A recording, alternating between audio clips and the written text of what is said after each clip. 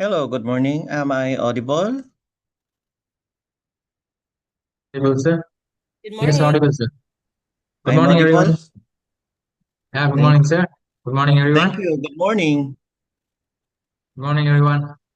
I would like to extend a hearty welcome to all the attendees of the first international conference on applied science, business and management, engineering and technology, ICAMET 2025. And the theme of the conference is driving innovation and sustainable solutions, interdisciplinary approaches in applied sciences, business and technology.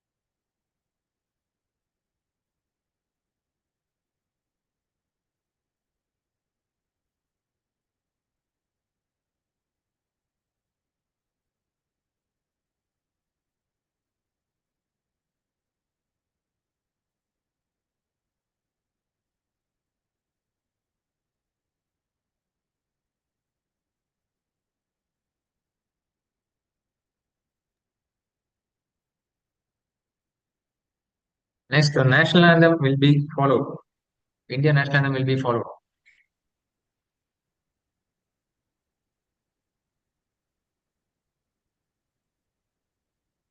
जनगण मन अधिनायक जय हे भारत भाग्य विधाता। पंजाब सिंध गुजरात मराठा द्राविड उत्कल बंगा विंध्य हिमाचल यमुना गंगा उच्चल जलधि तरंगा। तव शुभ नामे जागे तव शुभ आशीष मागे गाहे तव जय गाथा। जन गण मंगलदायक जय हे भारत भाग्य विधाता। जय हे जय हे जय हे जय जय जय जय हे।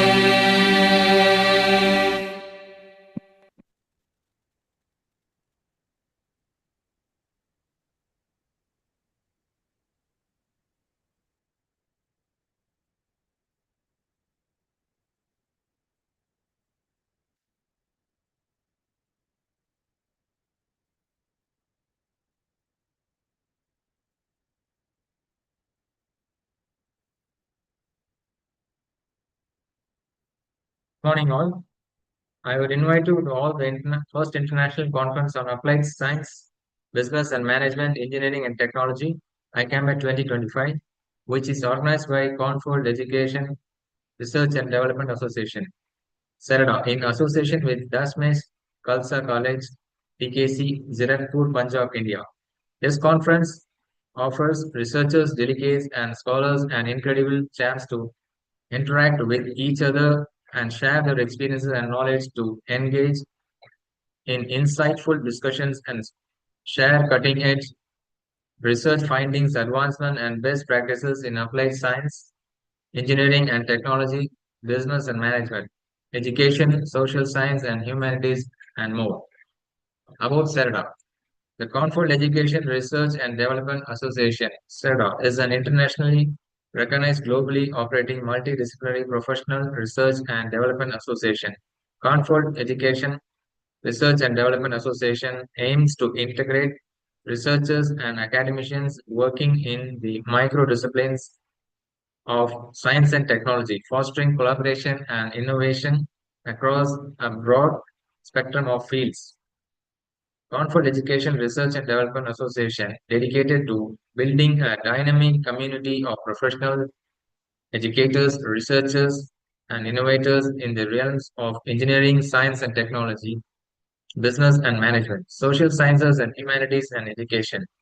Our forums and affiliates include distinguished professionals and organizations all working together with a common goal to be champions of science in safeguarding the earth. CERDA provides a top-tier platform for scientists, researchers, academics, and business leaders by hosting conferences and publishing groundbreaking research. CERDA conferences serve as a dynamic platform for experts and visionaries to advance the frontiers of education, engineering, and technology, social science, and humanities, fostering collaboration, innovation, and interdisciplinary growth. Now the CERDA promo will be played.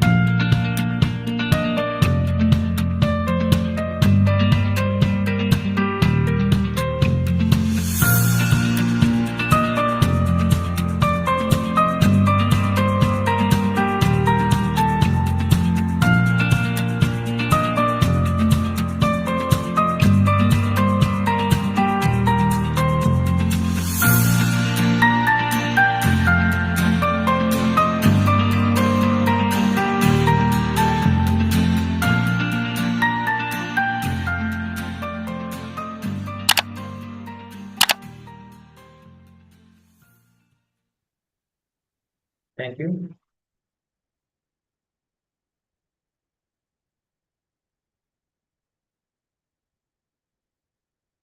About Dashmesh Khalsa College. Dashmesh Khalsa College is situated in 6.3 acres of lush green environment, creating a tranquil environment that can enhance the positive energies of all the students to engage in extracurricular activites. At Dashmesh Khalsa College, a special emphasis is placed on ushering in an environment which is highly conducive to a solid foundation of knowledge, personality development, confidence building, pursuit of excellence, and self-discipline. In the state-of-art campus comprise a smart building with Wi-Fi connectivity, well-equipped modern labs, and an intellectually stocked library that provides a pleasant and stimulating ambience for students. Our motto, Mitte Agayan Binse Andhera, our vision, to keep dreams alive through faith, determination, hard work, vision, and self-belief. Our goals, to create conducive environment for academic excellence, to instill professional and life skills in the students, to facilitate the students to develop harmonious personality, to prepare citizens with a blend of global and cultural values, to inculcate discipline, dedication, and devotion and culture. Our mission. Dashmesh Khalsa College is committed to provide quality education of global standards. It aims to impart a unique blend of culture and modern technology. The institute hopes to prepare students and citizens who can face contemporary challenges. The effort is to equip students with such discipline, philosophy, and ethics that promote holistic growth. About the conference, ICABMET conference serves as a dynamic platform where engineering and technology, science, education, business, social science, and humanities interact to explore forward-thinking solutions for a sustainable future, which is scheduled for 23rd and 24th July 2025 in Chennai, India. This international conference welcomes renowned researchers, scholars, and educators from across the globe to exchange ideas, foster collaboration, and inspire innovation.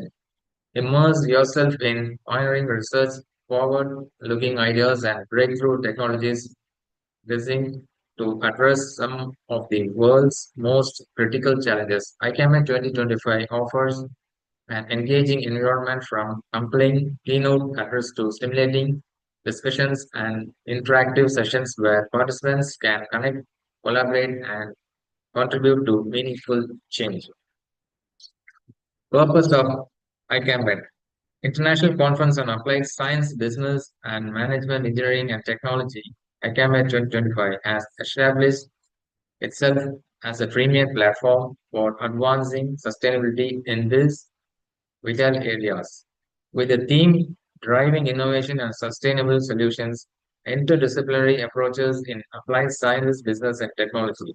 This conference aims to address the world's most pressing challenges through a vision of knowledge across disciplines. Participants will engage in thought provoking discussions, present groundbreaking research, and discover how technology and collaboration can drive global solutions. Just join us for an opportunity to expand your academic and professional horizons. Objectives of ICANMET to foster interdisciplinary research and dialogue among experts in applied sciences, business, engineering, and technology, to explore and promote sustainable practices and innovation, to create a network of like minded professionals dedicated to advancing practical solutions for real world challenges. We would like to welcome Dr. Geeta Lakshmi Rajaratnam, Dr. Karambir Singh, Dr. Diwakar Tripathi, Dr. Vandana, Dr. Renate Demeche, Dr. Jimmy Gupta, Dr. Anuj Kumar Gupta, Dr. R. Sureka, Dr. R. Karla Carmila P. Ramos, Dr. Manish Kumar Singla, Dr. Sheikh Farid Ahmed, Dr. Surya S., Dr. Chow Lee Singh, Dr. Mrinal Kantisen, Mr. Subhankar Panda, Ms. Sujata Balakrishna, Ms. Prixie B. Tupas, Ms. Harshini Kada. Now the conference proceedings book release. On behalf of all the dignitaries and participants, we are happy to release our conference proceedings of the first international conference on applied science, business and management, engineering and technology, ICAMET 2025, which is organized by Concord Educational Research and Development Association in association with Dashmesh Khalsa College, DKC, Zirakpur, Punjab, India. Next, welcoming Dr. Geeta Lakshmi Rajaratnam of Biography, MD and founder and conferred of Education Research and Development Association. Dr. Geeta Lakshmi Rajaratnam is an entrepreneur, founder, and managing director of the Concord Educational Research and Development Association. She earned a doctorate in biotechnology from the School of Bioengineering at SRM University, Kattangalattu campus, Chennai in 2013. Driven by a passion for societal and academic advancement, Dr. Geeta Lakshmi actively engages in various socio-academic initiatives aimed at community welfare. With over 15 years of experience as a researcher and consultant, she has served as a reviewer for esteemed journals such as Elsevier and Springer. Her scholarly contributions include numerous impactful publications in Scopus and Scribe journals, reflecting an H-index of 9 and a cumulative impact factor of 30. Dr. Geeta Lakshmi research interests lie in biochemistry, microbiology, biotechnology, and R&D, particularly with the agro and pharmaceutical industries. Her dedication into innovation and growth in these fields underscores her commitment to advancing scientific progress and fostering development across interdisciplinary domains. Now, I would like to welcome Dr. Geeta Lakshmi to deliver her welcome speech.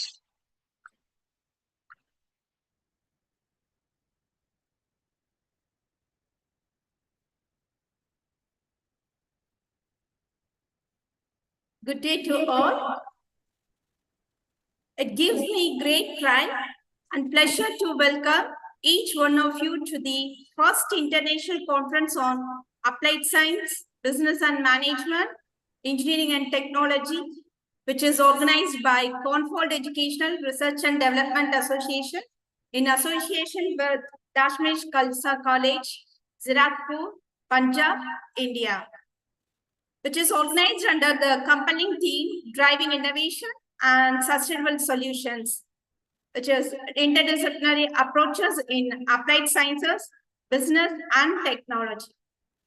This landmark event brings together brilliant minds and forward thinkers from across disciplines to share their insights, innovations, and research in the fields of applied science, business and management, engineering, and technology. This conference represents a timely convergence of minds from diverse fields to share ideas, research, and experiences that aim to transform our global future. In today's rapidly evolving world, the intersection of technology, sustainability, and interdisciplinary knowledge is no longer optional. It is essential. So this conference aims to foster meaningful discussions and inspire solutions that not only push the boundaries of knowledge, but also contribute positively to society and the environment. Over the next 2 days, we will witness a series of thought-provoking keynote addresses, research paper presentations, interactive sessions, and networking opportunities from academic, industrial, and governmental sectors that we hope will pave the way for new collaborations, academic exchanges, and future innovations. Each of you brings something unique to this collective discussion, and we encourage you to contribute wholeheartedly to the discussions, collaborations, and knowledge exchange.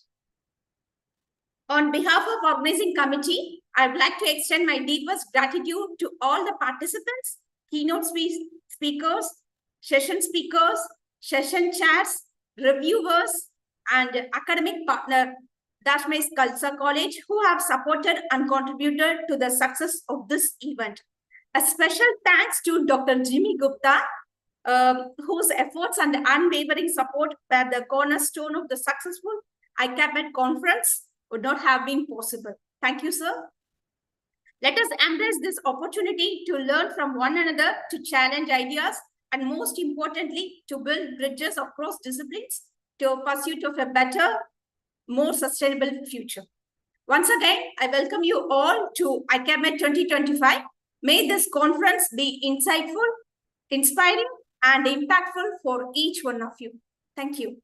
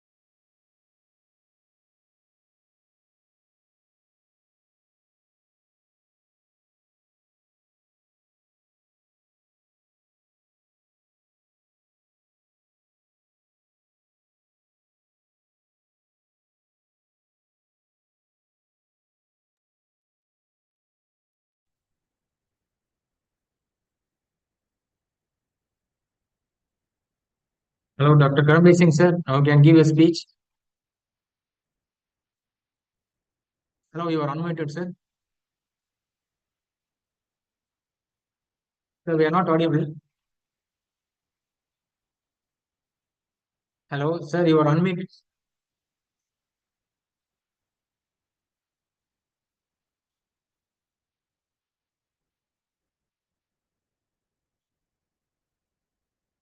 So please unmute yourself, Mute yourself, sir. Principal sir. Sir, Dr. Karambir, sir, unmute your audio, please.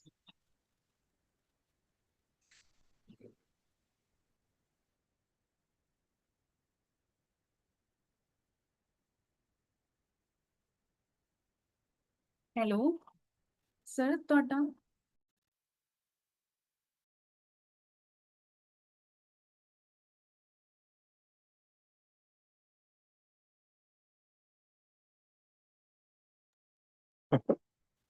ਹਾਂਜੀ ਕੀਤਾ ਕਰਤੇ ਜੋ Hello. Yes, sir, you can give a speech.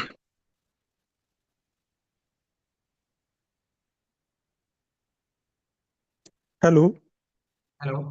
hello Yes, sir. is the You're voice is audible Yes, sir, audible, sir. ji respected chief guest, distinguished guests, esteemed delegates, faculty members, scholars, and dear students, sat sri akal, and a very warm welcome to all of you. It is a great honor and privilege for me as the principal of Dashmesh Khalsa College Zirakpur to extend a heartfelt welcome to each one of you to the International Conference on Business, Management, Accounting, and Technology, ICB-MAT 2025. Today marks a significant milestone in our journey as an institution dedicated to academic excellence, innovation, and collaboration. We are deeply proud to host this prestigious international gathering where scholars, researchers, industry experts, and academicians from across the globe have come together to share knowledge, explore new ideas, and shape the future of business and technology. This year's conference theme, Innovation and Sustainability in the Digital Era, could not be more timely or relevant as the world evolves rapidly. We face unprecedented challenges and equally unparalleled opportunities. Through this platform, we aim to foster meaningful dialogues, groundbreaking research, and actionable insights that can drive global impact. At the Shmesh Khalsa College, Zirakpur, we believe in nurturing not just academic brilliance, but also thought leadership.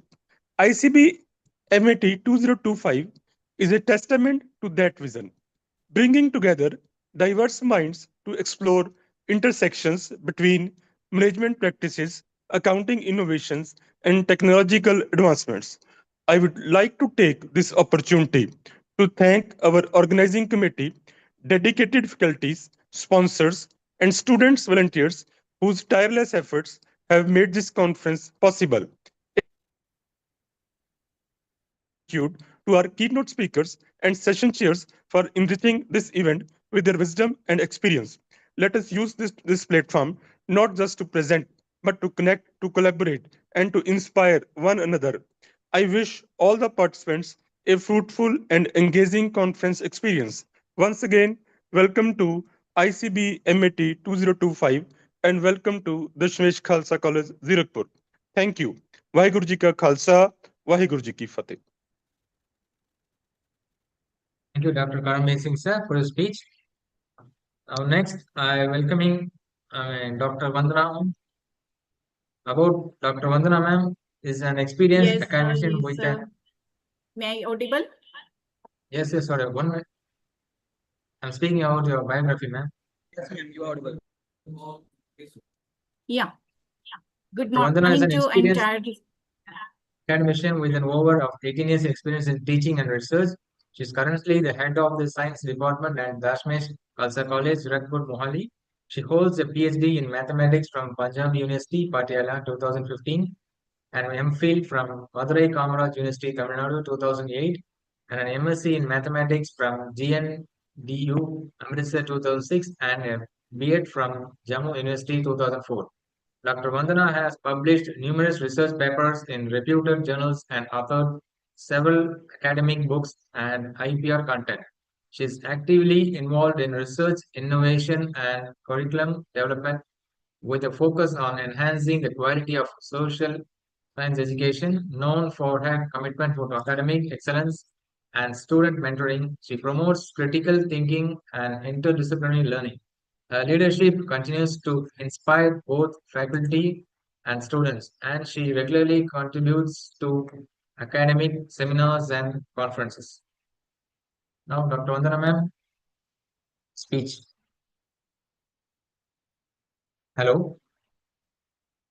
Yes, ma'am. Yes, Yes, ma'am, you can speak. I'm audible. Yes, sir.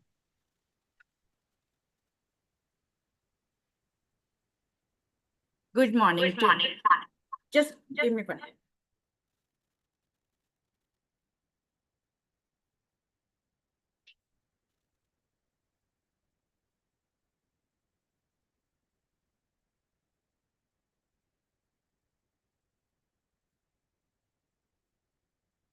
Am I audible?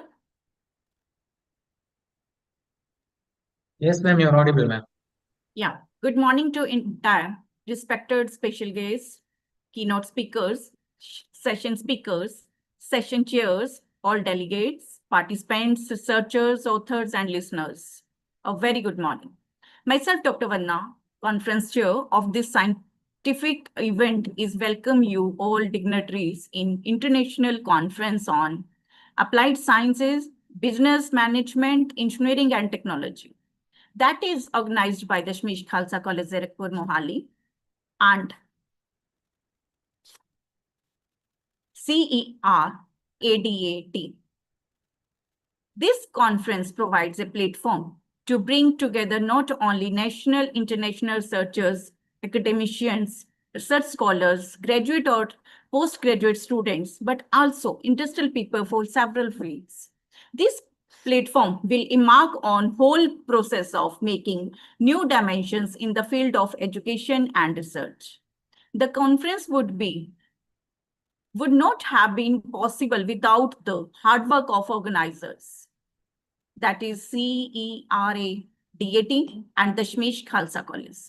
I always like conferences because they always offer opportunities for learning, networking, and career advancement. They provide a platform for sharing knowledge and staying updated on latest trend in various fields. I'm certain that this conference will provide to researchers and scholars with in-depth insight into theoretical and practical background in several areas, as we have a very fruitful theme for this conference, that is driving innovation and sustainable solutions that bring together experts from diverse fields to address pressing global challenges through innovative and approaches.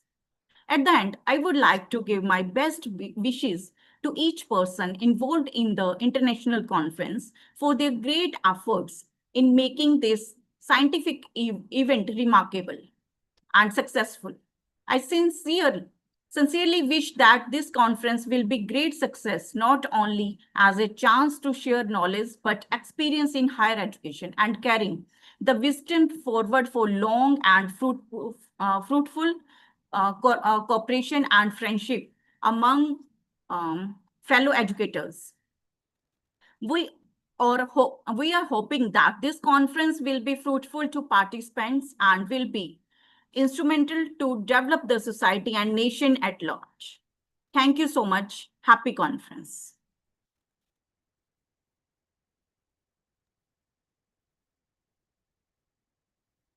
Thank you, Dr. Vandana ma'am, for speech.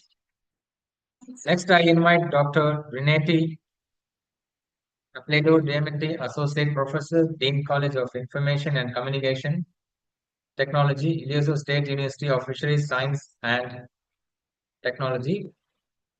Dr. Renate Dementi is a distinguished figure in the field of IT education. He currently serves as the Dean of the College of Information and Communication Technology, CICT, and Helios State University of Fisheries Science and Technology, main campus. Additionally, he holds the position of Associate Professor for and actively contributes to the university's graduate program, Dean and Professor, as well as Master in Information Technology and Doctor of Philosophy, major in Educational Technology program. Dr. Dementi's dedication to education extends beyond his current role. He previously served as the president of the local teacher and employee association from 2019 to 2022 and 2024 to present and held leadership positions as Dean of Helios State College of Fisheries, Puerto Nuevos campus in 2014 to 16.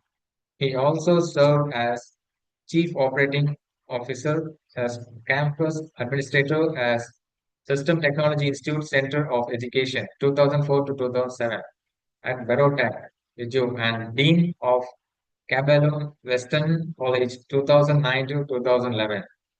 He also has extensive experience as a full-time IT faculty member at St. Paul University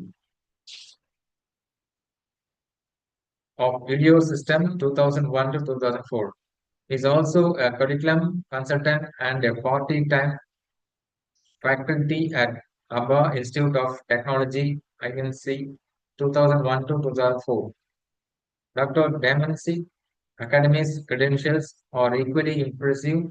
He holds a Doctor of Information Technology 2020, a Master of Arts in Teaching major in Information and Communications Technology 2013, a Master of Information Technology 2015, and a Bachelor of Science in Computer Science in 2001, a two-year computer technician 1997. He received the K-12 graduate scholarship program sponsored by the Commission on Higher Education from 2016 to 2020. His passion for research is evident in his authorship of numerous scientific and developmental research papers presented in international and local conferences and published in both referred and Scopus Index journals. He was invited as a keynote speaker and peer-reviewed at international research conferences. His research interests lie in data mining, image processing, and machine learning, demonstrating his commitment to publish the boundaries of the IT field. He has also authored several books on research, qualitative and method of research. Dr. Dementi is a multifaceted individual who combines extensive experience in leadership, education, and research, making him a valuable asset to ISU, FST, and the broader IT education landscape. Welcome Dr. Nate Apollo Dementi for his speech. So thank you very much and good morning. I'm going to share my screen for my presentation. Am I audible, sir? Yeah, audible, sir. Yeah, audible.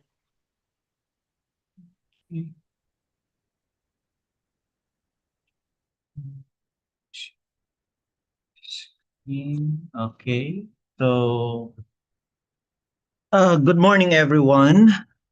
So, greetings from distinguished researchers, bright minds, and future leaders to the organizing committee of this prestigious international research conference, the CIRADA and the ICABMET or ICABMET and DASMIS Khalsa College, Sirapur, Punjab, India. Ladies and gentlemen, good morning, good to everyone, and thank you for this opportunity for choosing me as one of your keynote speaker of this prestigious events. Before I start with my talk this morning, I would like to congratulate to all of the research presenters coming from different parts of the world. This international research conference motivational theme, driving innovation and sustainable solutions. Interdisciplinary approach in applied sciences, business, and technology. The theme emphasizes how applied science, business, and technology connect or interconnect with each other so that people can live better and more productive. Excuse me, sir. Sorry to interrupt you. We are not able Yes, to sir. see your video, sir. Please switch on your video. Video face, Okay. sir. Face. Okay. Okay. Thank you. So you can proceed. Sorry for that, sir. Okay. Uh, I am now Thank you, sir. visible. Okay. Sorry. Okay. So I'm going to continue. The conventional knowledge of silos are this disintegrating in time of swift change and complicated global issues. A single discipline cannot address the major issues of our day, such as economic inequality, scarcity, public health emergencies, and climate change. They require a convergence of viewpoints, a symphony of expertise, and dedication to interdisciplinary cooperations. I'm going to show my slides. Okay. So I'm Dr. Rinanti Diamante, and I'm going to present the following topics. Okay. The applied science power opening up new opportunities. The foundation of innovation is applied science.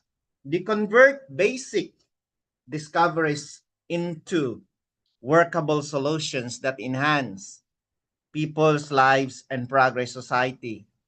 Applied science offer the knowledge and resource to meet urgent needs, from biotechnology producing drought-resistant crops or innovative medical treatment to material science producing higher, stronger composites of for sustainable infrastructures. The material science lighter, just like lighter, stronger composites for sustainable infrastructure. In biotechnology, the drought resistance crop innovative medical treatments. However, their full potential is revealed when applied science are not restricted to the lab.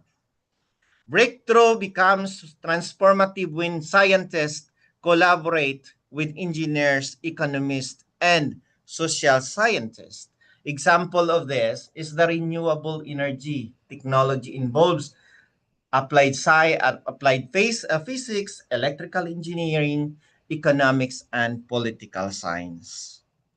The advancements of this renewable energy technology involves more than just efficiency, just like a solar panel. It also involves grid integration, market mechanism and policy framework. Okay? So in business, as force for transformation, it comes from profit to emission. Profit maximization has historically been a common perspective on business. Although economic viability is still important, a significant change is taking place. Innovative companies are incorporating sustainable and social responsibility in their core strategies as they become more aware of their role as potent catalyst for positive change. This involves integrating sustainable practices across the value chain, not just corporate social responsibility programs. It's about business models that put long-term societal well-being and financial returns first, ethical supply chain that strengthen communities, and circular economy models that reduce waste. The interdisciplinary approach is crucial in this situation. Company executives must comprehend the sociological elements affecting consumer behavior, the ethical ramifications of their operations, and the scientific underpinnings of green technologies to guarantee that their innovations can successfully introduce to the market. Scientists and technologists must, on the other hand, understand financial models, market dynamics, and the scalability issues. How about when we talk about technology as the revolution's accelerator? When we say technology as the revolution's accelerator, the great enabler and the catalyst that drives innovation and scale solutions at previously unheard of speeds is technology. The Internet of Things, blockchain, advanced manufacturing, and artificial intelligence are not just catchphrases. They are potent instruments that, when used sensibly and wisely, have the potential to completely transform sectors, maximize resource utilization, and open up new avenues of sustainability. Consider smart cities that use IoT sensors to control traffic and energy use. Our supply chains that are optimized by AI algorithms to cut down on waste and emissions. The interdisciplinary think about how digital platforms remove geographical barriers to interdisciplinary work by facilitating knowledge sharing and collaboration across continents. But there are drawbacks to technology as well, such as moral conundrums, worries about data privacy, and the possibility that if it is not used fairly, inequality may worsen. The interdisciplinary approach becomes crucial at this point to make sure that the solutions we develop are not only novel but also equitable, inclusive, and genuinely helpful for humanity. Technologists must work in conjunctions with ethicists, legislators, and social sciences. Now, to synthesize the non-negotiability of interdisciplinary approach, driven by the interdisciplinary mindset, the convergence, business and applied sciences is merely desirable goal. It's it is a strategic necessity. Regardless, regarding applied scientists, it entails going beyond the lab bench to comprehend societal impact, regulatory environment, and market demands. It entails working together with business strategists to make sure that research result in remarkable goods and services. For executive and business,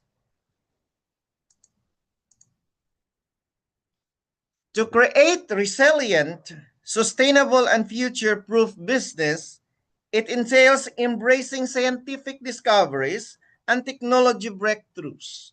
It entails investing in innovations that tackle global issues and appropriating purpose in addition to profit.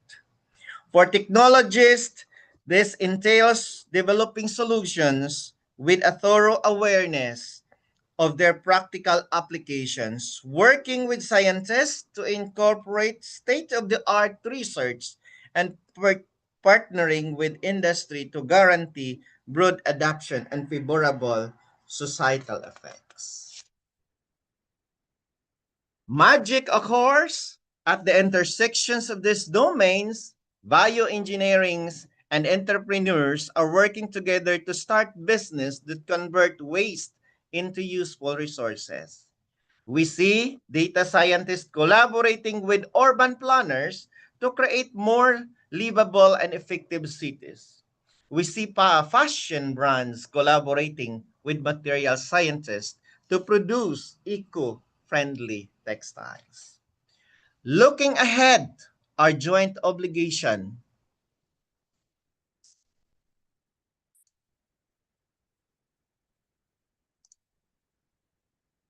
creating conditions that allows these interdisciplinary connections to thrive is both our shared knowledge challenge and, in fact, our greatest opportunity. This implies rethinking education, means dismantling departmental boundaries in academic institutions, promoting interdisciplinary initiatives, and preparing the next generation with both in-depth knowledge and a wide range of viewpoints. Encouraging collaborations, establishing forums and rewards to encourage researchers, business people, and technologists to collaborate, exchange ideas, and jointly develop solutions. Accepting experimentation, being prepared to take measured change, grow from mistakes, and modify our strategies as we venture onto unknown ideas. And the last one, the impact prioritization, always asks, should we do this? Rather than, can we do this? And how will it actually affect people and the planet? The future is something we shape, not something that just happened to us. In addition to fostering innovation, adopting interdisciplinary approaches in business, technology, and applied sciences is helping to create a more sustainable, just, and prosperous future for everybody. Together, together, let's embark in this journey with resilient commitment to changing the world, open minds, and cooperate spirits. Before I end this presentation, I would like to share my personal quotes with regards to technology. And this, embrace innovation. It's the key to unlocking the potential of technology. Okay, so that's all for my presentations. Thank you very much, and God bless us all. Thank you, and good luck to all the presenters. Have a nice day to each and everyone.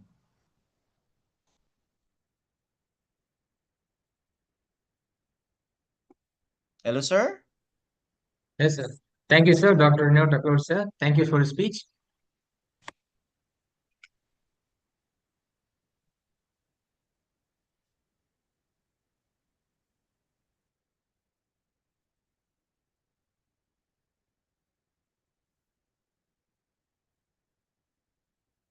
Next, next, I welcome Dr. Farshi, Professional Technology, former Dean, Faculty of Engineering, Mahasa University, Malaysia. About Dr. Iman Farshi, he is a seasoned civil and geotechnical engineer with over 2 decades of academic and professional experience. Beginning in 2001, he is an active member of the Board of Engineers Malaysia, a chartered fellow of the Chartered Association of Building Engineers, and a registered member of the Iranian Organization for Engineering Order of Building. Dr. Iman earned his first degree in civil engineering from the University of Esteban, Sirhaz, Iran. He pursued his master degree at University Technology Malaysia, UTM, a leading engineering institution in Malaysia under the guidance of Professor Dr. Nazri bin Ali. His research focused on the effects of vegetation on slope stabilization, a pioneering approach to sustainable geotechnical solutions. He later completed his PhD at Politecnico di Milano, University of Milan, Italy, where his dissertation, supervised by Professors Candido D. Frisco, Andrea Gelli, and Francisco Calvetti, explored soil foundation interaction. During his PhD, he was awarded a prestigious scholarship and gained extensive hands-on experience in advanced tech- geotechnics laboratories and geotechnical software programming. Dr. Iman's primary research interest includes slope stabilization using vegetation as a green technology, soil stabilization, and soil foundation interaction. He has published extensively in these fields and has recently expanded his focus to sustainable development goals, reflecting his commitment to addressing global changes through engineering innovation. Most recently, Dr. Iman served as Dean of the Faculty of Engineering, Built Environment and IT at Mahasa University. Prior to this, he gained 5 years of intensive leadership and teaching experience at Linton University College, Malaysia.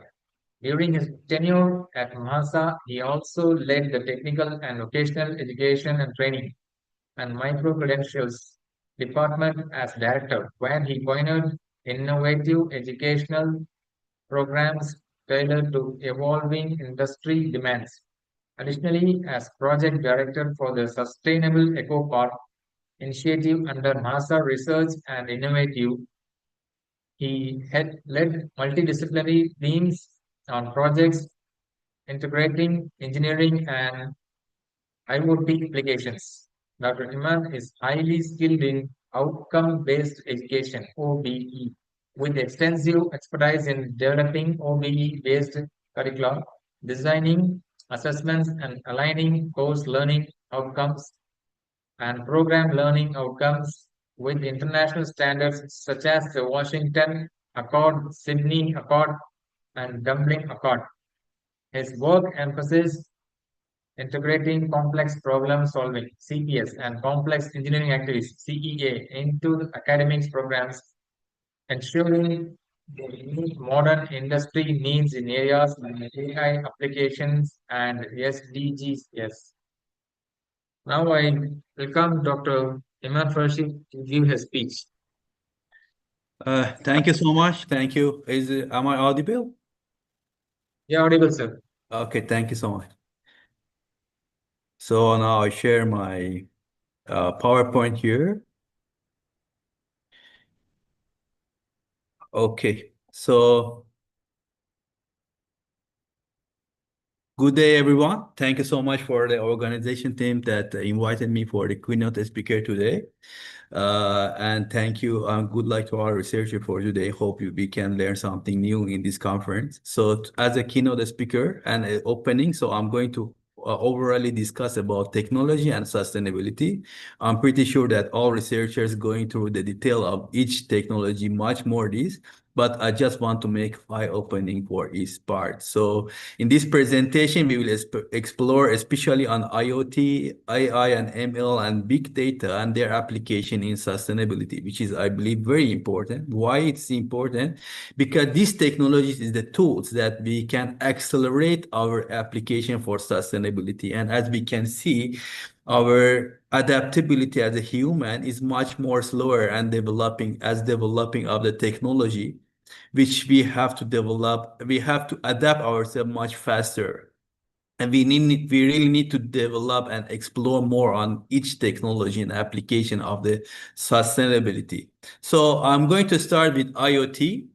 Basically, as you know, very basic definition of IoT is referred to the network interconnection of physical objects, which is within any sensor, software, or technologies that enable them to collect and exchange data. So this IoT framework basically increase the operational efficiency. So after this, by using the technology, we just talking about increasing efficiencies. And this IoT basically connect the physical and digital worlds, and it is enhancing monitoring, automation, and optimization of system across various sectors, which is increase again efficiencies. And another advantage that we have here is the real-time data. and operational efficiencies again, which is we have a smarter data-driven operations, which we can monitor the condition of users of machinery, track good across supply chains, and so on. So this is the application of the IoT. How we can make sure that IoT can apply and apply in environmental impact, various things.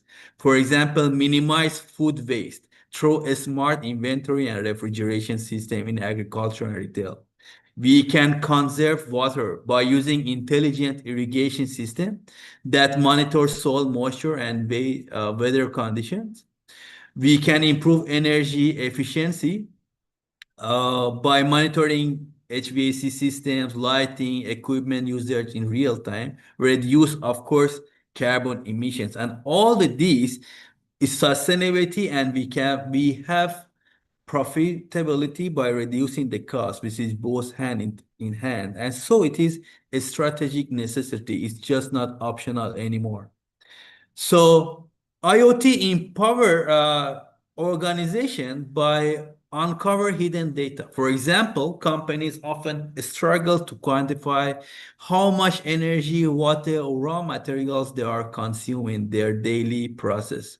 So this technology can provide accurate visibility in research usage and operational dynamics, which is helping organization streamline the system and cut unnecessary assumption. One of the address major challenge again is operational inefficiencies. For example, manufacturing plant could deploy IoT sensors to monitor machinery performance. So it can in the real time. So it can help machines overheating or consuming excess electricity. So the system could alert maintenance team before breakdown happen. So similarly in the like smart buildings, when we can use IoT to adjust lighting and HVAC system based on occupancy and weather conditions, significantly reduce energy consumption. So IoT also is the backbone of the smart grid. So I believe now many countries use a smart grids, especially for digitally controlled electricity network that leverage IoT and advanced communication. So these smart grids basically automatically balance energy supply and demand, and it can reduce outage and response times and integrate diverse energy. So this smart grids now it is improved more, and we have this continuous emissions monitoring CEM, which is actually real-time stream of environmental data, which can be used in the those especially institutes like oil and gas that they have many regulatory reports that they have to apply. For example, this CEM particularly control and monitor environmental parameters like methane, ozone, organic compounds, greenhouse gases, and air quality meters, which is we can adjust it for the regular intervals for the very accurate report. And the major application here, as I mentioned, it is in the oil and gas industry. For example, oil and gas industry, they can apply a smart emission monitoring. For example, IoT sensors for across their pipeline valves facilities to control the real-time AI power analytics, and also various problem happen so they can settle it as soon as they receive the data. Next, it is AI and ML application. So just again, as you know, AI is the simulating human cognition. AI can enable machines to respond dynamically to changing environments. So when we use AI, it's very advanced that it can be very responsible to various challenges, and it can give us the solution as well.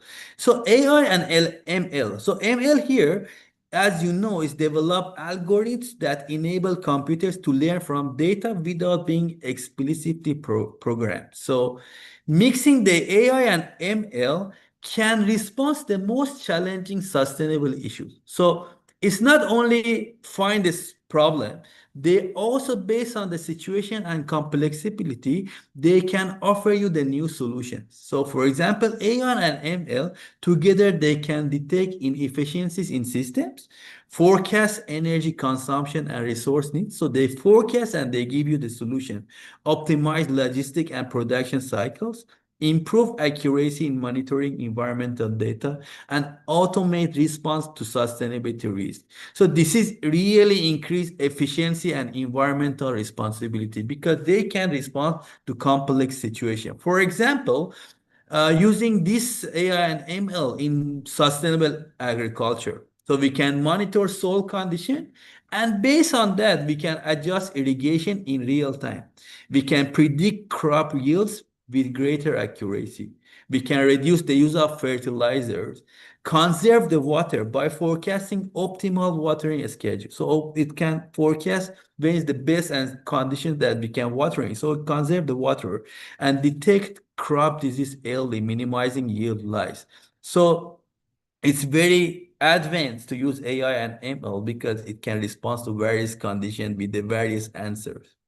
So AI and ML can change really application mean mitigating climate change.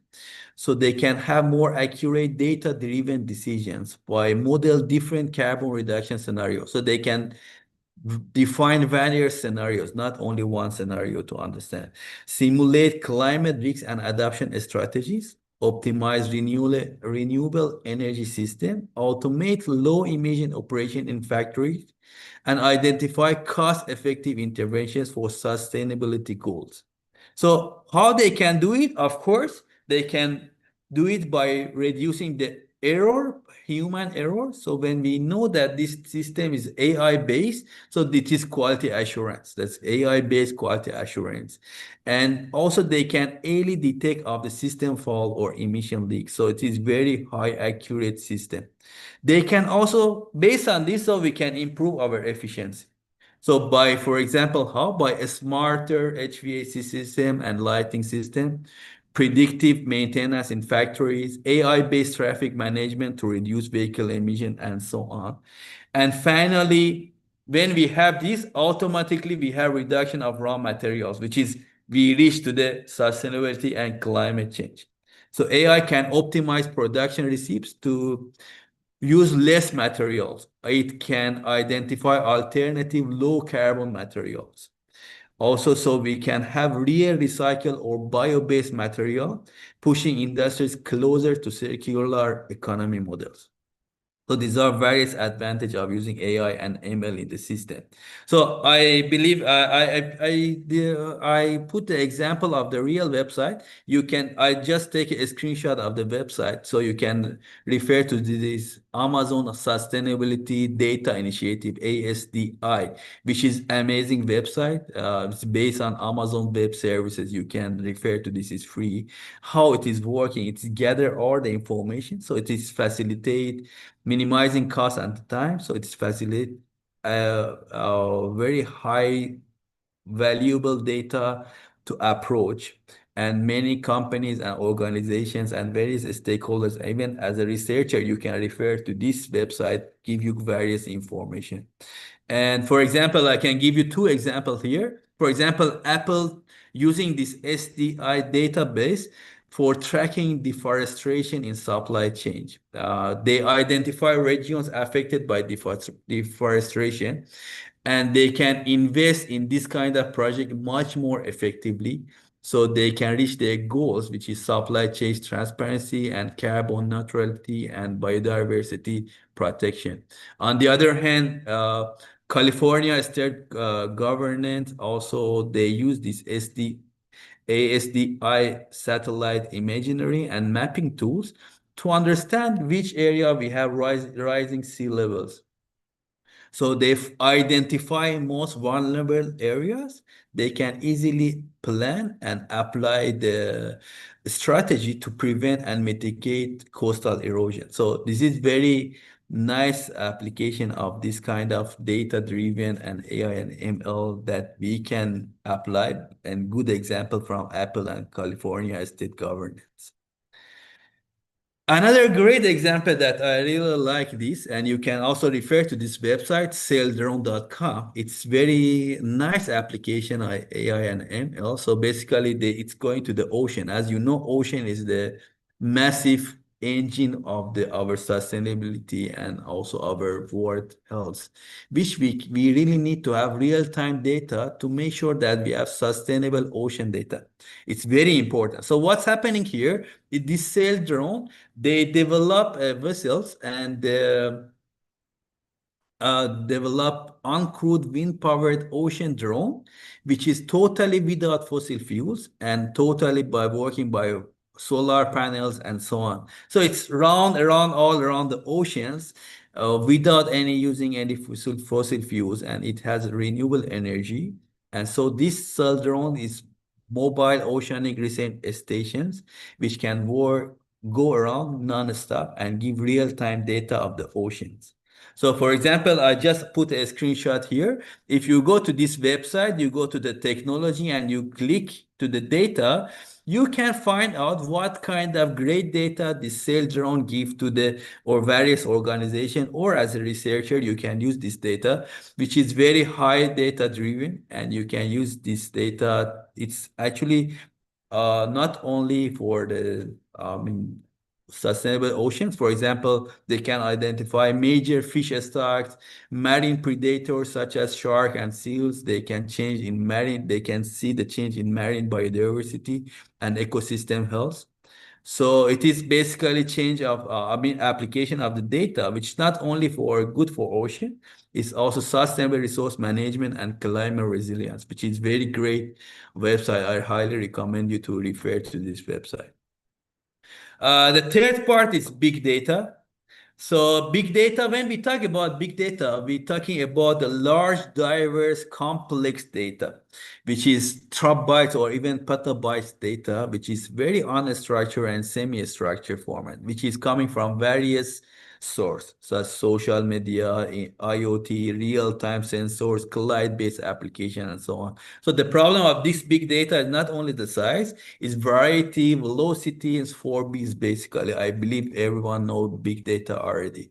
So why we apply this big data technology? To make sure that big data management give us accurate and high quality, secure, accessible, and well-organized data. So what will be help the organization? It's increase, of course, operational efficiency, enhance customer engagement, drive innovation, boost profitability, and so on. So basically, at the end, it helps us to apply the right tools for infrastructures and strategies. So big data for sustainability, basically, it helps us to have a smarter resource allocations, real-time environmental monitoring, predictive modeling for climate adaptation, more transparent, sustainable reporting. So basically, we have the data for the action. It is how it has helped us for sustainability. Another example, I bring it here. It is from great website, Data Commons powered by Google. So this Data Common initiatives by Google started in 2017. I'm not sure if you are familiar with this website, which is again freely available, accessible for everyone. So you can get this data from thousands of database going to this website, and it's control all data and organize it. So this data come from various sources, from NASA, environmental protection agencies, UN, World Bank, and so on. So this give you a great information of climate and emission, demographic and economics, energy and environment, health, education. So again, if you go to this Google Data Common initiatives, you can get various information from various projects all around the world. For example, you can get the information about US greenhouse gas emissions. So easily you can go to this and click on the information and get all information about the emissions across all 50 states in US. So it's very nice. And I put this example as well, since I know that our audience mainly from India. This also, you can click on the projected temperature rise in India. So you can select this information in global database And you can see the geographic variation in temperature extremes, how the temperature in various areas change, and it helps various organizations to make sure that they apply right technology and good decisions for controlling this rise temperature in various parts of the board. And definitely, like big companies or big organization, big government refer easily to this kind of data. So these are the application and examples that we can see finally how we can apply this technology to reach SDG. You know, we all trying to reach SDG by 2030. We cannot reach 2030, but at least this technology help us to reach there faster. Some example only, not I don't talk to all SDG. For example, for SDG 6, IoT and AI for clean water and sanitation. We can use a smart sensors monitor water quality and leak detection in real time, enabling efficient resource management and reducing water loss. ML big data for SDG 2, zero hunger. We can have predictive analytics model help farmers optimize yield crops. AI and IoT for climate change, SDG 13. We can have a smart grid, use AI algorithms and IoT devices to forecast energy demands, reduce emissions, and integrate renewable energy sources. We can have big data for SDG 11, for example, sustainable cities and communities. Urban planners use larger database to optimize public transport, reduce air pollution, and enhance waste management strategies. So just various example, you know, for SDG 6, clean water, how we can have this AI and IoT, we can have real-time monitoring, improving performance. So for example, big data for network optimization, minimize water loss or water loss, monitor usage pattern, inform sustainable asset. So by using IoT sensor in real time, we can find out the water quality, how measure water quality parameters, generate data for that validations, and leveraging AI and ML so we can have real-time predictive maintenance for the pipes and control the leakage and so on. So again, in SDG 6, you can refer to UN website for SDG 6, various data available here, very nice, and you can model your AI and ML and big data to control and use for your research. For SDG 7, affordable and clean energy, you know that how we can use this AI, IoT for renewable energy. For example, we can easily monitoring energy production, managing distribution and grid operation. So a smart grid that just now I mentioned about CEM, supporting distributed energy system. Here we have leveraging AI and ML for energy optimization for forecast peak energy demand, optimize energy consumption, and these are the advantage in climate action. I give you a great example, jump to the final part of my presentation. So we can have a smart waste management for emission reduction. So we can have IoT sensors embedded in garbage trucks and bins to track real-time location and field levels. It's very nice that we can control our garbage by IoT sensors. We can have a great collection routines, fuel usage, staff scheduling, which is benefit is huge. Reduce fuel consumption only for moving the truck. Improve air quality and traffic flow, of course. Fewer man hours, fewer landfill overuse, and finally, the final example that I want to introduce, which I really like this website as well, is Enrolled, which you can easily access to this Enrolled as well, which is have a various detail of the uh, climate simulators and many detail for sustainability about transport, about various emissions. Please refer to this. It's also free to use and amazing for research and doing your complete your report. Amazing. So in my presentation, I try to a screenshot of various websites that I do use for my research as well. Hopefully it was useful for everyone. So thank you so much for your attention. So I just give a various website and in basic idea for everyone to refer. You can also add me in LinkedIn. I usually share my articles there. Hopefully can be used. And also I created my own podcast, AI based podcast. Usually I share this sustainability ideas there. So if you are interested, please let's connect and discuss more. So hopefully it was useful for everyone. Thank you so much for attention, and good luck to everyone. Thank you.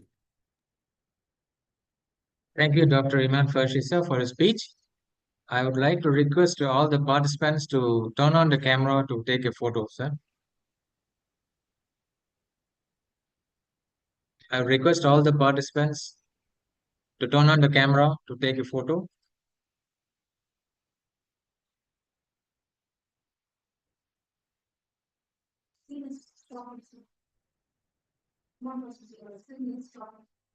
Dr. Iman Farshi, sir, can you please stop sharing your screen?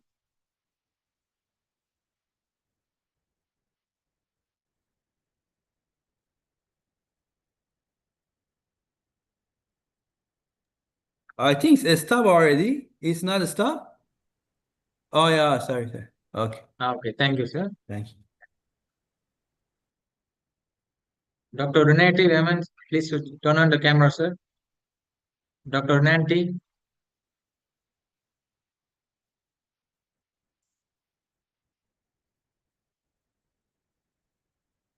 Dr. Chetna Sharma,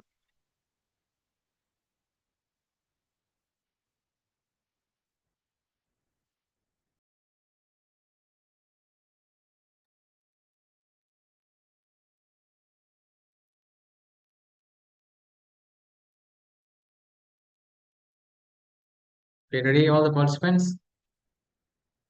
Smile.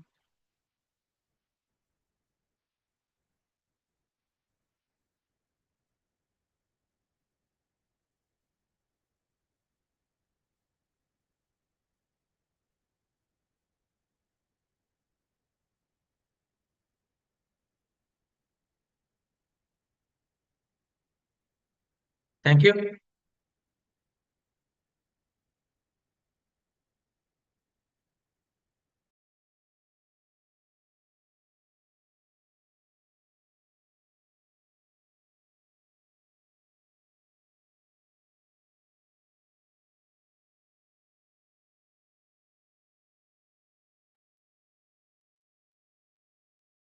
Next, I would invite Dr.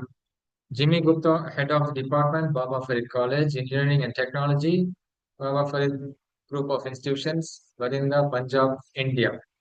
Uh, Dr. Jimmy Gupta is the head of the department at Baba Farid College of Engineering and Technology, a part of the Baba Farid Group of Institutions. With over 9 years of experience in both industry and academia, Dr. Gupta holds a PhD in Civil Engineering, Structural Engineering and Materials from Lovely Professional University, an MTech in Structural Engineering from VIT Velu, a BTech from Punjab Technical University, and a diploma in Civil Engineering, known for his multidisciplinary expertise.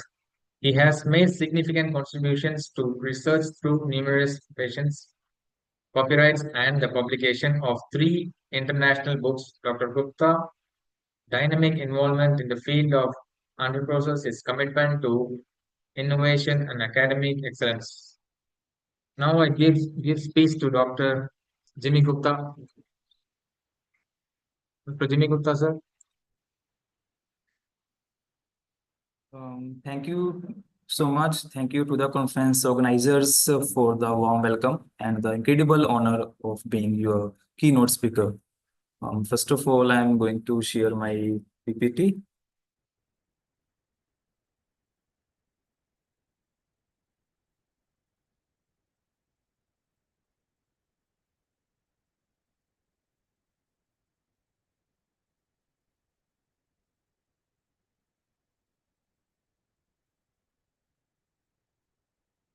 I'm sure it is visible to all of you and I'm audible also. Yes, sir. Yes.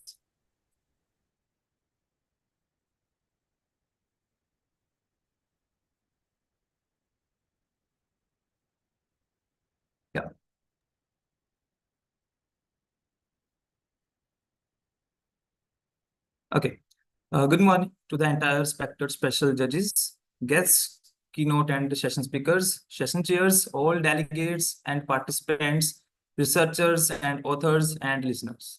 I am Assistant Professor and Structural Engineer Jimmy Gupta, associated with Baba Farid Group of College, Bathinda, serving as head of the department in Department of Civil Engineering and Artificial Intelligence and Machine Learning.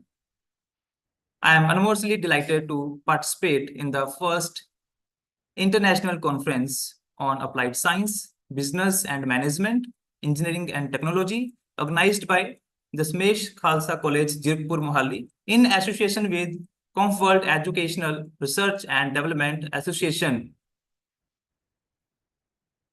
who is highly commendable for its dedication to advancing education and research through global collaborations, innovations, and academic excellence. The theme of this conference is driving innovation and sustainable solutions in this interdisciplinary approaches in applied science, business, and technology. Perfectly encapsulates the forward-thinking spirits required to tackle today's complex challenges. This conference provides a platform to bring together not only national and international researchers, academicians, research scholars, and graduates or postgraduate students, but also industry professionals from several fields and areas. This platform will embark on a whole process of making new dimensions in the field of education and research.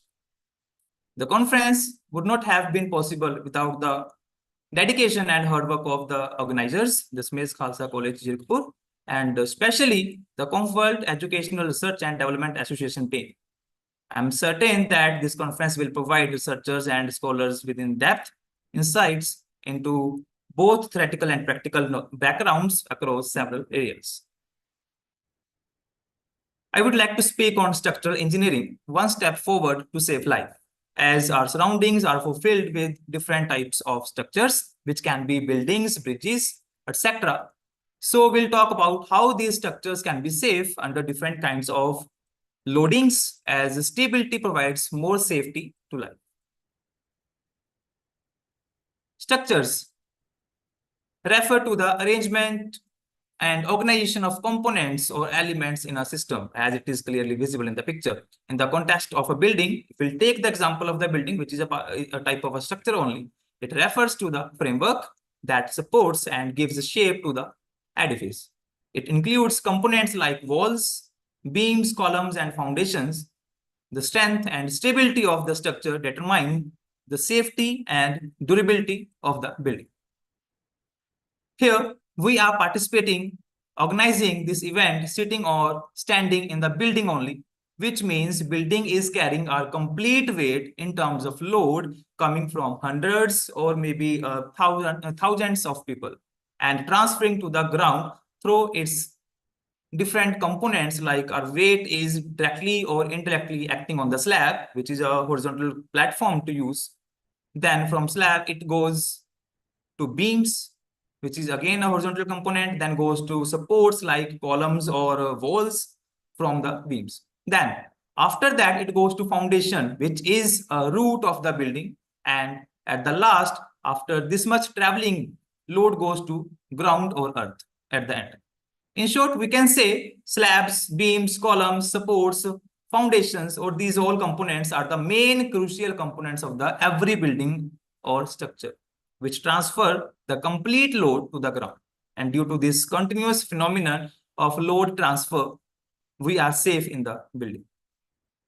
But just think, if any kind of obstacle comes in between this complete load transfer or complete load transfer path starting from the slab to the foundation, or when the load will be more than the strength of any of the said component, what will happen?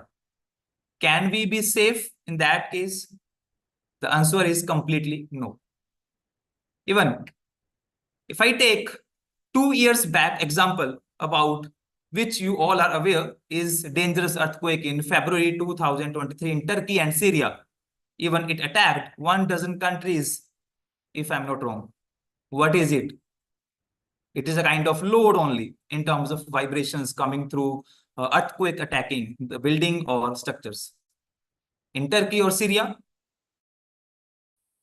thousands of structures or buildings damaged due to it. Not in thousands, but in lakhs, if I'm not wrong. This resulted thousands of deaths and injured in lakhs, even thousands of misplaced only because of structure fell down in few seconds.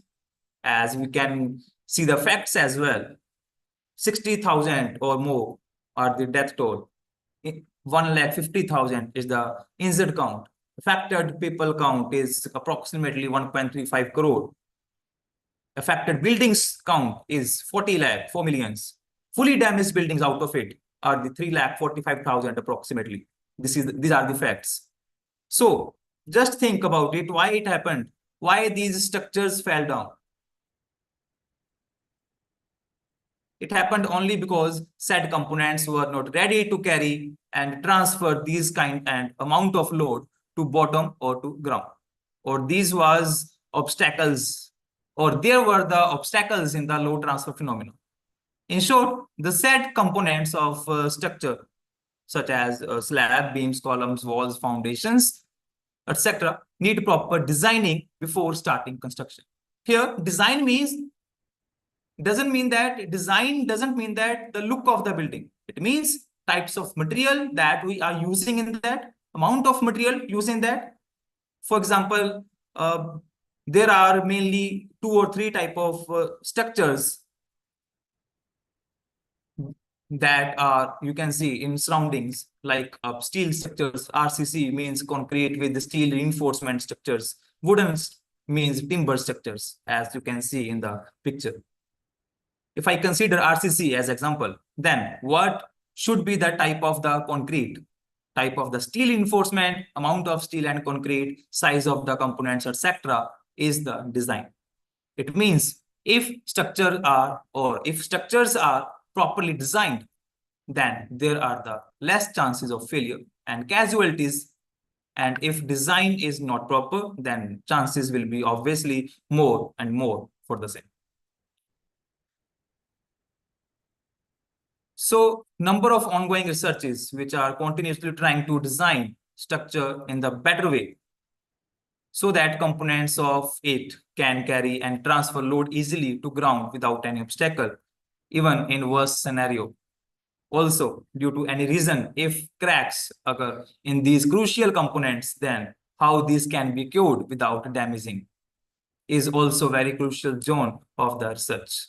So without taking more time, I wholeheartedly appeal to participants to move forward to conduct further advanced researches to make structures safer, more safer, and to save life. At the end, I would like to give my special thanks to the organizers for their great efforts in making this scientific event remarkable, stimulating, and successful. I sincerely wish that this conference will be a great success, not only as a chance to share knowledge, but experience in higher education and carrying the wisdom forward for long and fruitful cooperation and friendship among fellow educators devoted to the most meaningful and worthwhile task of teaching and training our youths who will shape our future. I believe this conference will greatly benefit all participants by fostering knowledge, exchange, and collaborations, ultimately contributing significantly to the advancement of society and the nation, driving innovation, sustainable development, and interdisciplinary progress across various fields. Thank you for giving the opportunity to speak to the distinct, lovely audience in the first international conference on applied science, business and management, engineering and technology. Wish you all the success of the conference. Thank you very much. Happy conference. Thank you, Dr. Jimmy Gupta, sir, for a speech.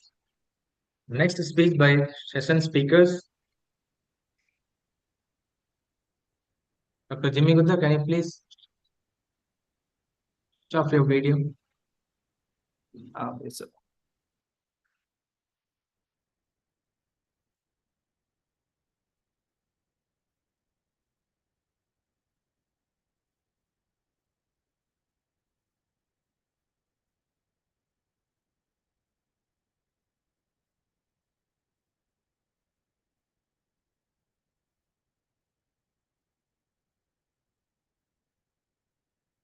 Thank you, Dr. Jimmy Gupta, sir. Next session by session speakers.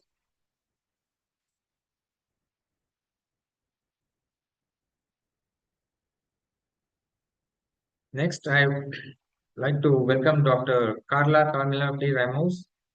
I would like to invite Dr. Carla Carmelos P. Ramos, Assistant Professor for Department of Information Technology, Pangasinan State University, Philippines. About Dr. Carla Carmela P. Ramos is an Assistant Professor at the Pangasinan State University, Lingayen campus, Philippines, under the Department of Information Technology, College of Computing Sciences for 12 years now, and is also concurrently the chairperson of the said department. She earned a doctor in information technology at the University of the Cordilleras, Baguio City, Philippines. She has taught courses in application development, thesis, multimedia arts, human-computer interaction, system analysis and design, operating system, database management system, and graphics design, among others. She has also published research in national and international fora and is a member of different IT organizations across the Philippines. Her research interests include information technology related such as interest of things, impact of technology, augmented reality, decision support system, learning management system, and big data, among others. I would like to give Dr. Carmela Carmela P. Ramos to give a speech.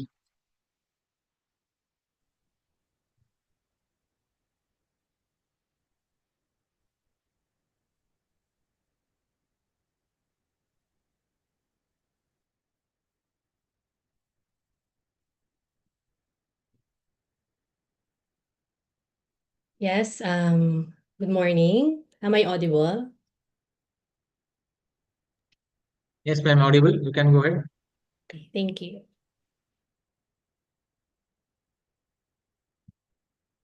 Okay, so good morning in India and good afternoon in the Philippines. So it's a rainy day today.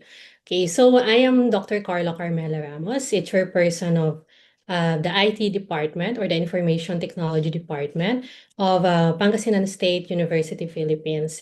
And I also would like to thank the organization or the Civada organization for giving me the opportunity to serve as the session speaker in this event, and especially to Ms. Suhana.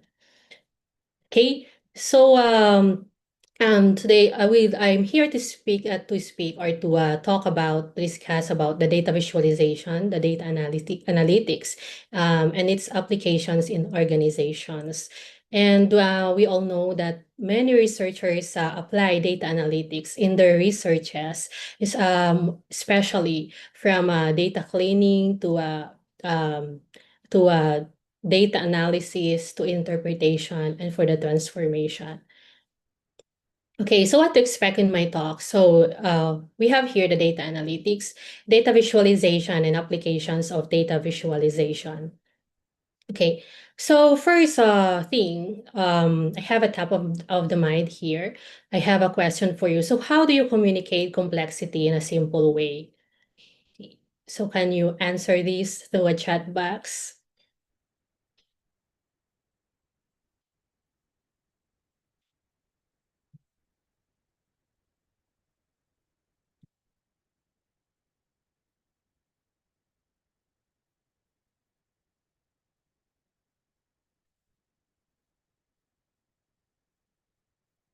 Okay, so by communicating complexity in a simple way, so yes, we use yes, breaking it down into pieces, simplify. That is according to Miss Prixie Bacchus. Yes, so you're right, Miss Prixie or Dr. Prixie. And okay, so we communicate complexity in a simple way through visuals, right? So we use graphs, images, videos, and diagrams, etc. Okay, so what is data analytics? So data analytics, of course, it is a multidisciplinary process. So it involves several steps. So we have collecting data, cleaning it, organizing and transforming it, analyzing and interpreting the results. So we collect the data from surveys, from websites, from sensors, databases, etc., and we clean it to remove errors or duplicates. And we organize and transform it by putting it in the right format. And of course, we analyze by using math, statistics, or computer tools. And we interpret the results by understanding what it tells us. So this process helps people or organizations, so just like to find patterns or trends, what customers like in businesses, make better decisions where to invest money, for example, and to solve problems or predict future events, just like forecasting sales. So the data analytics uses tools and techniques from many fields like statistics, computer science, business, just like to guide their strategy and planning. So modern data analytics often uses artificial intelligence, so we all know that, or the AI or the machine learning to help computers learn from data and give even deeper insights. Okay. So while the data analytics is the it has a multi process, just like from cleaning to data analysis and to transformation and to interpretation. So data visualization now is the process of representing those data and information through graphical elements such as charts, graphs, maps, and dashboards. So as noted by the IBM and Harvard Business Review, data visualization is a crucial component of data analysis because it bridges the gap between data complexity and human understanding. So in short, so it is a solution that will make things easier, right? So it transforms complex data sets into visual formats that are easier to understand, interpret, and communicate. And it made the data very informative, efficient, and appealing and interactive. So by using these visual tools, so data visualization helps reveals the patterns, trends, outliers, and relationships that might be missed in raw numerical or textual data. And it supports a clearer storytelling. So with a faster decision making and more effective communication of insights across various fields such as the business, the science, in education, and government. So we have also a modern tools here. So one of those is Tableau, another is Power BI, and of course the Python libraries just like Matplotlib and the Seaborn. So they are commonly used to create interactive and dynamic visualizations. Okay, so what is the difference between data analytics and data visualization? So data analytics helps you find the story in the data. So it refers to the entire process of collecting, cleaning, transforming, analyzing data to uncover the patterns, to draw conclusions, and support informed decision making. And while data visualization helps you to tell the story to others. So it is the practice of presenting those insights visually through charts, graphs, maps, and dashboards to make complex data more understandable and accessible. So data analytics and data visualization are closely related, but serve different purposes in the data analysis process. Okay, so we have here the data visualization applications. And take note that the greatest visualization will come in the form of analytics. And not only to represent data graphically, but also to interact with those visual representation to filter out what's not relevant, to drill into lower levels of detail and highlight subset of data across multiple graphs simultaneously. Okay, so first is in the field of business intelligence. So as you can see here, so we have the paintings on the walls of Lascaux Cave. So this painting could be considered a form of data visualization. Why? Why? Because it's telling hunting stories from many thousands of years ago. So the information is deployed as visual storytelling to communicate a message. So just like this story, so a story that this is the like a story that tracks a company's performance across key indicators. So it's the same as like that. So it delivers insights for a better decision. And the report generated by business intelligence solution could be visualization. So we have here the example is a Netflix. So yeah, okay. So one of the key components to Netflix success is the ability to leverage its data to inform decision making. So they invested heavily in the development of its data visualization tools to provide relevant information to all its stakeholders where and when they need it. And they develop continuously their data visualization to help their employees in real time identify anomalies, trends, and other such insights that help decision makers and improve efficiency. So the Netflix platform in US, as you can see in the picture, so it highlights performance indicators with map view on the main screen, illustrates incident tracking such as volume of customer calls. So they use that, for example, for creating TV shows based on the customer's tastes and preferences. Another example is the Facebook. So we all know that Facebook is the largest social network, and it is the first in ranking of the world's most active social media platforms. So as mid 2025, Facebook, the social media platform owned by Meta, boasts approximately 3.07 billion monthly active users. Additionally, it has around 2.11 billion daily active users of its and the meaning it roughly two-thirds or 69% of its monthly users log in every day. So these figures show Facebook remains the world's most used social network with a user base that continue. So like most organization, business intelligence at Facebook was initially very centralized with few people processing all the reporting and analytical requests. They also use Tableau tool or Tableau deployment. And Facebook hires the best and brightest talents in the world. They also provide trainings within which enables everyone in the company to be an analyst. Another one is the Starbucks. So the Starbucks, which operates over 30,000 stores worldwide. So they does not just sell beverages all over the world. It collects a lot of data from 100 million per week. But what does it do with the information? Since Starbucks is a data-driven company with the information and with the data they gather. This provides the company with an in-depth understanding what its customers consume and enjoy. So, like many other organizations, they make decisions based on experience and judgments. So from the data they have gathered and with the use of data visualization tools, they utilize that in business decisions and strategies such as the new product management, digital transformation, and dynamic menus. Okay, so another field is in education.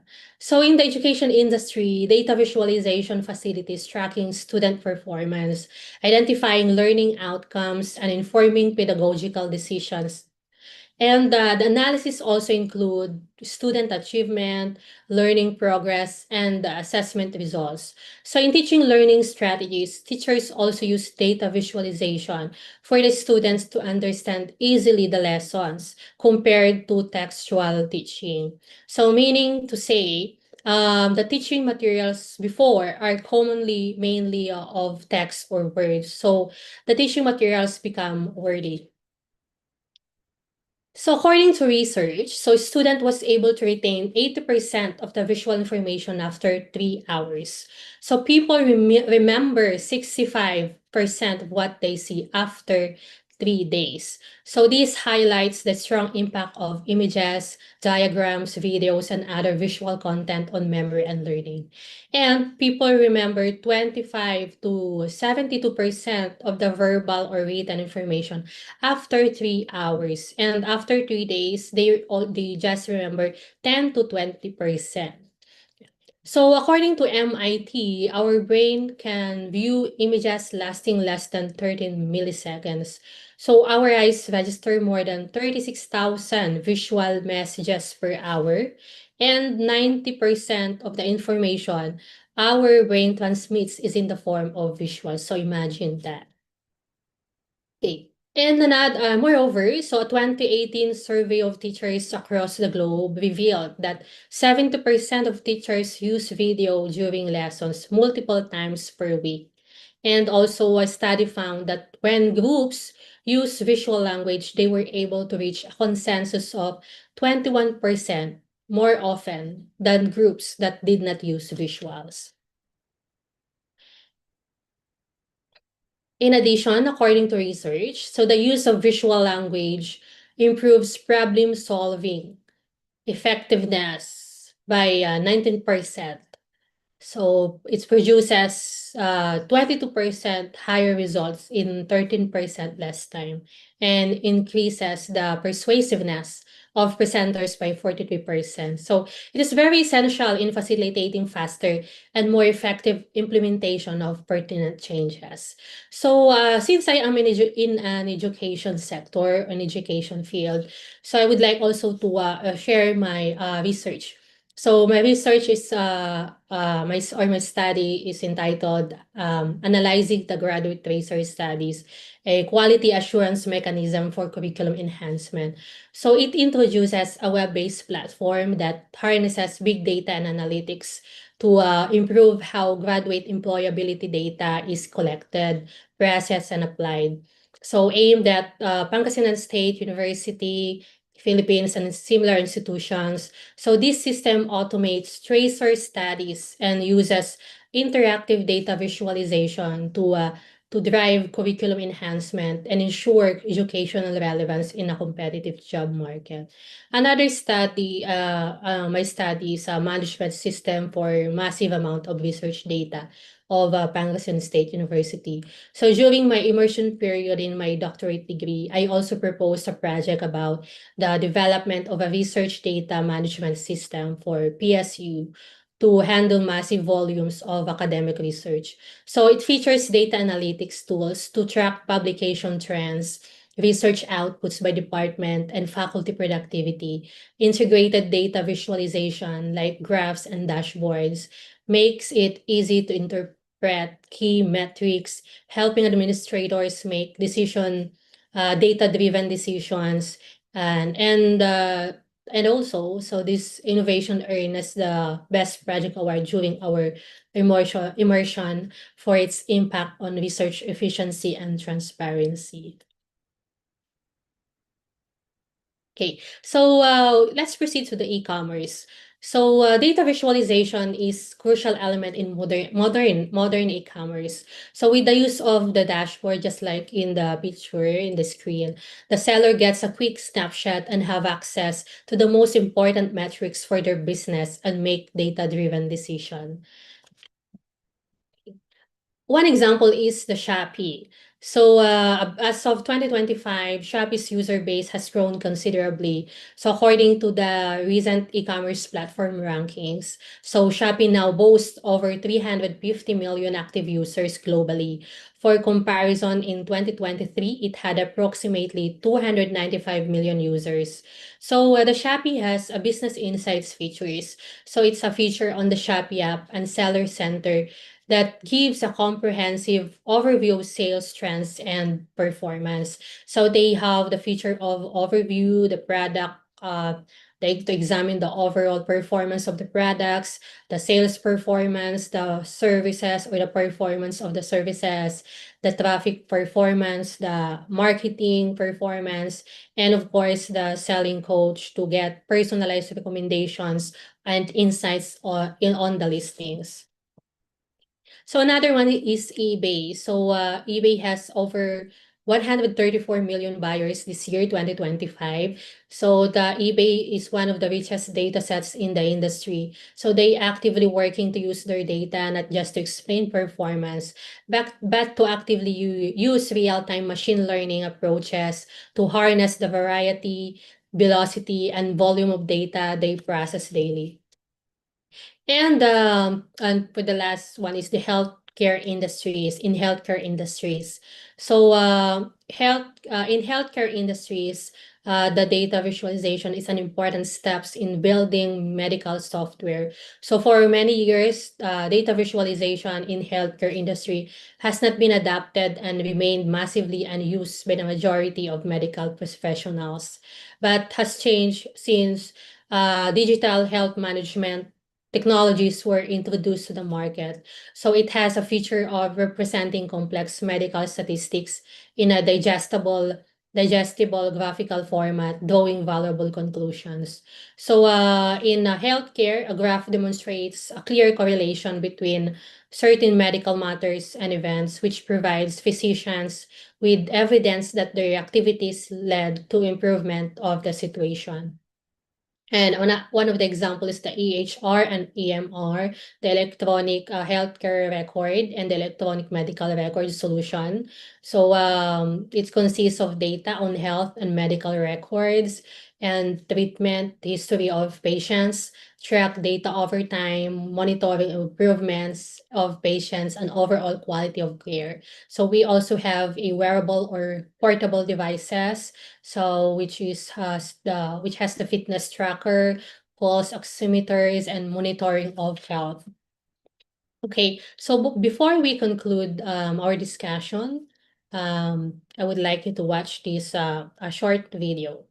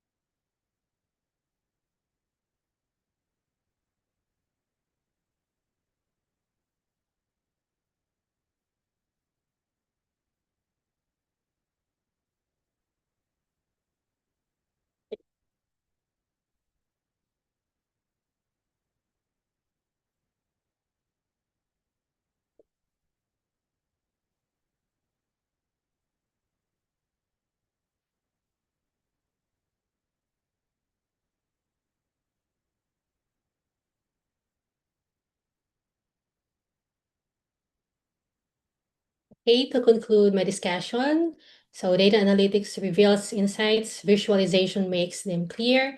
So together, they turn raw data into smart, actionable decisions.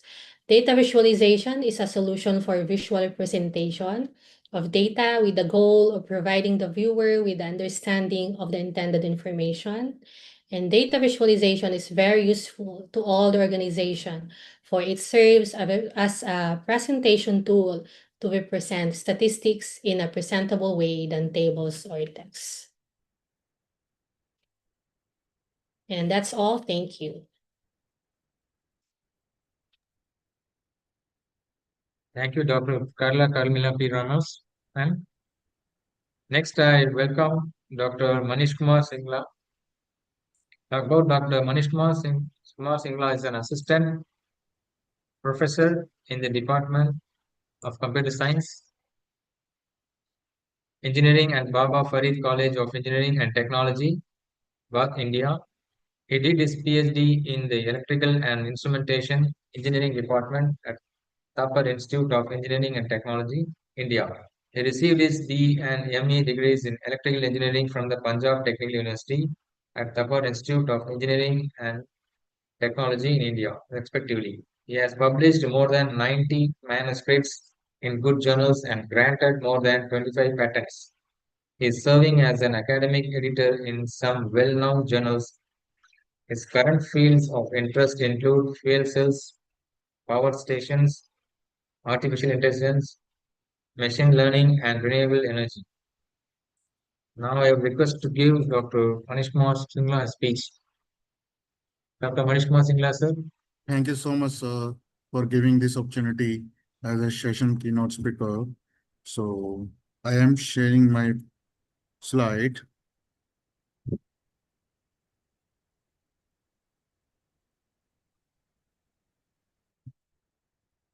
Is this is audible to video, audible and video to all? So today we will discuss about something about the fuel cells, which is the clean energy for the future. Myself is Dr. Manish Kumar Singla, Assistant Professor of Baba Farid College of Engineering and Technology, Bathinda, Punjab.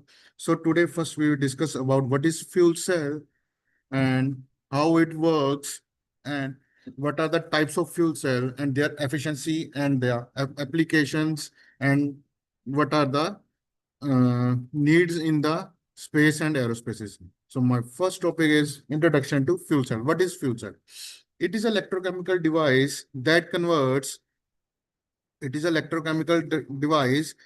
converts chemical energy into directly into electricity, heat, and water without combustion.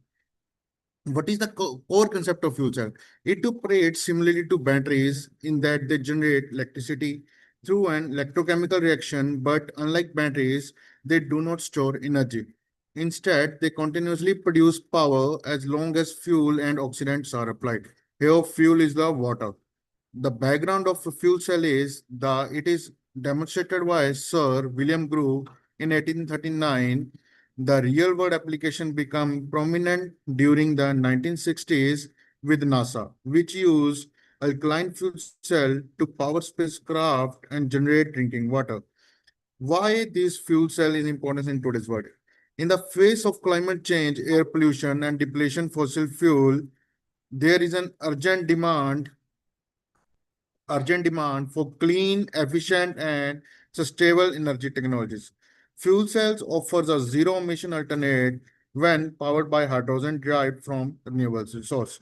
They have applicants across transportation, station power, and portable electronics, and which is the key to the hydrogen economy. Now, why fuel cells? Fuel cell is increasing energy demand and environmental challenges require clean and alternatives. Fuel cells offer high efficiency, low emission, and scalable power solution. Fuel cell is suitable for transportation, stationary, and for the portable applications. The key to support a hydrogen-based economy and using carbon footprint is a fuel cell. The basic concept is it converts chemical energy to electrical energy. Hydrogen and oxygens are supplied as reactant. Electricity and water are product obtained. Hydrogen plus oxygen gives electricity plus water. Here, from this hydrogen and oxygen, we generate electricity and the outcome is water also. The water we will use in agriculture also. It is a byproduct. The main components of fuel cell is anode, which is a negative electrode. The anode is where the hydrogen fuel is fed to the system. At the anode, hydrogen molecules are split into protons and electrons by a catalyst. Second is cathode, which is the positive electrode. The function of this Oxygen is applied to the cathode. It receives electrons from the external circuit and protons from the electrolyte. Third one is electrolyte. It allows ions to move between the anode and cathode while blocking electrons. Example, PMFC. It means polymer electrolyte membrane fuel cell or proton exchange membrane fuel cell. Second is AFC, alkaline fuel cell. Third one is MOFC, that is molten carbonate fuel cell. And fourth one is SOFC, that is solid oxide fuel cell. Next is catalyst. It speeds up the chemical reactions at the electrodes without being consumed. Commonly used electrodes in PMMC and AFC is platinum. Then last one is bipolar plates. It is a gas distribution and current collection. It distributes hydrogen and oxygen evenly across the cell surface, made up from graphite or coated metal. Types of fuel cell. There are many types of fuel cell, but mostly these 5 types of fuel cells are mostly used. First one is PEMFC, second is AFC, third one is PAFC, phosphoric acid fuel cell, fourth one is molten carbonate, and fifth one is solid oxide. The first 3 fuel cells are the used in the low operating temperature, and the fourth and fifth one is used in the high temperature operating temperature. These are the classification of fuel cell. 5 fuel cells are used. First one, there are electrodes that in PMFC we use carbon, in AFC we use transition metal, in PAFC we use carbon, and again in MFC and SOFC we use nickel and ceramic. The operating temperature of these are first one for 40 to 80 degree temperature. AMC we can use 65 to 220, and PFC we use 205 degree. And the high temperature are molten carbonate and solid oxide that are 650 degree to 1000 degree temperature, as seen in the slide, that is MFC and SOFC. These are the efficiency and application of different types of fuel cell. The efficiency of PEMFC is 60% in transportation and 35% stationary. Alkaline is also 60%, phosphoric acid 40%, molten carbonate 50%, solid oxide is 60%. The application they use on backup power, portable power, military surface, distributed generation, and auxiliary power. Now we will discuss these 2 to 3 PEM fuel cells, their functions and their advantages. First one is proton exchange membrane fuel cell. It is also known as polymer electron membrane fuel cell. It operates at relatively low temperature, that is 60 to 80 degree, which makes it suitable for mobile and commercial application. It is mostly commercially advanced fuel cell used in cars, buses, forklifts, and small backup power. Advantages of this type of fuel cell is quick startup time, high power density, modular and scalable, and environmental friendly. Next one is solid oxide fuel cell. It is a type of fuel cell that uses solid oxide or ceramic material as an electrolyte. Unlike PEM fuel cell, SOFC operate at high temperature, typically between 600 to 1000 degree temperature. Advantages of SOFC is high efficiency, fuel flexibility, no precious metal, and low emission. Next one is molten carbonate fuel cell. It is also a high temperature fuel cell that uses a molten mixture of carbonate salt as electrolyte. These salts are kept in a liquid state at around 650 degree, which facilitates ion movement and fast chemical reaction. Advantages is fuel flexibility and high efficiency, that is 40 to 50%. With CHP, it can exceed up to 80%. Application of all the fuel cells in the transportation side.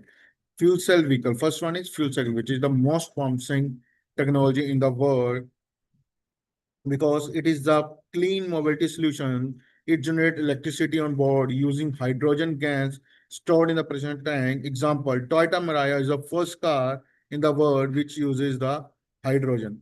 Then there is a Hyundai Nexo and Honda Clarity.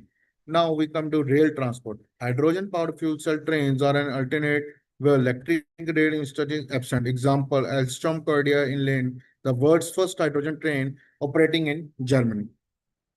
Now, these fuel cells are used in space and aerospace because it is lightweight, high efficiency, water production, silent operation, and long runtime. Now, there are some advantages of fuel cell. First is it is high efficiency. It converts chemical energy directly into electrical energy through electrochemical reaction. Zero or low emission. Hydrogen fuel cells emits only water vapor. Other types emit minimal pollutants compared to fossil fuel cell systems. Quiet operation. No moving parts in the core reaction means silent functioning, idle for noise system environment. Reliable and durable. It fewer mechanical parts means less wear and tear, lower maintenance, and higher uptime. Scalability, modular designs allow systems to be customized from watts to megawatts depending on application. Fuel flexibility is that some type SOFC and FC can use hydrogen, natural gas, biomass, ammonia, and methanol, etc. Thank you. I am truly honored to have given the opportunity to serve as session speaker at this extreme conference, and I sincerely thank the organizing committee for entrusting me with this platform to share insight and engage with such a knowledgeable audience. Conferences like this provide a valuable space for the exchange of innovative ideas, collaborations, and learning. And I am grateful to contribute to that spirit. I look forward to meaningful discussion and hope my session add value to this vibrant community of professionals and researchers. Thank you once again for this wonderful opportunity. Thank you, Dr. Manish Kumar Singh, sir. Thank you for your speech.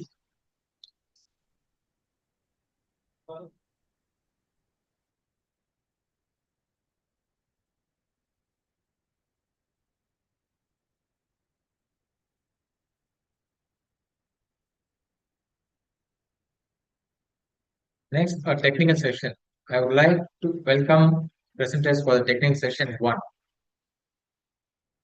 An important note to all the presenters to time will be given of 7 minutes and 3 minutes time for question and answers. All the presenters will be given presentation time will be of 7 minutes and 3 minutes for your question and answers.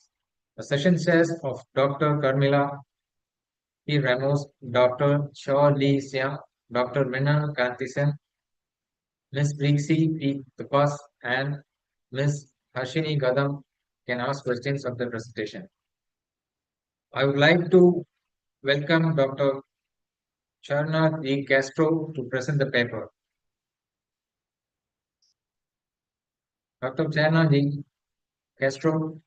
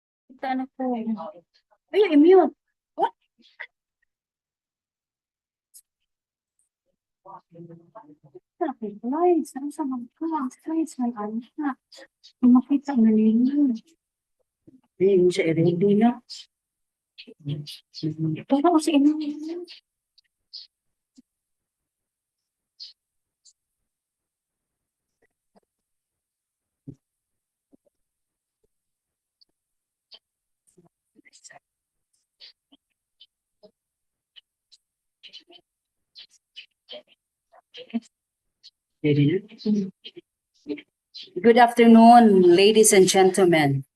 Yours truly, Charina J. Castro of Cebu Technological University, Cebu City, Philippines. Women Entrepreneurship and Leadership in Cebu City, Philippines. Excuse me, sorry to interrupt you. Can you please turn on your video, ma'am? Video, asan mo? Wait, sir, for a while.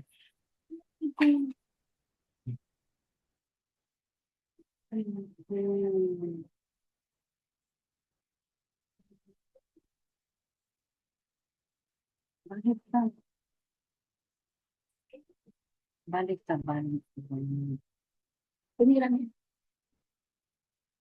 Good afternoon, ladies and gentlemen. Yours truly, Charina J. Castro of Cebu Technological University, Cebu City, Philippines. Women Entrepreneurship and Leadership in Cebu City, Philippines.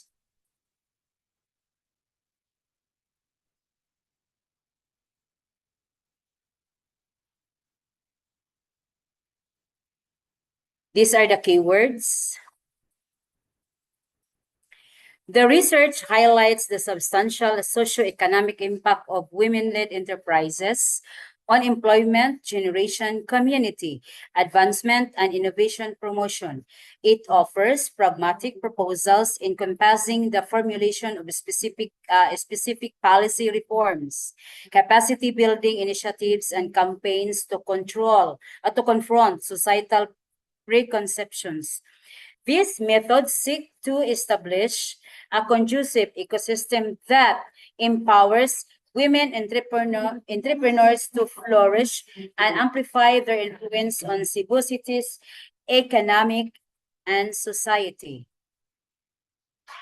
The study utilized a mixed method approach to obtain thorough insights into the experiences and contributions of women entrepreneurs in Cebu City. The integration of quantitative and qualitative methodologies facilitated a comprehensive grasp of the statistical patterns and human narratives and characterizing women entrepreneurship in the region. This research reveals the many roles and effects of women entrepreneurs in the changing economic environment of Cebu City. Data obtained from surveys and interviews highlight the prevalence of transformational leadership styles among female entrepreneurs. This leadership is frequently defined by visionary thinking, robust interpersonal abilities, and the capacity to inspire and empower colleagues. Numerous participants emphasize their ability to establish collaborative networks and cultivate a feeling of community within their enterprises, which they deem crucial to their success. The investigation revealed that the challenges encountered by women entrepreneurs were a persistent topic. Restricted access to financial resources was seen as a significant obstacle, with numerous participants reporting challenges in obtaining loans or investments due to systemic prejudices. Societal expectations and conventional gender roles presented challenges, especially in reconciling career obligations with familiar responsibilities. Notwithstanding these hurdles, women entrepreneurs exhibited exceptional endurance and adaptability, employing innovative problem solving and capitalizing on support from local networks and governmental initiatives. And this is the data and figure distribution of women entrepreneurs and their leadership roles across key sectors in Cebu City, Philippines, based on 2024, the last quarter. Retail and trade dominate in women-led business ownership 38%, while education and training record the highest share of women in leadership roles 30%. In technology, online, and manufacturing sectors show low female participation, highlights opportunities for inclusive growth initiatives. And the data being interpreted from this, retail and trade remain the largest sector of women entrepreneurs. Education and training shows the highest leadership role concentration despite lower ownership. Technology and manufacturing show in underrepresentation, which can highlight areas for support and policy focus. And the data sources based suggested for actual research from the DTI or Department of Trade and Industry Region 7, Cebu, and Philippine Statistics Authority or PSA Cebu, and the Cebu Chamber of Commerce and Industry. So this is the sectoral distribution figure.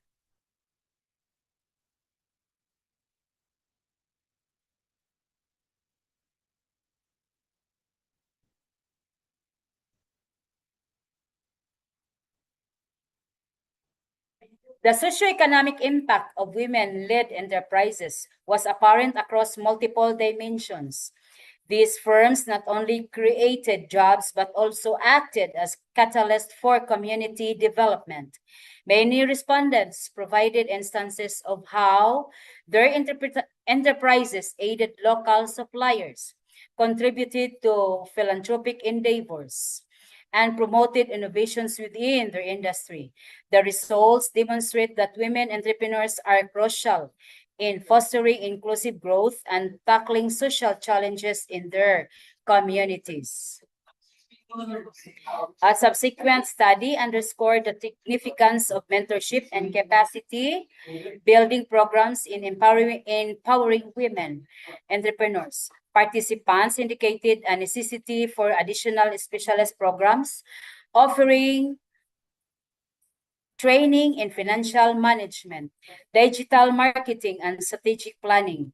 They underscored the need to establish platforms for networking and knowledge exchange to improve their business acumen and broaden their reach. This study underscores the imperative for policy reforms to establish a more conducive entrepreneurial ecosystem for women in Cebu City. Recommendations encompass enhancing access to finance via gender-sensitive financial instruments, instituting workplace practices that facilitate work-life balance, and advancing public awareness initiatives to confront gender stereotypes. By confronting their structural obstacles, stakeholders may realize the complete potential of women entrepreneurs, enhancing their influence on Cebu City's economy and society. And these are my references.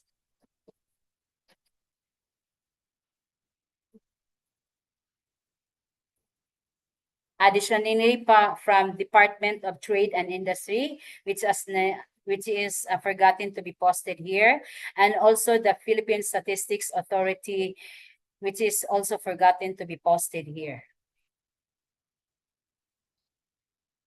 And my profound acknowledgement to Sirada and the ICABMET during the host of this conference, to CTU, Cebu Technological University, and to our beloved President, SOC President 4, Joseph CPP2, and yours truly, and also the audience. Thank you. Good afternoon. Thank you. Thank you, Dr. Chenna de Gastroman. Thank you.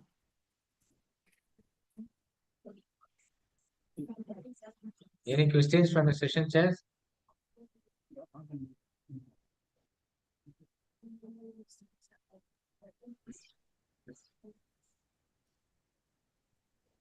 Hello, sir. I just have one question for Ma'am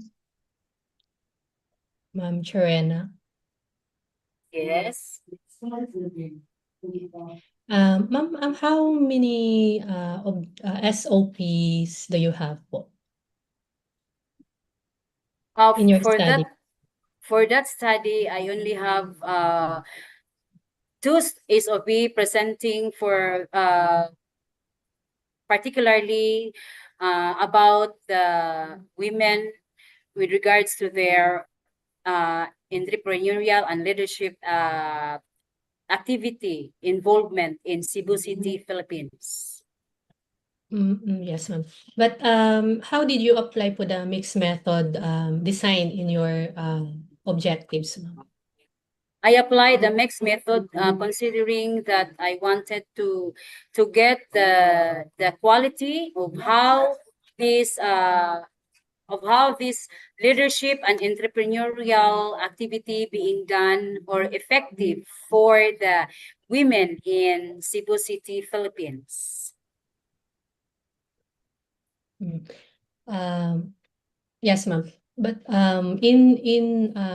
you said that you have two objectives, but in a first objective, what method did you apply for, ma'am?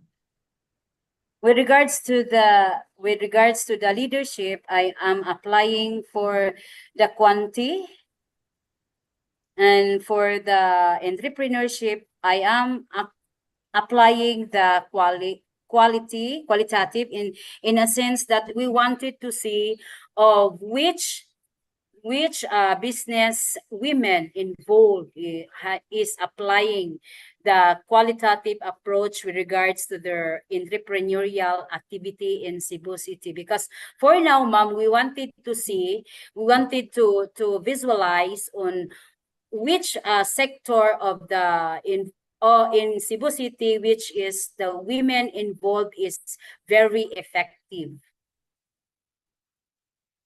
Okay. So in first objective, ma'am, did you apply both quali and quanti? Yes po.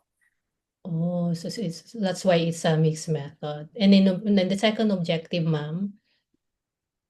And the second objective, I am applying the mixed method because I still this study is still being presented soon in our local government of Cebu City. Yes, ma'am. So both the first and second objective, you applied both quali and quanti in both objectives. Yes, ma'am. Okay, ma'am. Thank you. Thank you. That's Thank my you. question. Thank you. Thank you, ma'am.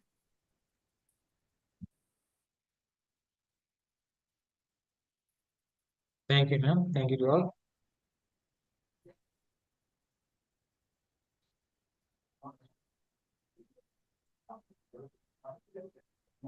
Dr. Cherna, please, J. Castro, please stop sharing your screen.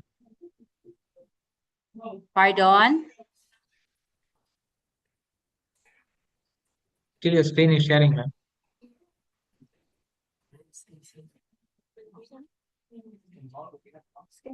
Yeah, video.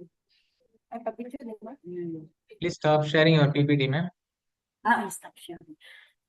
Okay, thank you, thank you, thank you.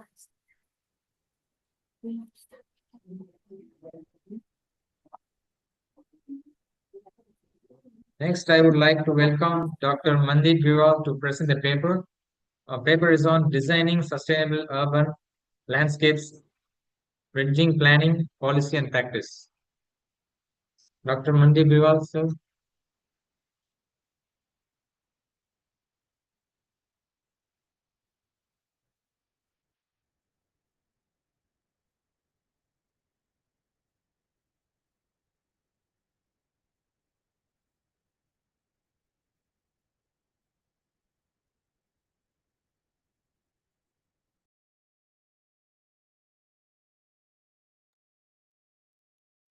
Dr. Mandip Viral, are you there?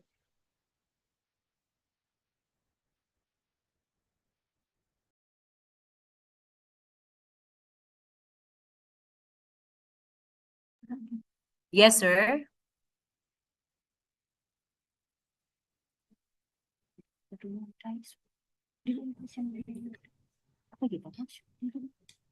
Okay, I'll go to the next participants. I would like to welcome Dr. Krishnakar to present.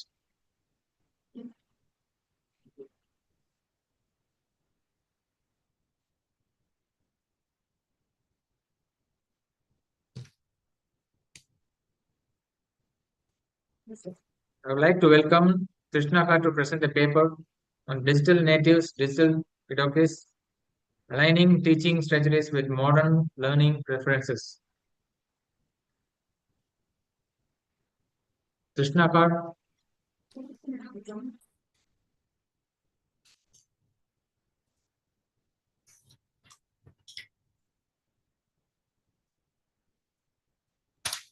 Let's wait for 2 minutes.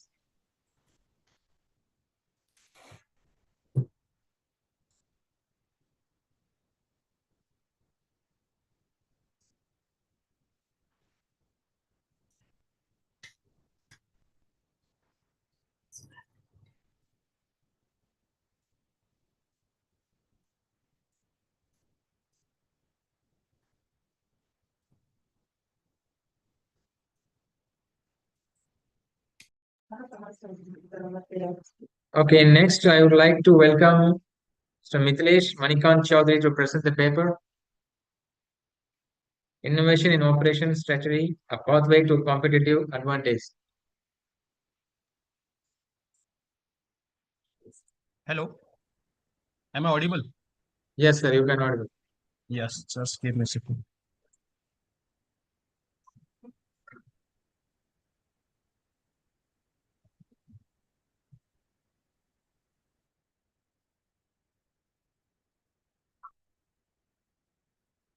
Hope my screen is visible to everyone.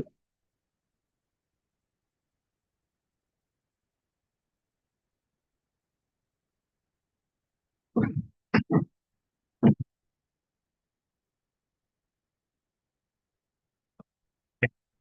So first of all, thank you everyone for giving me this opportunity and the Sherida team. So my topic is Innovation in Operation Strategy, a Pathway to Competitive Advantage. Affiliation, I mean from Symbiosis International University, Pune. Let's start with the topic. So first I will introduce and will come to the background of the research. So why I choose this topic? So innovation in operation strategy. So since I am from, you can say the EMS and automotive background, so I identified the research gap, or you can say the gaps in operation. What were the gaps? We found the gap like a very limited scope of using the AI and the best practices that can be improved while using your operations, mostly focusing your EMS and automotive industries. So this paper explores the role of innovation in operation strategy and its impact on achieving competitive advantage. So by examining key barriers, drivers, and case studies, the research aims to provide a comprehensive understanding of how innovative practices can transform operational efficiency and effectiveness. So as I said, context and the background. So background is like adoption of digital technologies like artificial intelligence, automation, data analytics can lead to significant gains in productivity and operational excellence. So innovative management practices and process improvement can foster a culture of continuous improvement and responsiveness, enabling organizations to better meet the needs of their customers and outperform your competitors.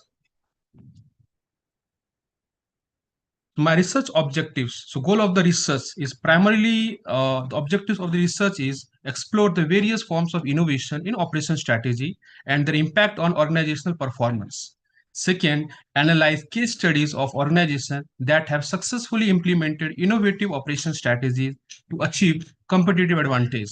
And the third, identify best practices and strategies that can be employed by business to integrate innovation into their operational management.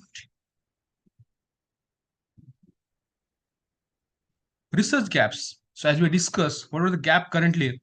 Lacks a comprehensive analysis of operation strategy in service sector, focusing on AI. Previous studies focus only on traditional process and overlook modern digital transformations like AI, Six Sigma, and automation. A lack of empirical data and case studies on operations effectiveness, especially the benefits customers and organizations gain due to implementation of operations. So existing literature does not address your emerging trends like automation, artificial intelligence, and blockchain. So justification for this study is this study can provide you updated insights into operation strategy, adoption, and its impact on automotive services. It can bridge the knowledge gap by incorporating new technological advancements, that is artificial intelligence. It can provide practical recommendation for automotive and EMS industries to enhance customer engagement. Research can help address customer satisfaction challenges using innovative operation strategies. Literature review. So this is called the theoretical frameworks, how we go like resource-based view, the RVV, by investing in innovative technologies. The dynamic capabilities theory refers to an organization's ability to integrate, build, and recognize internal and external competence to address rapidly changing environments. Diffusion of innovations theory. So this theory explains how and why and at what rate new ideas and technologies spread within and across organizations. Empirical study on innovation in operations. Empirical research has highlighted the positive impact of innovations in operational performance, like adopting advanced manufacturing technologies, by improving your productivity, quality, and flexibility. Implementation of Lean and Six Sigma methodologies to reduce waste, lower cost, and enhance customer satisfaction. Now, barriers to innovation. What are the barriers? Like financial constraints, it's like for high initial investment or resistance to change in your own the process and as well as in the employee, a lack of skills and knowledge in your employee, or regulatory and compliance issues with respect to countries and the states. So research solutions. So how we go through this research is like first we measure and achieve the objectives from the research area. So innovation operation strategy adoption rate, collect data on the depth of use of operations in the automotive and EMS industries. Assess the impact of operation strategy on customer satisfaction. We will use surveys and case studies to analyze customer feedback and customer engagement levels. The next is like identify the key technological enablers in operations. How operation efficiency can be increased using new technological innovations like artificial intelligence and automation. Exploring the perception of operation management tools, conducting focus groups, discussions, and sample interviews to understand operation management process. And the next is analyzing regulatory and ethical consideration in using operation strategy system. The most important part of the implementation of operation strategy with automation is to ensure that the implementation is done adhering to the compliance challenges and ethical concerns. This is a prospective implementation and beneficiaries. So what are the benefits that you see? Increase efficiency and productivity, optimizing the process, reduce environmental footprint, improved efficiency and reduced cost, enhance product quality, then enhance product, you can say increase supply chain transparency. Let's come to the research methodology. So here we have used, you can say the mixed methods approach using qualitative and quantitative analysis. So in the qualitative, we have taken interviews and case studies. So we have a study, we have done a case studies for number of, you can say, organizations and the employees in the management role. So how they understand what are the process. So we took few questions, we asked some few questions to them, and based on the feedback, we analyzed it and we interpret the data. So these are the semi-structured interviews were conducted with key stakeholders, including operation management, technological officers. And the second is like quantitative data. So we did survey, you can say a sample selection. I will show you in the future slides. So how the data and how it represents the service that we have captured. So we analyze the data. So this is the results and analysis. The demographic profile of survey and interview participants. So we took around 300, you can say the survey has been done on the 300 employees. So based on that, this is the demographic, like based on the gender, based on the age, based on the degrees, and based on the experience. And this is the results that we analyzed it. So overall satisfaction with the performance of firms that neither innovate or adopt new technologies for their products and operation process So you can see here, when there is no adoption of new technologies, so dissatisfied, I mean the ratio is more. Collectively, you can see 33 and 46%. In chart 3, you will see impact of innovation, operation management, and strategy developed on the performance of the fund. So once you implement the innovation, or like using the AI and automation, so here you will see the impact is good, very high impact, 31 plus 49. Around you can say 50 plus 80% is the high impact, very high impact and high impact collectively if I see. The third is like in chart 2, you will see overall satisfaction with the performance of firms that innovate their products and services with adoption of artificial intelligence.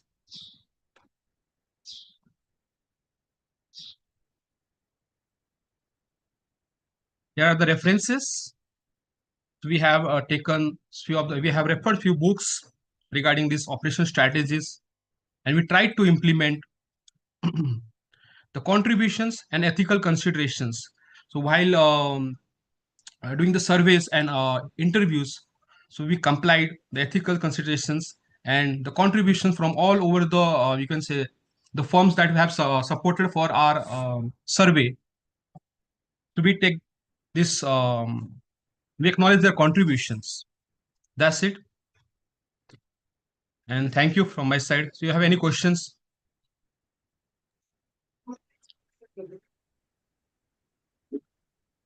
Session says, Dr. Tupas, you can ask questions, ma'am. Yeah.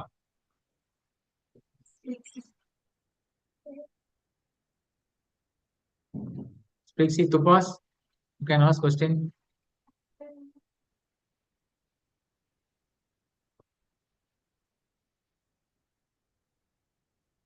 Hello, everyone. I was having technical difficulties right now because of the typhoon in the Philippines that we are going through. So I haven't heard much enough of those discussions with this paper. So I am very sorry. I didn't catch this paper right now because of the technical problem. Okay. Next, I request to Dr. Mandip Riol to present the paper on designing sustainable urban landscapes, bridging planning, policy and practice.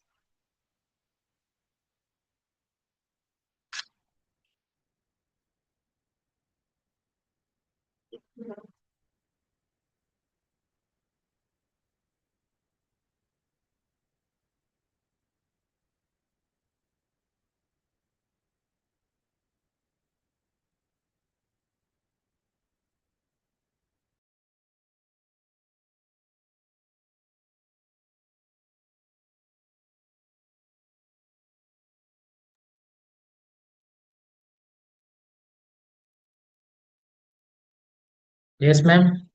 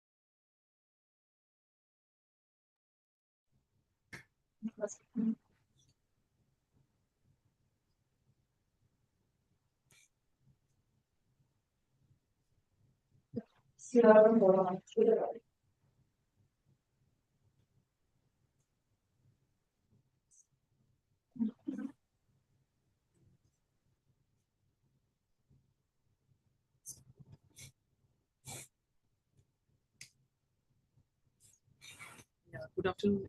Good afternoon, everyone.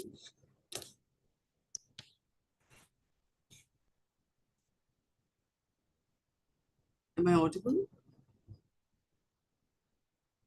Yes, audible, ma'am. All right. Yeah, good afternoon, everyone. I am Dr. Mandeep Karewal, Assistant Professor at GD Goenka University. And Very glad to be here to be part of this conference. So without further delay, so I'll start with the topic. The research done is on the topic, designing sustainable urban landscapes, bridging planning, policy and practice. Along with me, I have my colleagues, Dr. Ankita Sharma and Dr. Apurva Gatiyar. Again, assistant professor, one is associate professor and the other one assistant professor at the same university. So we begin with the, as told, as being planned, that there should be a background of research, which is really good to know, because before we start anything, we need to know why are we doing this research? What is the reason behind it? So before anything else. Ma'am, excuse me, ma'am. Sorry? Can you please share your PPT in presentation mode? Is it not visible? Share your PPT in presentation mode, ma'am. On the presentation mode? Yeah. Just a second.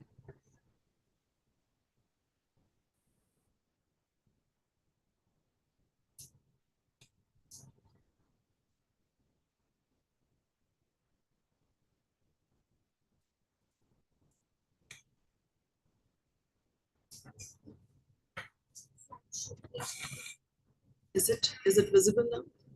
Is it in the slideshow mode? No, ma'am. No?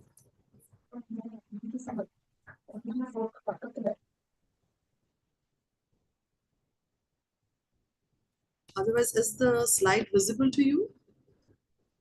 No, ma'am. It's near to 104%. There's near symbol. Sorry? If you click on this symbol, it will come. You have increased your percentage. It's near before. Loud. I'm not able to listen. I'm not able to hear you.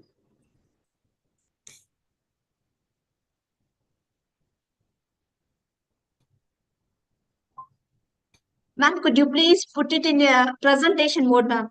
So if you go down, there is a 104% you have increased now. Instead of that, nearby 104%, you can see the one symbol, like a glass. You can click that symbol.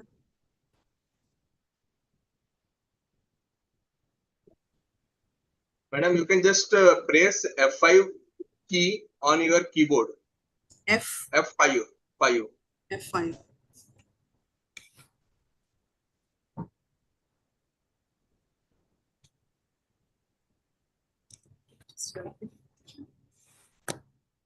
I'll just take some help from my colleague. Yeah, sure. What is the problem with it? Like you are saying, what do you want me to do? In a presentation mode, ma'am. Your screen is not clear. You cannot able to see in a presentation mode, full screen. To me, it's completely clear and it's on the presentation mode. It's. Let us share it. I'll share it again. Just a second. One second, I will share a screenshot. I'll share it again.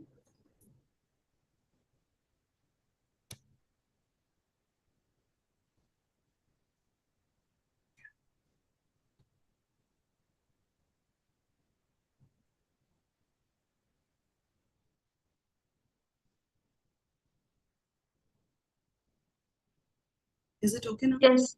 Now it's clear, ma'am. You can proceed. All right, sure. So,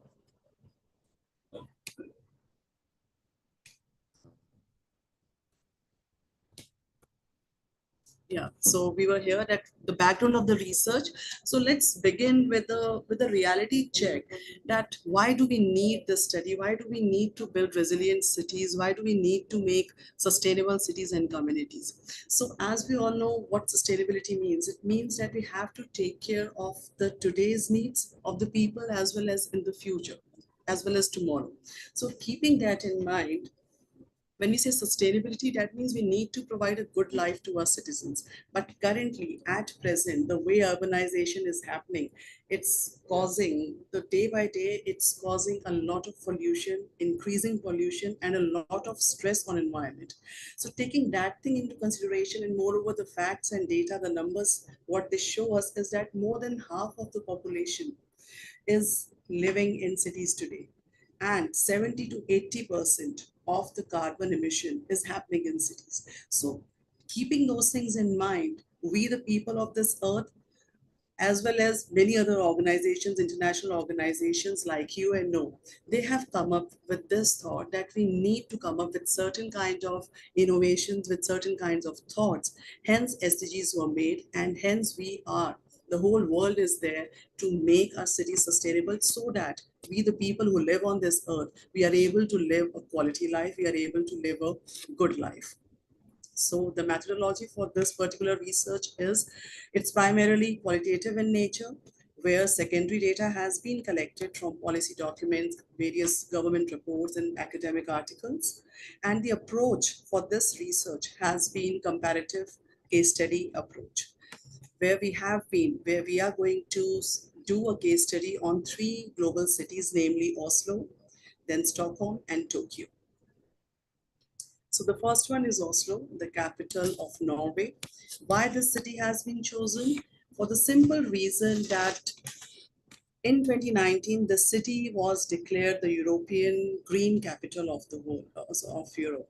So why is it so? That the reason being that Oslo stands out with nearly half of its city area covered by green spaces. And when we say it's a biophilic model, it's a green urban model, it really means. It really means in the sense that they have been able to reduce carbon emissions. They have been able to reduce carbon emissions in the sense that they are able to promote, they are encouraging electric vehicles. They are encouraging electric vehicles, and they are able to create more green spaces for its people. So hence this city stands as one classical example that if one city is able to create these particular features in its administration, in its planning, so there are chances where other cities can also move ahead with this kind of structure. Then the next one is Stockholm, again one of the Scandinavian cities, and this city has been pioneer since 1980s in zero waste management. In zero waste creation. They have been able to manage the waste being generated by its city. Either they are reusing it, recycling it, or it has been used for energy production. Moreover, extensive green mobility. It talks about they're able to create a lot of electric vehicles. They are able to encourage their people to use shared cabs, shared bikes, and then lately they are again coming on to the EV vehicles. Then ambitious climate goals. When we have achieved these things, like we are able to reduce wastage, rather I would say 99%, when we have spoken about sustainability, when they are pioneers in zero waste management, 99% of the waste in the city is being reused or recycled. And they have one more target that by 2040, they are going to declare their city as zero waste city. Then all these things, when they're able to create more EV electric vehicles, when they're able to encourage their people to share bikes and trams and electric vehicles and ferries. So ultimately what is it's going to happen? They will be able to achieve climatic goals where the people of the city, and rather they are living in a city which is really providing a good quality life to its people. Then Tokyo, Asia's sustainable urban leader, or I would say the reason being one is that it stands out in Asia for integrating smart technology. Smart technology in the sense that they're able to create infrastructure which is disaster resilient. They are able to create buildings, though we all know that Tokyo is world's most densely populated cities, but that hasn't worked as an obstacle for them. Rather, the people and the public and the government agencies partnership have proved that if there is a planning, if there is a proper policy formulation, things can be really done very well. So when we talk about that, how they are able to create a good sustainable city, though one of the largest densely populated city, they are able to use the buildings being created in Tokyo. They have managed to create them into green buildings. And how green buildings? That huge buildings, big buildings like malls, schools, and since 2001, the government has made it a mandate that all these public buildings need to be converted into green buildings. How do they do it? Either they will create vertical gardens or they are creating roof gardens. So as a result, what's happening, and we all know there are 2 to 3 districts or areas in Japan, which is where which have been declared by the world, at where we see that the average life of people in Japan is comparatively higher than other people living in the world. So that's what it talks about, high livability scores. What is high livability score? Where people are able to enjoy a good quality of life. So this happens when public, government, and when they two of them, they come in partnership, they are able to create it. And globally, it has been recognized that Tokyo stands out in Asia for integrating smart technology, for creating green building policies, for furthermore, I would say they are able to bring people to put or invest green finances, and they come up with innovations. So when we talk about sustainability, and we have seen these cities like Stockholm, like Oslo, like Tokyo, what we have seen so far is that all these cities are not just global cities, rather they have made themselves, they have proved themselves as cities which are the living labs, where the sustainability has been proved that, okay, it can be maintained, it can be continued also. So each of them, I'm not saying that all of them, they are having the same pattern of sustainability, they are using the same kind of techniques and strategies. No, strategies are different, but then each has made or created its own unique infrastructure. So be it compact city model, like in the case of Tokyo, which is very highly densely populated city. So there they have used vertical roofs, vertical gardens and roof gardens. Then sustainable transport in case of Oslo and in case of Stockholm. Then green infrastructure, where Stockholm takes the lead. It takes the lead that they have created green parks, gardens, vertical and squares have been very vibrant squares they have created where people feel happy. Again, one of the SDG goal, that how do they feel happy. Then clean energy. Again, most of these buildings in Tokyo or at Stockholm or in Oslo, they are running on clean energy. They are running on renewable sources of energy. So how have they done it? It's all about integrating policies, bringing partnerships, bringing public-private partnerships, bringing smart cities technology, as in case of Japan. So that is what we have seen from these case studies of 3 cities, that we need to club these 3 things together. We need to come closer. We need to create a compact, cohesive planning so that it works for other cities in the world, so that we are able to create a cohesive environment for our people.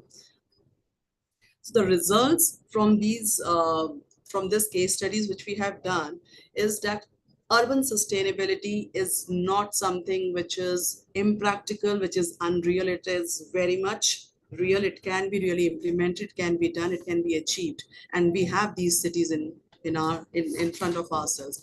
So but what we need to do, what other cities need to do is that we need to have a policy integration proper, where we have resilience, where we have inclusivity. All people, all classes, sections of society have to be clubbed together, have to be taken care of, so that nobody feels left behind. And all these sustainable practices, innovations they have to be really climate responsive. Then the second thing, what we have, the result is being shown after the comparative study, is urban infrastructure innovations. We need to bring in the other cities in the world. They need to bring in more and more innovations, like in the case of Japan, like in the case of Tokyo, like in the case of Stockholm, where they have created green parks, where they have created gardens, so that people go there. There is more of, that way it is going to be really effective. One, they are going to absorb CO2. Second, they are going to release oxygen. So eco districts need to be created. These are the innovations these cities have done and which have really proved beneficial to them. Then the third one is technology adoption, just like in the case of Japan. Not only in Japan, in many other countries, I would say the case studies has been done on these 3 cities. But when I was doing the case studies, when I was doing the literature review, many other cities in the world, like Portland in USA, like Copenhagen, again a Scandinavian country. So these have proved that things, when taken up, when policies are really good, when policies are being made with a good intention, and they are implemented properly, they actually show results.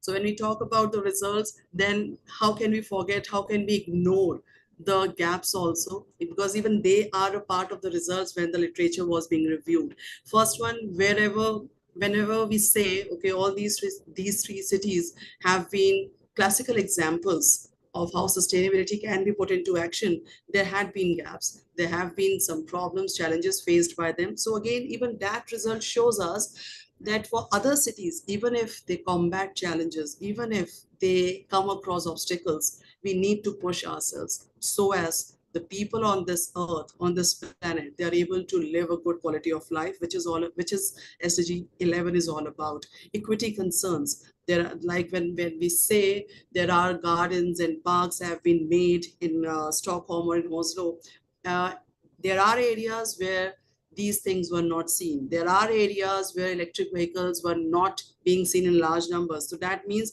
certain sections of society have been left out. So then barriers to implementation. It's not only in the global south that we see that things are not being implemented properly or all the time. There are obstacles being faced by these cities, but the result shows us that we need to fight, we need to be resilient, we need to keep going. Discussions bring us to very thoughtful, insightful things. One, inclusive planning. No one needs to be left behind. No section needs to be left behind. It has to be a multi-stakeholder partnership, not only confined to public and private partnerships. It needs to take in more, I would say, stakeholders, so that more and more innovations, more and more thoughts can be put in and can be pondered upon. Then local pilot projects, a very important thing which I came across, which researchers came across, was that we need to start from the local level. It's going to be really good. Why to wait from top to bottom if we have an approach called from bottom to top? So let's start from the local level and let's see how it works. Then adaptive governance. We need to have a governance which is welcoming, which is very adaptive, which is ready to take in the suggestions, the suggestions or the advices or the concerns given or shown by the people of that city. So here I'll take here is a slide which talks about the references, which shows the references. Then the acknowledgement. I'm really, really thankful. Rather, we three, the presenters or the authors and the co-authors of this research paper, are really glad and sincerely thank the organizers for giving us this opportunity to be a part of it. And thank you so much. Thank you, Dr. Mandip Riwal. Any questions from session chairs? Hello. Yeah, hi. Okay. So maybe I'm the one who's gonna first to talk. Okay. So for our presenter, thank you for that very insightful presentation. Your topic really highlights how important it is to connect plans and policies with what actually happens on the ground. And it reminds us that the very good intentions alone won't create truly sustainable urban spaces, right?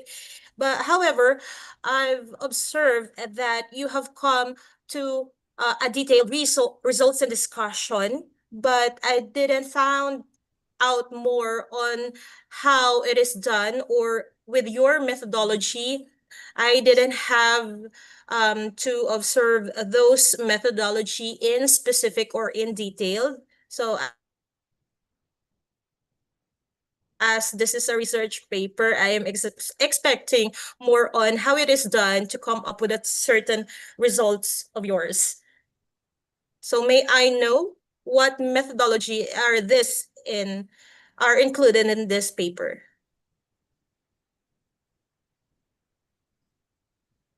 Hello? Hello. Am I audible? Yeah, yes, I can hear you now. Right. See, the methodology taken so far is the case study approach, where it's, as I mentioned, that it's basically primarily it's a qualitative approach, where the policy documents, where the government reports have been reviewed, where they have been taken into considerations. So various from time to time, the kind of the policies or the mandates sent by, approved or issued by the government will be taken into consideration. That is how it has been done, and it will be done in the detailing also. Okay, thank you for that one. But I have here a question. So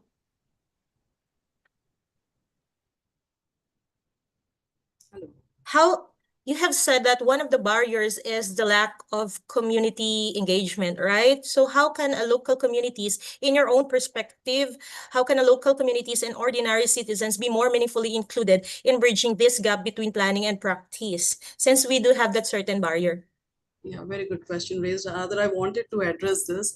See, as I've mentioned, I'm from India, and that too from Gurgaon, a city which itself is an example which needs to really work on SDG 11, because it is one city where you see a number of migrants coming in, where you see a lot of people coming in, and a lot of pollution happening.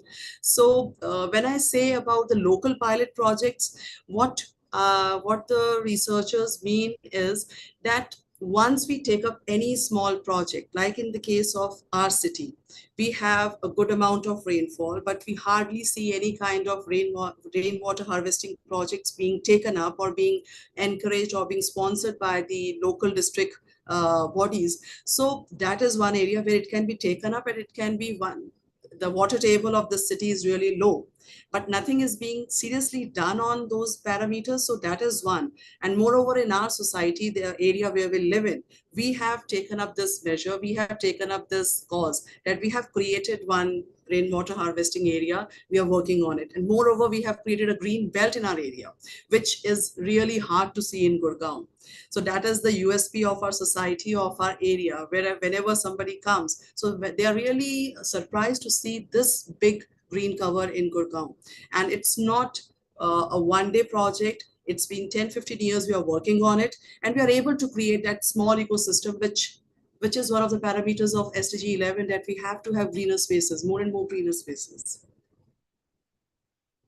And it's a collective measure. The entire society, they contribute, and that's how we are maintaining it. I think that's all for this presentation. Congratulations. Thank you.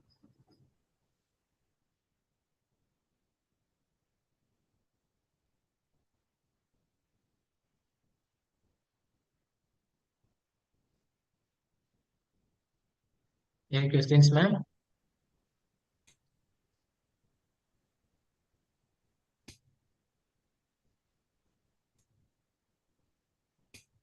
Next, I would like to invite Krishnapa to present the paper, Digital Natives, Digital Pedagogies, Aligning Teaching Strategies with Modern Learning Preferences.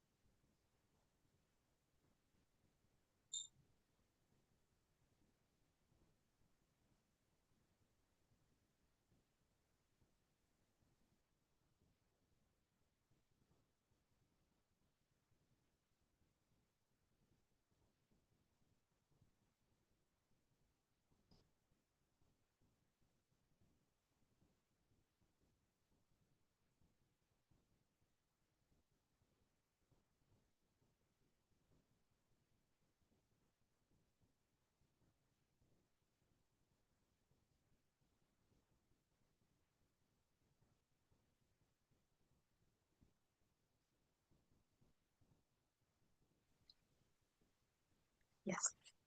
Good afternoon, everyone. Am I audible? Yes, ma'am. Yes. Good afternoon, respected session chair, fellow researchers, and esteemed participants.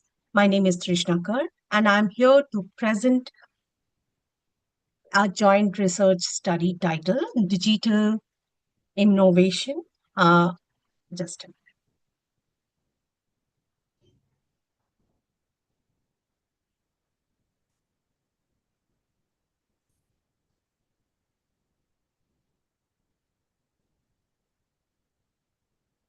Yes. So I'm going to present on digital natives, digital pedagogy, aligning teaching strategies with modern Learning Preferences, co-authored with Dr. Girish Rath from Centurion University of Technology and Management. In today's rapidly digitalized academic ecosystem, our research investigates how teaching strategies can be meaningfully adopted to match the learning preferences of digital native students. Giving the background of it, let me begin by outlining the background of our research. Today's learners, often referred to as digital natives, have grown up surrounded by smartphones, social media, instant feedback, and rich multimedia. Traditional lecture-based methods, while foundational, often fail to engage these students effectively. Their attention span is really decreasing day by day, and we have to really enhance the classes that we are taking with some kind of other engagements, as the span may be reducing for 10 minutes itself. This study was motivated by the urgent need to realign pedagogical strategies, shifting from conventional approaches to interactive, personalized, and tech integrated instructions to reflect students' cognitive expectations in a digital first world. We employed a cognitive mixed method designed to gather comprehensive data. The entire process consisted of certain steps, and starting with our participants included 120 undergraduate students and 15 faculty members from 3 different colleges in Orissa. It's a northeastern state in India. Data was collected from Likert scale, survey, semi-structured faculty interviews, and a quasi-experimental intervention. The intervention group was exposed to digital tools such as gamified quizzes, personalized learning modules, peer forums, and multimedia content, while the control group followed traditional method itself. We analyzed the data using SPS of quantitative insights and NVivo for qualitative thesis and for the themes that we used. Next to that, our findings are organized into 3 key areas. First one, the student performances. 92% performed interactive content, 88% valued immediate feedback. They really appreciated when we were able to give the immediate on-the-spot feedback to them. 85% enjoyed multimedia over text. Then in the second category, we made the finding was in the form of the learning outcomes.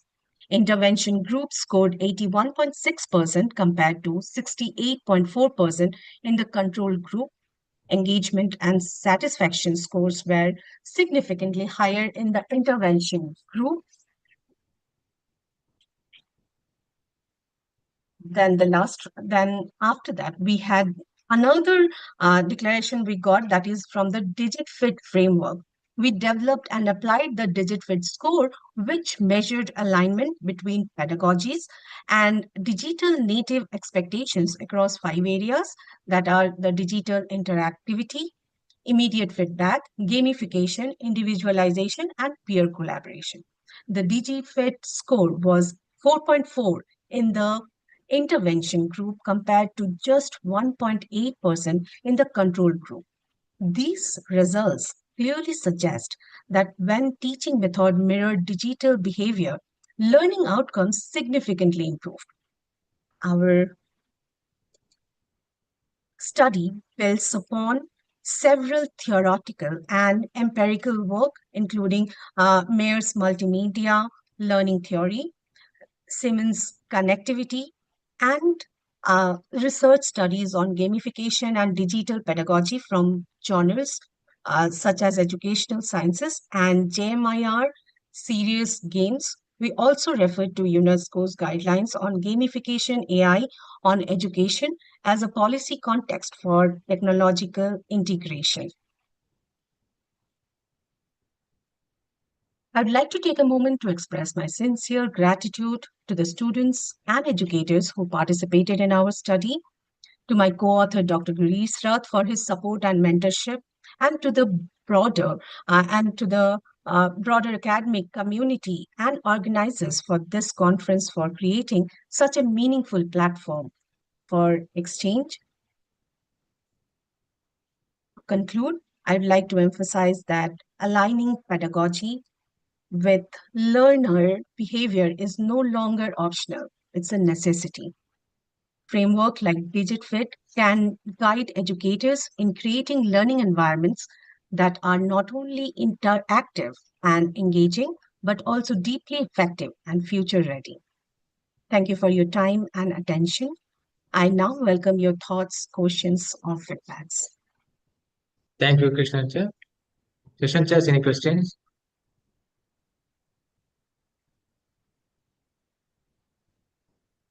Good afternoon. Good afternoon, researcher. I would like to thank you for that very engaging presentation. Your topic is very well timely, and especially as we continue to adjust our teaching methods for a generation that has grown up surrounded by technology, right? And it really reminds us that effective education today means meeting learners where they are, not where they wish they were, right? So another one, I would like to commend your methodology that was so detailed and specific with regards to this kind of study, and also with your references that is very related to your study. So kudos to that. And this is my question. So in your experience, what is the biggest challenge teachers face when trying to align these traditional teaching methods with the expectations and habits of digital natives? And what practical step would you recommend to bridge? Yes. Ma'am, to say on that, I will like to say that there is nothing like I remember we studied it that there is no good student or bad student. It's always a good teacher or a bad teacher. Yes. So it always on our part. The more we equip ourselves, the more we are open to the entire thing to learn, to present, to design, the more it will be helpful as educators. We need to be more like opening more platforms, more learning to us, and the more we are open to the new things which are changing with AI, with the change of the world, if because this generation, they are born with everything, but we are not. The challenge is not with them, the challenge is with the educators. So we have to keep on improvising on whatever we are using, whatever we are designing. The entire alignment is lacking with our own backward, like our own practices that we are doing in the classes and what we studied to do it in the classes. Yes, ma'am. I think that's all is my question. And congratulations to the researchers of this study. Thank you. Thank you. Thank you.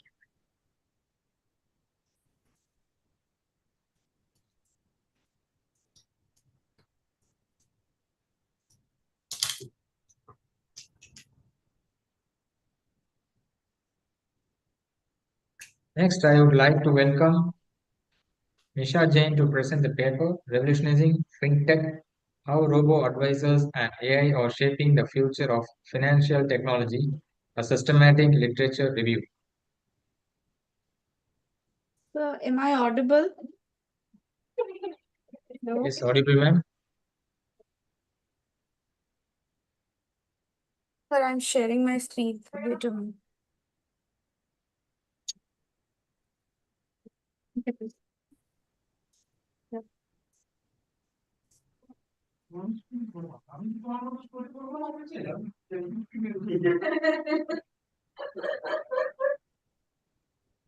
Is my screen visible? Sir,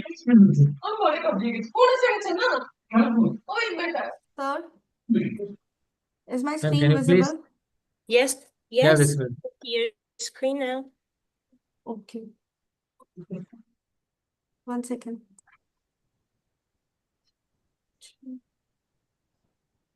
Uh, Good afternoon, everyone. To respected all chairperson, researcher, and to the research participant. I am Isha Jain is going to present the topic revolutionizing fintech, how robo-advisors and AI are shaping the future of financial technology. It is a systematic literature review. This study evaluates how AI and robo-advisor influences the conceptualization of wealth management by examining areas such as automated personalization of financial solution and decision-making enhancement.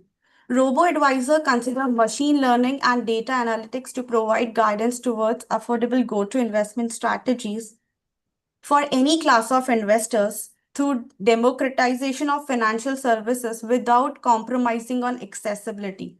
This paper presents a systematic literature review to emphasize the significance of robo-advisor as well as perception of investor for its adoption for making informed decisions. The adoption rate of robo-advisors can be increased by removing the lacunae of algorithms so that investor can have trust in making informed decision based on AI. SLR is an initiative to seek solution to research question based on evidences and result of data analysis. The multiple systematic literature review has been carried out earlier. So AI having a service qualities to reduce the manual workload on basis of previous data analysis. Oh, methodology for the for the methodology, the literature review framework was carried out to extract the data from the database. Scopus and Web of Science was utilized. The data for retrieving the data, keywords were given such as robo-advisors, fintech, wealth management, algorithms, and machine learning. The data which we got then was filtered for the year after 2021. 1416 results were obtained. Out of this, we got for research author, number of publications, citation, and H index.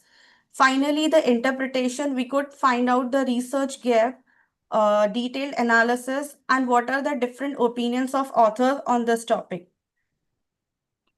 Results. The results which we got are 135 results. The articles was 69, review 27, conference paper. Then was viewer tool was utilized in order to identify what are the main authors and what are the main keywords in this in this paper. So AI results, AI provide access to cheaper investment advisory services due to advanced model and designs of algorithm, meeting the better risk and return ratio used by using different wealth management strategy. From an investment and a mankind overview, it is clear that AI can improve decision making. People inclination toward it is higher because of trust and high accuracy level. The investors who are having less risk appetite can use it for fund management, but it varies according to the region depending upon the psychology and the age of the investor, because a young investor would take more risk. He can invest more in equities, while with the higher or the senior citizen would like to invest more in a safer mode of investor, so they are having reluctance in using AI services. Investors, while making investors, are impacted by various parameters, such what is the overall risk, cost, and they have assumed biases and data security. Investor is interested in equilibrium position between consumption and saving, resulting in a financial solution.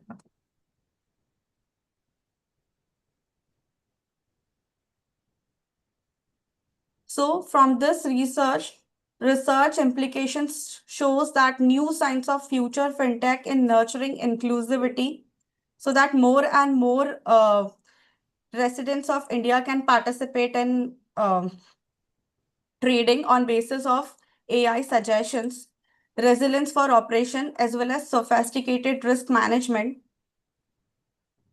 Also, it highlights the main algorithm design governing the operations of RA. The Scopus and Web of Science include 135 paper on the same topic. Apparently, as these technology expand, so is their capacity to redefine the financial ecosystem and facilitate possible improvements for individual economic strategy and institutional endowments.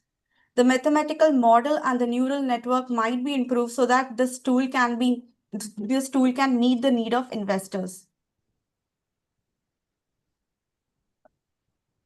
Conclusion. This SLR is initiative towards understanding the client perspective and designing RA according to them that meets the investor specific needs such as transparency and reliability. Investors with a low financial literacy level and lesser risk appetite are attracted more towards human advisors. So our initiative by doing this SLR is how to increase the choice of investors more on automated, generated, or AI-based suggestion rather than looking for human interactions. Optimal portfolio can be constructed by creating a compatibility between robo-advisors and mankind. This concern is improving accuracy of RA, which requires technical improvement and ensure that it meets the social norm. These are my references, and likely I'm deeply grateful to my guide, Dr. Abhijit Chirputkar, Director of SIDTM Symbiosis International University, for his invaluable guidance, who played a pivotal role in shaping the direction of my work. Additionally, I would like to express my sincere thanks to SEDA for offering me the opportunity to present paper here. Thank you so much. Thank you, ma'am. Any questions? Session chairs? Hi, good afternoon. Good afternoon, ma'am. Okay, so I don't have any questions for this one. I would just want to thank you for that very comprehensive presentation. So it's fascinating to see how these robo-advisors or AI are not just trends, but I think this is real forces transforming how people access and manage financial services. So your systematic review clearly shows where we are now, and I think this is a hint at where might be heading. So thank you for that, and congratulations on your presentation. Thank you so much, ma'am. Thank you.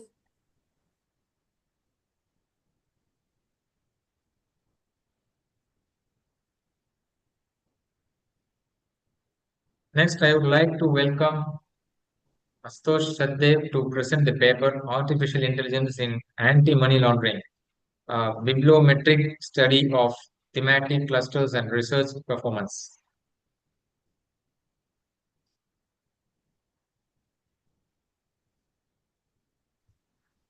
Am I audible, sir? Yes, sir. Yes. And please stop screen sharing of Misha Jain, ma'am.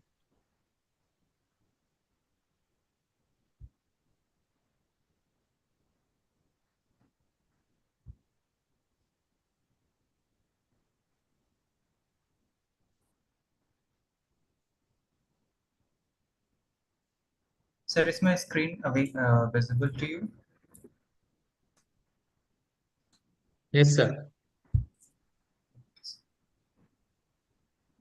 Okay. So, good afternoon, everyone. My name is Ankur Kumar, and thank you for this opportunity to present our paper in this conference. Me with my co-authors Ashutosh Sachdeva and Charu Saxena are here to present our paper. The topic of our paper is Artificial Intelligence in Anti-Money Laundering. It's a bibliometric study of thematic clusters and research performance. So the problem introduction of our study is that money laundering has remained a global threat and to all the economies and all the nations around the world. Despite of these, so many anti-money laundering systems have been developed to counter those, and those have regularly been contributed one after one to counter these money launderings. Uh, in this continuation, the artificial intelligence that is the new era of the modern world, that AI is being leveraged everywhere. So like that, it is saying being leveraged in anti-money laundering to deal with how can we reduce the money laundering issues. Despite there are many major challenges, and these days AI are being used to counter those. So the objectives of our study is to examine the role of the artificial intelligence, so that how can we detect that money laundering, and through bibliometric and thematic analysis. So, to identify these research themes on anti-money laundering, we have used WAS Viewer and RStudio tools to access the key challenges such as data quality and false positives, to provide insights for the future, that policymakers that they have to deal with these money laundering issues, so that how can they use AI powered models and tools to counter those AML money laundering issues, and indulge the AML. So the research methodology that we have been used for our study, that we is through Scopus database. On Scopus database, we have used keywords like artificial intelligence, machine learning, and money laundering and AML from year 2003 to 2025. A total of 186 documents have been selected after filtering the publication year and subject area, and using the tools was your and RStudio, the mapped keywords and the thematic clusters in the literature have been used.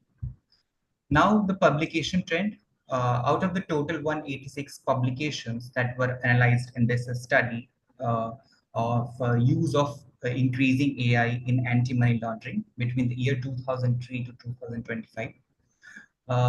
So volume has significantly increased majorly after year 2018, as AI began very important in all the fields. The number of publications that contain most numbers is year 2024. That is, the number of papers is 60. The upward trend suggests AI is evolving day by day in anti-money laundering issues.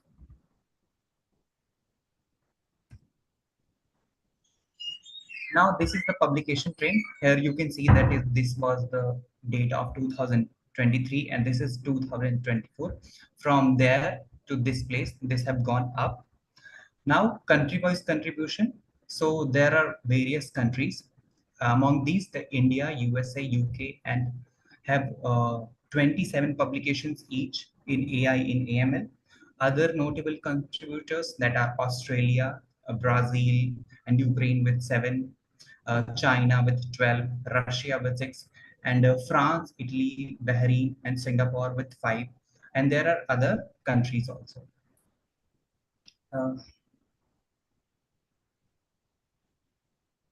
Now, as here you can see in the map that this is how the all the countries in the world are contributing to the AI and anti-money laundering. Now the document types, that there were 83 conference papers out of those 186 documents. 61 were journal articles and 21 were book chapters, 9 reviews, and 7 conference reviews. Talking about the subject area, so that the most proficient and most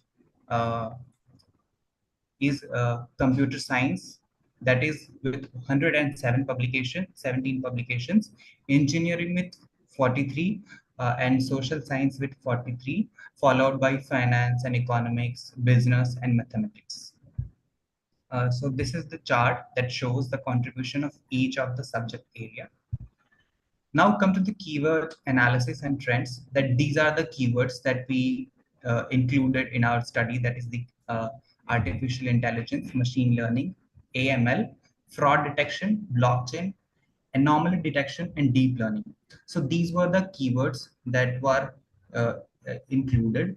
Here you can see in the word cloud that machine learning, anti-money laundering, and money laundering, these are the most proficient keywords that are being used in the researchers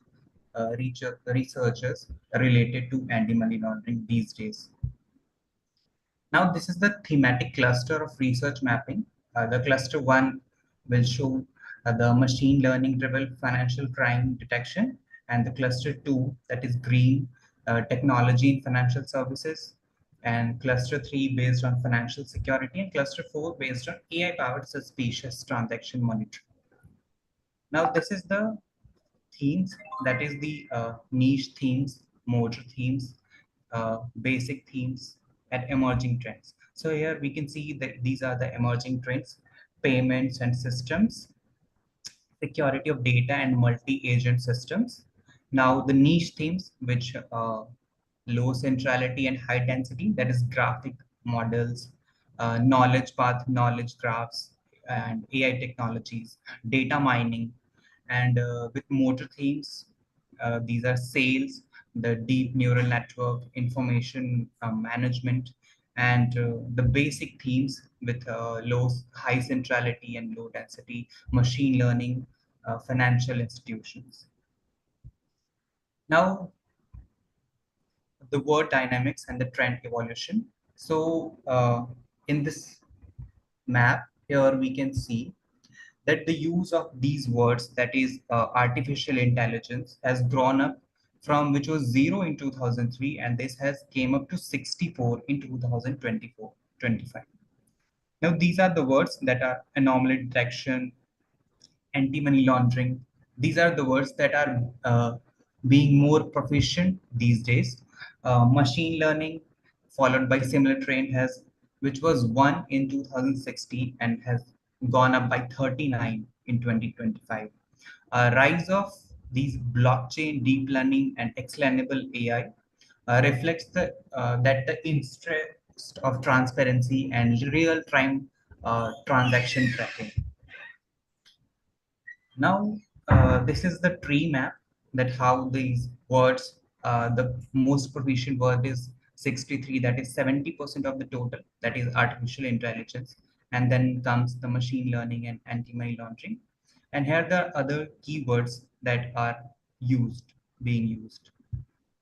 Now, future research directors, that we can develop hybrid AI models, and we can design cost-effective models based on those AI, so that we can tailor and counter those money laundering issues with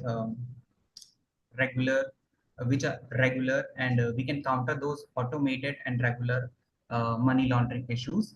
Also, we can establish benchmarking framework by using the AI in anti-money laundering. And Now the limitations of the study, that this study solely rely on Scopus database, and only 186 documents were taken, and only English language publications were taken in the study. And this is the bibliometric research method, and fast evolving nature of AI, that these days AI is being evolved day by day. So it will need regular updation and continuous updation. And policy and industry implications, that AI powered AML tools that can be used to decrease the money laundering issues, that they're harming the world, each economy of the world, like the nation India. And also there is a need of collaborative development, that is which AI and the policy making with the in countries and financial institutions also. Now, I would like to conclude that AI technologies and machine learning has been redefining this anti-money laundering framework, that and this identified 4 thematic clusters that are based on AI-based compliance and detection and prevention from the crime. Again, challenges remain in explainability and regulatory alignment. And this research underscored the need of the ethical and scalable and interpretable AI models. And these are the references of the studies. You can see these are the references. And so thank you for giving us the opportunity to present our paper to this uh, conference. Thank you to CERADA Association and Dashmesh Khalsa College. Thank you. Thank you, sir. Session chairs, any questions? Yeah, before I have to post my questions, I would like to invite everyone. If you want to connect with me, you can reach me to my LinkedIn account. I've posted that in our chat box. So with this presentation, I would like to congratulate and to say thank you for our presenter that thank you for sharing your bibliometric study. It's very and interesting to see how research trends with regards to AI and AML are evolving globally. So I do appreciate also you have presented the limitations of your study and also the challenges. So with that, I would discuss with your view on this thematic cluster. So in your point of view, which thematic cluster, could best inform policymaker or policymaking to help regulators, effectively integrate AI into anti-money laundering frameworks? And what policy gaps still need to be closed to make this feasible? So I think one of all these four clusters are important in these for the policymakers and for the financial institutions to make the policy. But the most important that I think of these cluster is that the second, that is emerging technologies in financial services, that is the cluster 2, that as it explores the AI and blockchain, that is most important to counter that. How can we counter those attacks, and how can we effectively counter with the that money laundering issues that is the major threat to each nation and each economy, and they are causing heavy losses to each nation. So for me, the cluster second, that is the emerging technologies, will be the most important and more proficient for the policymakers. Great. Actually, I was thinking the same with the cluster 2 earlier when you have discussed about those clusters. So this is just great. Thank you and congratulations for sharing these thoughts to us. Thank you. Thank you.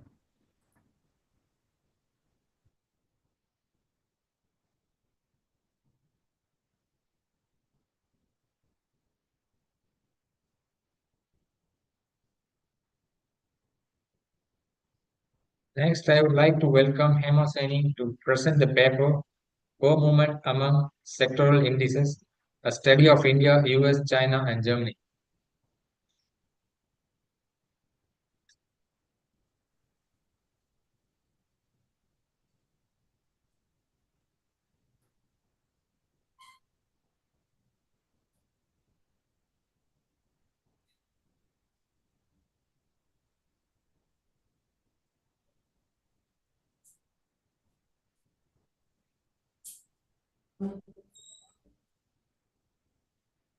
Am I audible, sir?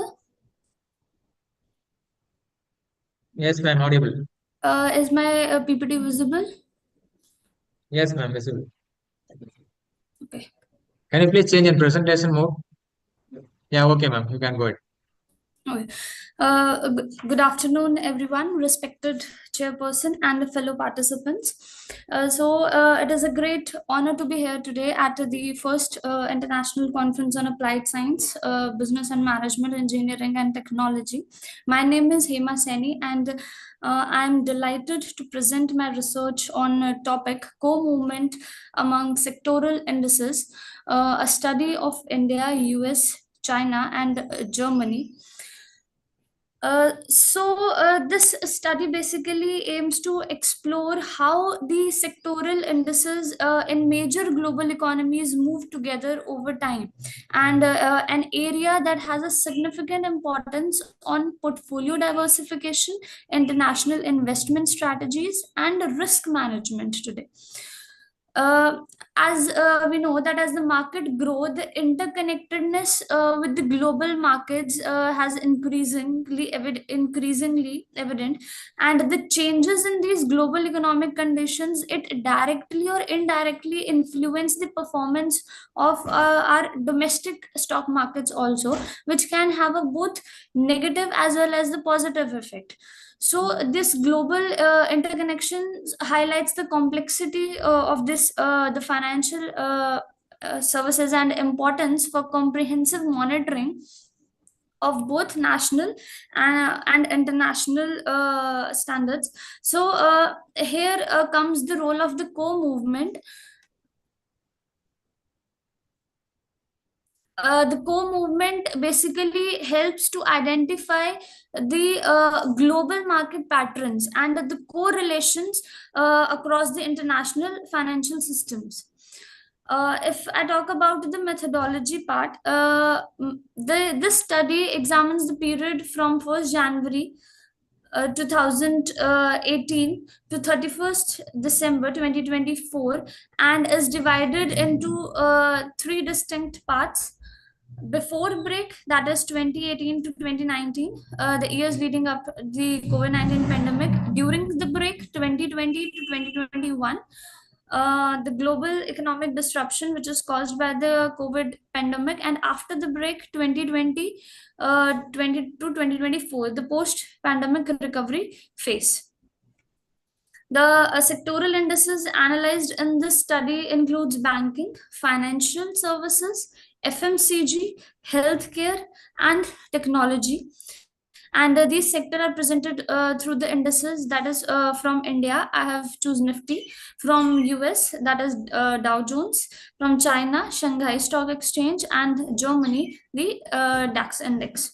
And after that, for the co-movement, the Johansson co-integration test is employed to examine the existence of long-term relationship which exist among the sectors. So the first step to analyze any time series data is first to check the stationarity among the series. That first to check whether the series is stationary or has a unit root present in it. To check the stationarity, I have applied the augmented Decay-Fuller test, and after checking the stationarity of the series, the Johansson co-integration test is determined whether the co-integrating relationship exists among the sectors or not. So these are my results of the test. The table first shows the analysis of the banking sector with the Nifty, that is before the break, and table second shows the banking sector of with the Nifty during the break, and third table shows the returns of banking sector after the break. And after that, table 4 shows the analysis of the financial service sectors with the 3 stock exchanges with Nifty before the break. Next is financial services sectors with in 3 stock exchanges with Nifty during the break, and next is after the break. Next table is for FMCG sector, same before the break, then during the break, and then after the break. Next is for health care sector before the break. Next is during the break and after the break. And last sector is the technology sector, in 3 stock exchanges with Nifty before the break. Next is during the break and after the break. So in table 1, 2, and 3, they represent the results of trace and maximum eigenvalue statistics, that is for Johansson co-integration test. And this test reveals that prior to the structural break, the trace statistics of DAX and Dow Jones falls below the critical value, that is 15.49, which indicates that there is a no significant co-integration relationship between the sectors. And in contrast, the Shanghai Stock Exchange exhibits the co-integrating relationship with the value of 17.8805. In table 4, 5, and 6, which represents the financial service sector, before the structural break, the trace statistics for the DAX is 7.158 which is less than the critical value of 15.59, which automatically suggests that there is no significant co-integrating relationship between the sectors. And in table 7, 8, 9, which is for FMCG sectors, it suggests that the trace statistics and the maximum eigen statistics for all the 3 sector exceeds the critical value, that is 0.05% significant level, indicating the co-integrating relationship and rejecting the null hypothesis. Table 10, 11, and 12 represents the healthcare sector, which says that the trace statistics is below the critical value and the p-value greater than the 0.05, which reinforce the absence of significant co-integrating relationship between the sectors. And the overall finding of this sector shows that in the healthcare the overall finding shows that stock return in the healthcare sector and Nifty exhibits a lack of long-term relationship, means there is a lack of long-term association and significant independence throughout all the 3 areas, that during, after, and before the COVID period. Table 13, 14, and 15, which last represents the technology sector, it shows the trace statistics value of 12.76 for DAX, 10.60 for Dow Jones, and 10.32 for Shanghai, which is less than the critical limit of 15.49, and which confirms the absence of the significant co-integrating relationship at the 5% significant level. Overall, the conclusion of the paper is that we find the evidence of co-integrating relationship among the sectors such as FMCG, which is prior to a structural break in the time of series for stock exchange indices like DAX, Dow Jones, and Shanghai Stock Exchange, since their trace and maximum eigen statistics comes out significant with the value which is above the critical value. While during and after the structural break, these relationships were no longer so strong with most sectors, which enables to meet the criteria. And in technology sector, no significant results of co-integration have been focused across the tested period, which would imply the independent movement between the sectoral indices and Nifty. So we found only the co-integrating relationship among the FMCG sector, but only the for the trials to the COVID period. So these are my some of the references of the study.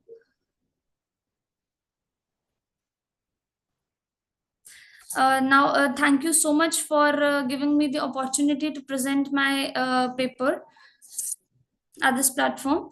Thank you so much.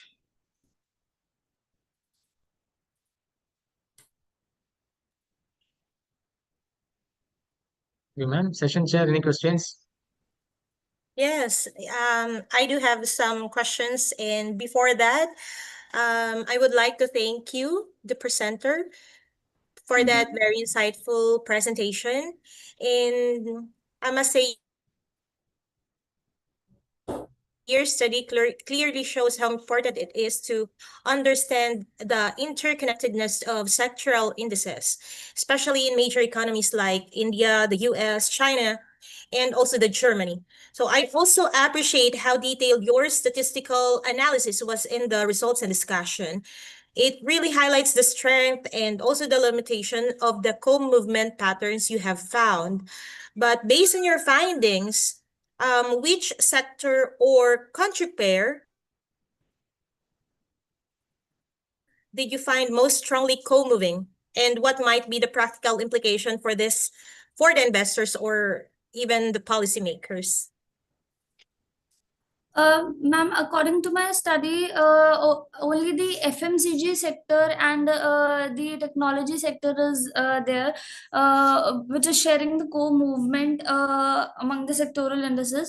Mostly, I've studied the paper which mostly focus on the markets. They are not focusing on the sectors.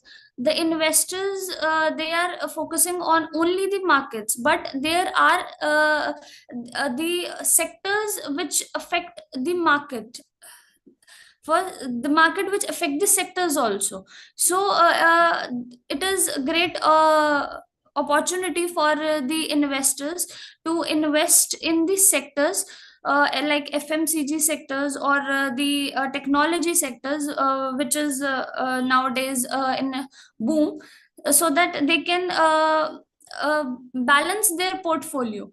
They can add different stocks from different sectors so that their portfolio will be managed.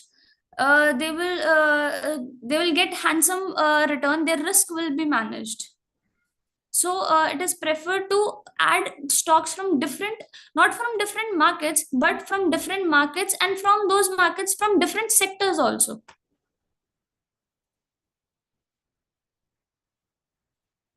Okay, thank you. I think that was all. Thank you so much, ma'am. Congratulations. Thank you. And for the organizers and also the participants, may I ask the favor for all of you to evaluate me as your session chair? And I have here the link for that certain evaluation. And thank you very much in advance for doing it. So, thank you.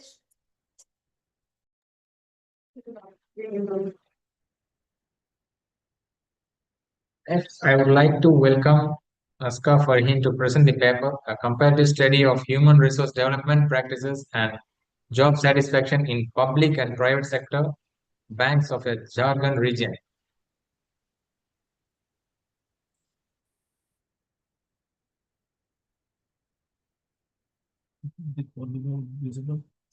Sir, am I visible Yes, ma'am, visible.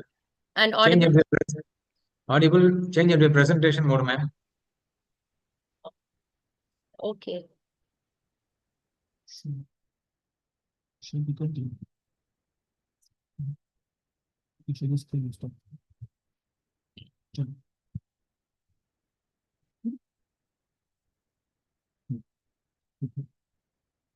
Okay. Good afternoon, respected panels and distinguished colleague researchers and fellow attendees. I am Aska Farheen, pursuing PhD under the supervision of Dr. Pooja Kumari from SDU, Jharkhand.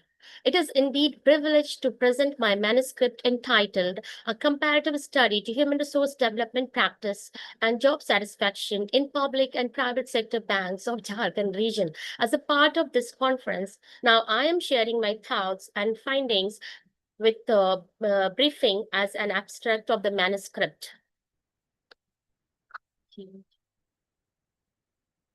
Okay. Yeah. In this study, we investigate the impact of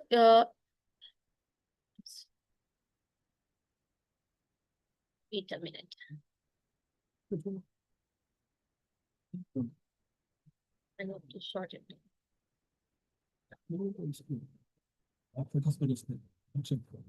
Okay.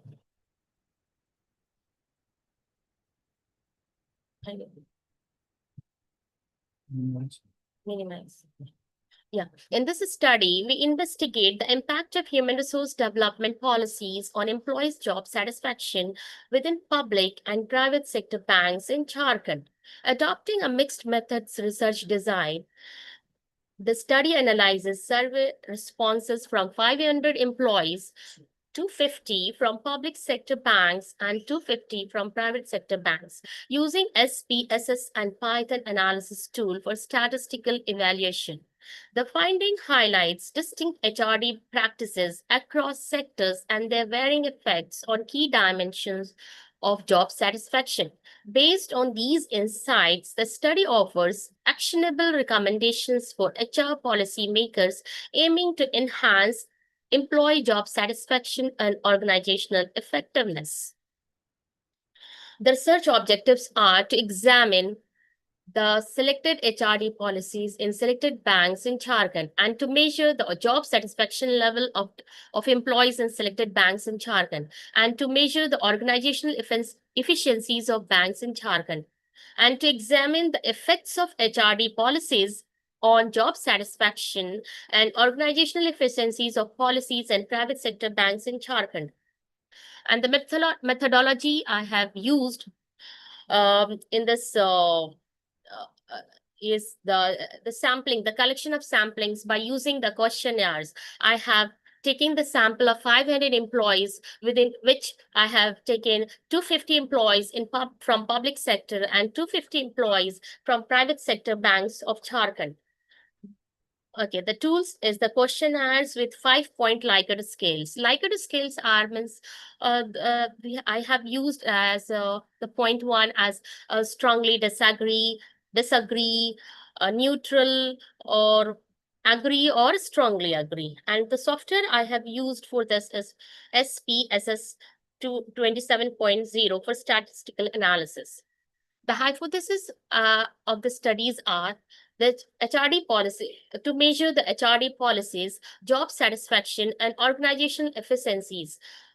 And for the first hypothesis, no significant differences of opinion regarding appropriateness of selected HRM policies across the demographic variables in public and private sector bank employees. No significant differences of job satisfaction level and its factors across the demographic variables in public and private sector bank employees. No significant differences of person efficiencies level and its factors across the demographic variables in public and private sector bank employees. No substantial correlations exist between perception of HRD policies and job satisfaction level in public and private sector bank employees. And no substantial correlation exists between perception of HRD policies and organizational effectiveness level in public and private sector bank employees. And these are the variables. I have taken some independent variables and their effects and how the HRDs apply using those variables to get the job satisfactions for the employees and ultimately achieving the organizational efficiencies. The variables are effective recruitments, independent and training and development programs, performance appraisal, promotion, compensation, and how these variables affecting the job satisfactions of the employees and ultimately how they the HRD means how the organizational will attain their efficiencies. These are the instruments, the reliability instruments I have used for calculating. These are the samples studies. The sample study of 500 employees was selected for the study by using cluster sampling techniques. The data was selected from RBI site as on 31st March 2024. And these it's the site, the website given I have collected data from. Sample selection of the districts. 5 districts were selected out of 24. There are 24 districts in Jharkhand, and out of that, I have selected 5 districts for analyzing on the basis of the highest number of branches in the districts. The selection of branches. 5 private sector banks and 5 public sector banks were picked up for the study on the basis of highest employees in the banks for branches. Total 50 branches from public sector banks were covered for the study. Number of these are the graphs. A number of the public sector banks, 5, and the 5 public sector banks from 5 districts and 2 branches of each public sector banks. So in total, I have taken 50 branches of public sector banks. And same as that for the private sector banks, 5 private banks from 5 districts and 2 branches of each banks.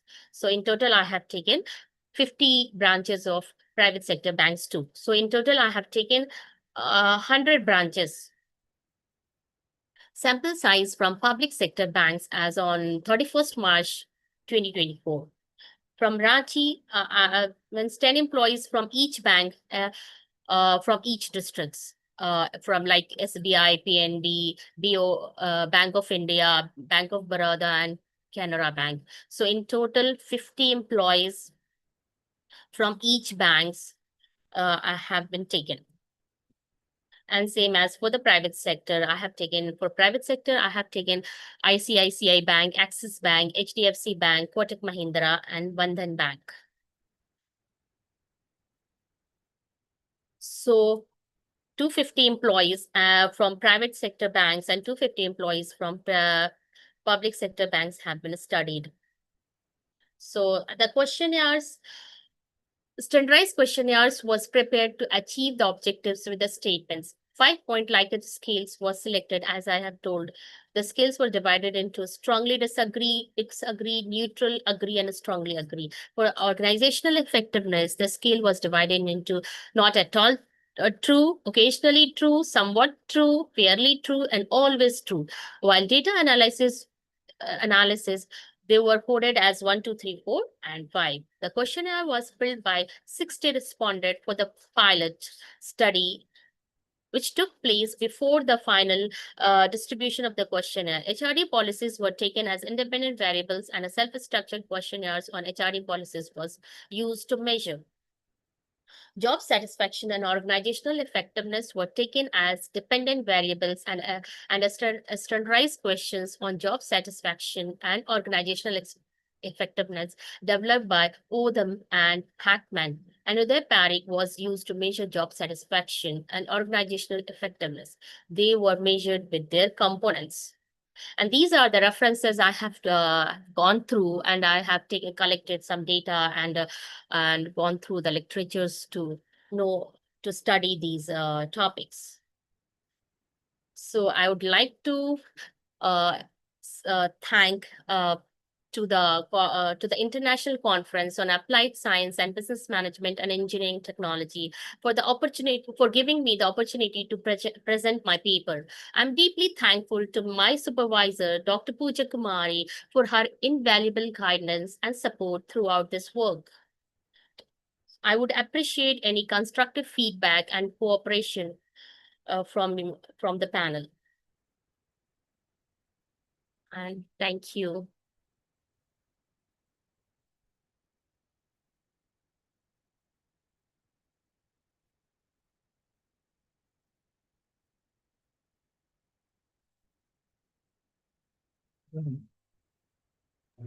I don't know. They're not Any saying. questions, ma'am? Hello. Hi. Yes. Hello. Okay. So congratulations to you. Congratulations to you. And thank you for that very detailed and well-explained presentation. And your study was very thorough, from the methodology to how you discussed your results. So it really shows you put in a lot of work, and it was a good paper, and you presented it so clearly. And if I may share a small suggestion, maybe in the future you could try expanding this to other regions or even industries. And it would be interesting to see if the same HR practices and job satisfaction patterns hold true in different contexts. Thank you. Congratulations. Thank you, ma'am.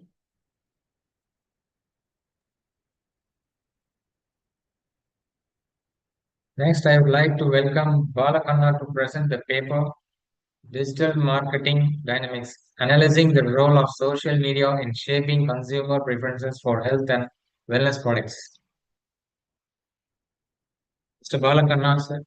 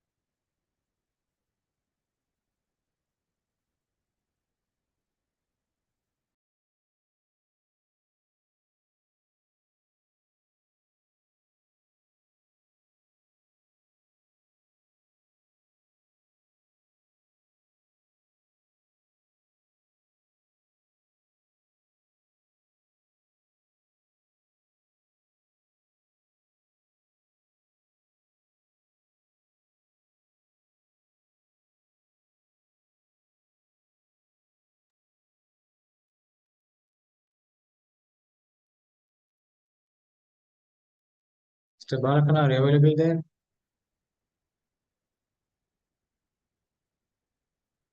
Hello.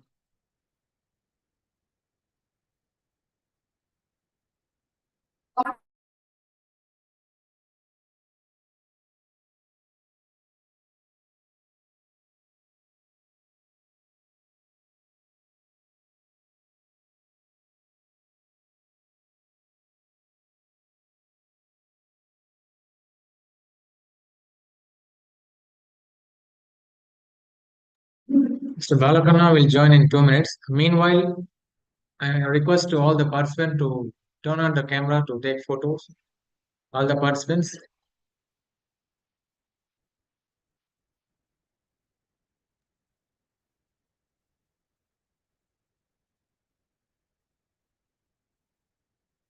Hello.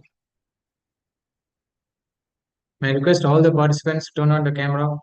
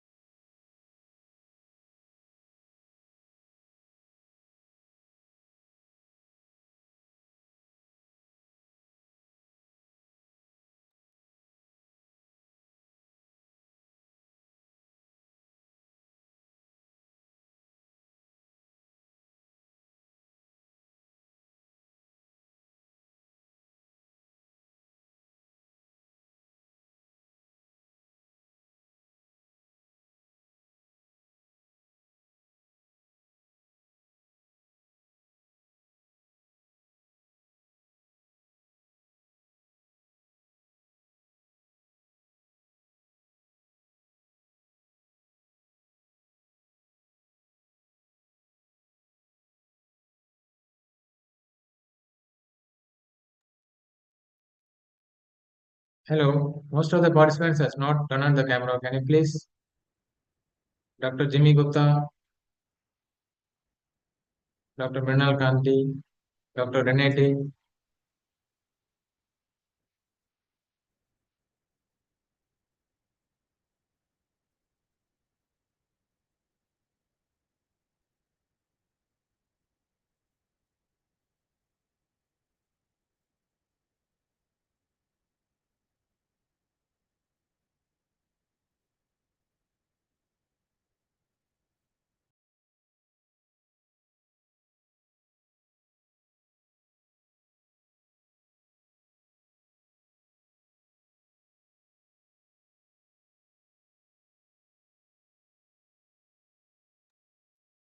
Okay, you take a photo, smile, everyone.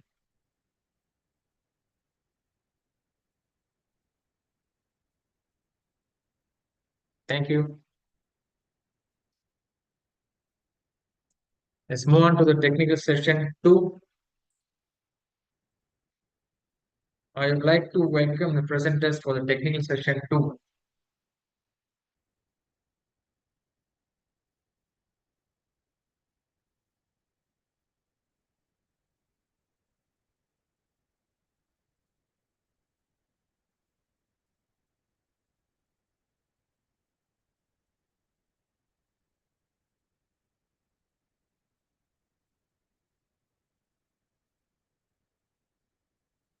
I would like to welcome Maynard Capital to present the paper Exploring Zero Trust Adoption in SQL Server, a study on least access privileges and behavioral analytics.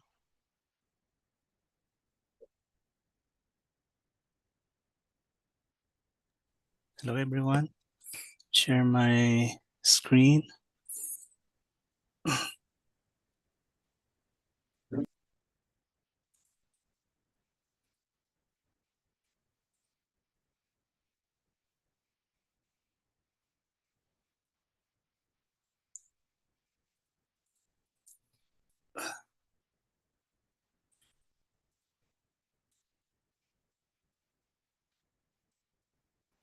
Share my screen.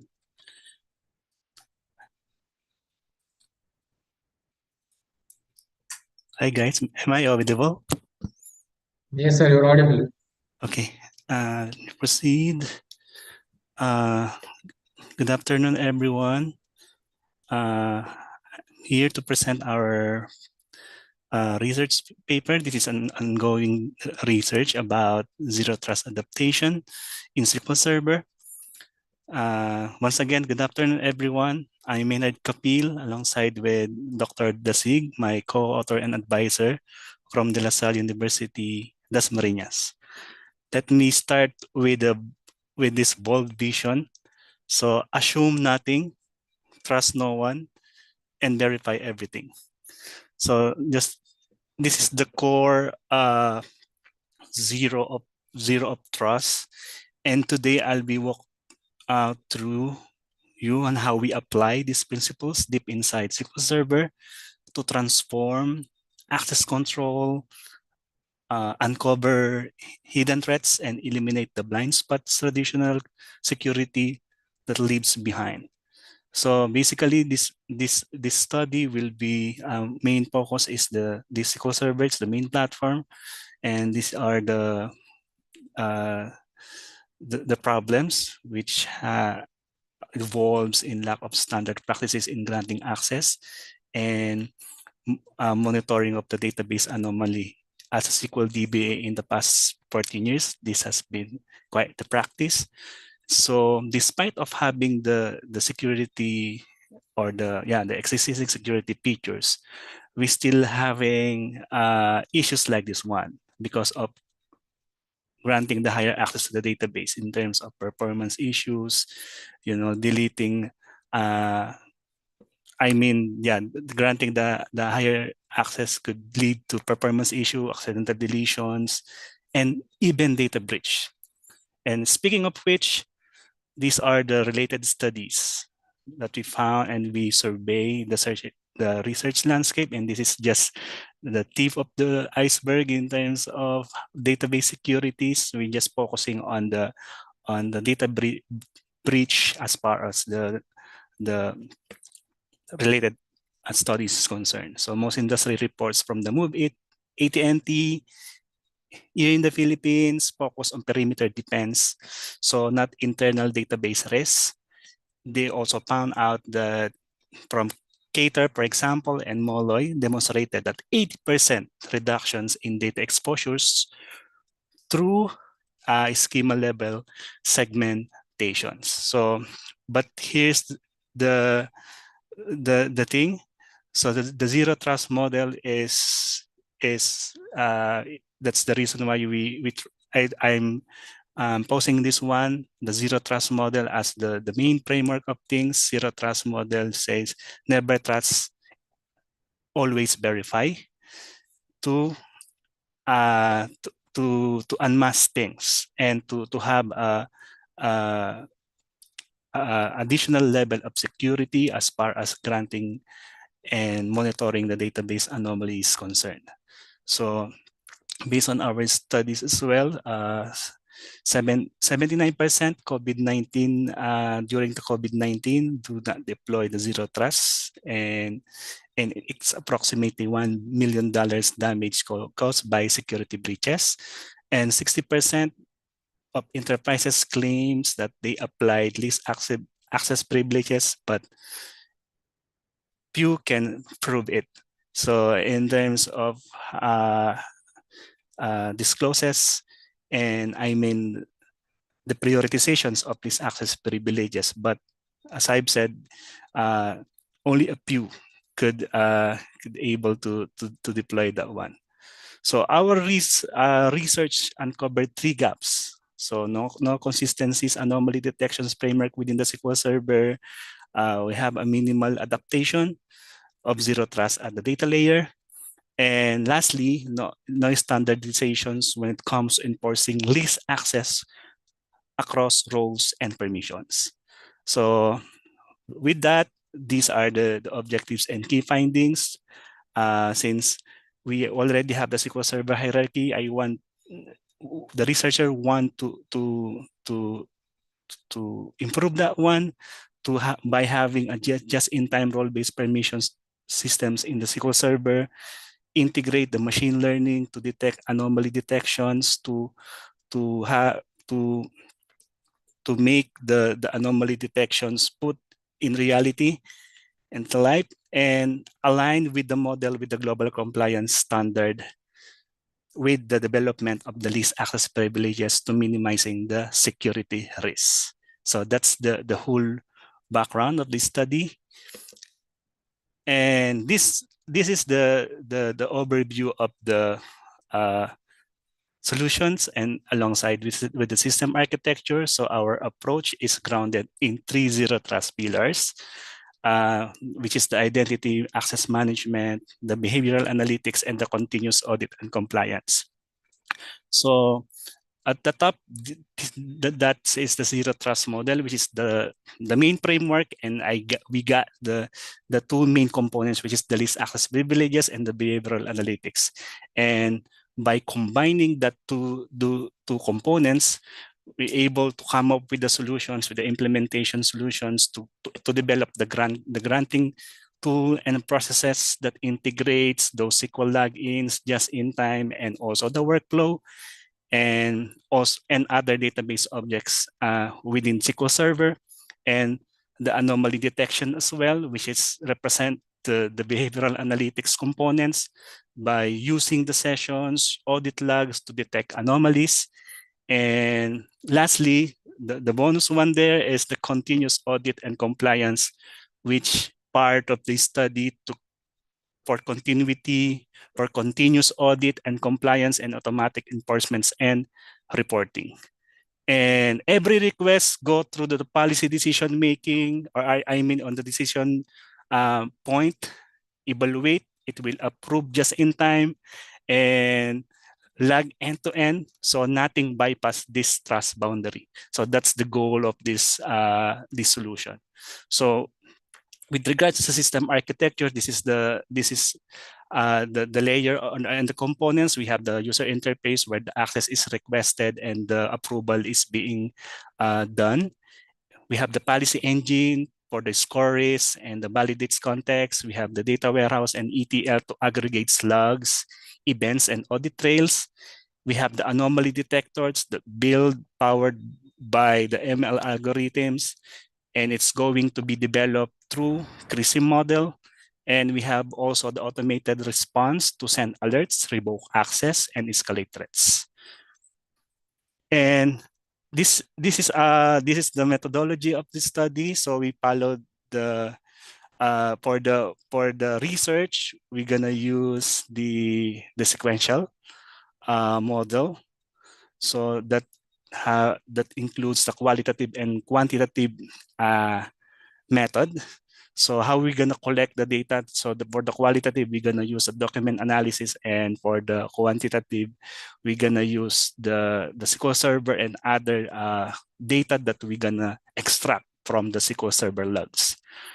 Apart from that, from the qualitative, sorry, I'm just gonna go back to there, observability and usability testing, and it going and all the implementations going down the stretch will be tested that adheres to the function to the ISO ISA 25001 and 27034. So for the 25010 for the functional quality, and the 2734 will be used as a testing for the application security compliance. And for the statistical treatment, there you go. So we're gonna use the descriptive statistics to ensure that the query volume drops, and it enforce post-enforcement for the inferential predictive modeling. We're gonna conclude here that the statistics is significantly reduce the false positive for the anomaly detection, and that's for the inferential. For the validations and compliance scoring, so we're gonna use the test cases that we pull out from the ISO compliance from the 25010 and 27034 ANF. Okay, so and this is the methodology for the software development. So we're gonna use the Agile Scrum, and we execute it according to this plan. I already have the complete blueprint of this one. It's a matter of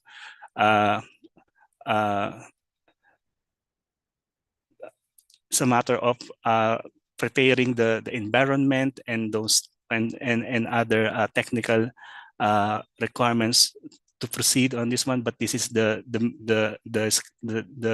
software development methodology that we're gonna use to develop the .NET granting tool.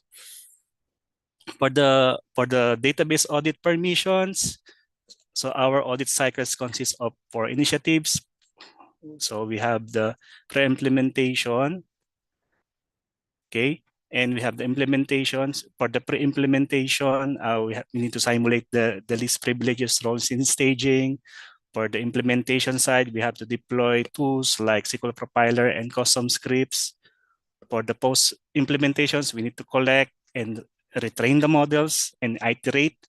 And for the analysis, we have to review the anomaly, refine the policies, and to have the feedback cycles. So this audit loops not only secures the system, but also adapt to evolving threats.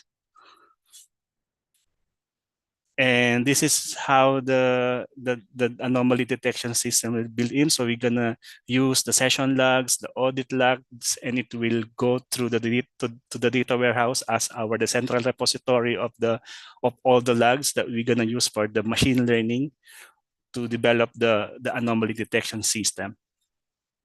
And this is the crazy models that we're gonna use to develop the entire anomaly detection system. So we're gonna follow this step-by-step procedures for the development. And expected results. Number 1 is to replicate the Zero Trust framework tailored for the SQL servers, to establish a framework for granular access control for SQL Server, provide a case study and methodology for integrating automated or automations into database management SQL Server as far as granting permission, and also contribute to the growing fields of AL/ML-based anomaly detections by introducing an algorithm that integrates a SQL Server. And lastly, to bridge the gap between the regulatory framework and technical implementation, serving as a guiding principles or a guiding framework to secure databases. So these are not just academic, they are ready for real world deployment, because Zero Trust is not just a product, it's a mindset, one that grants only that needed, only when needed, and matches every move. And yeah, thank you.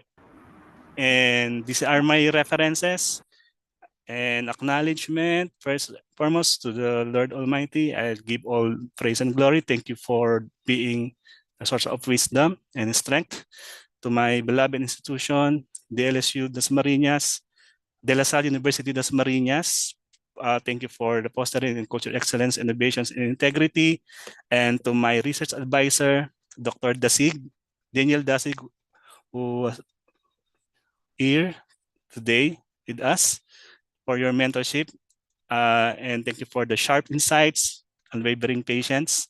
And to the organizer and panelists of this team forum, thank you for creating this platform where the ideas can strive and innovations can be recognized. That's it for me. And I'm now happy to take your questions. Thank you, Maynard. Session chairs, you can ask questions. Yes. Am I audible? Yes. Yes, sir. Okay.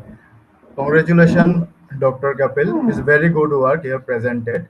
So I have some question for you. Like you mentioned machine learning you have applied. So which algorithm you have used in machine learning and how many data you have collected from that server so that you can fit that data in that algorithm?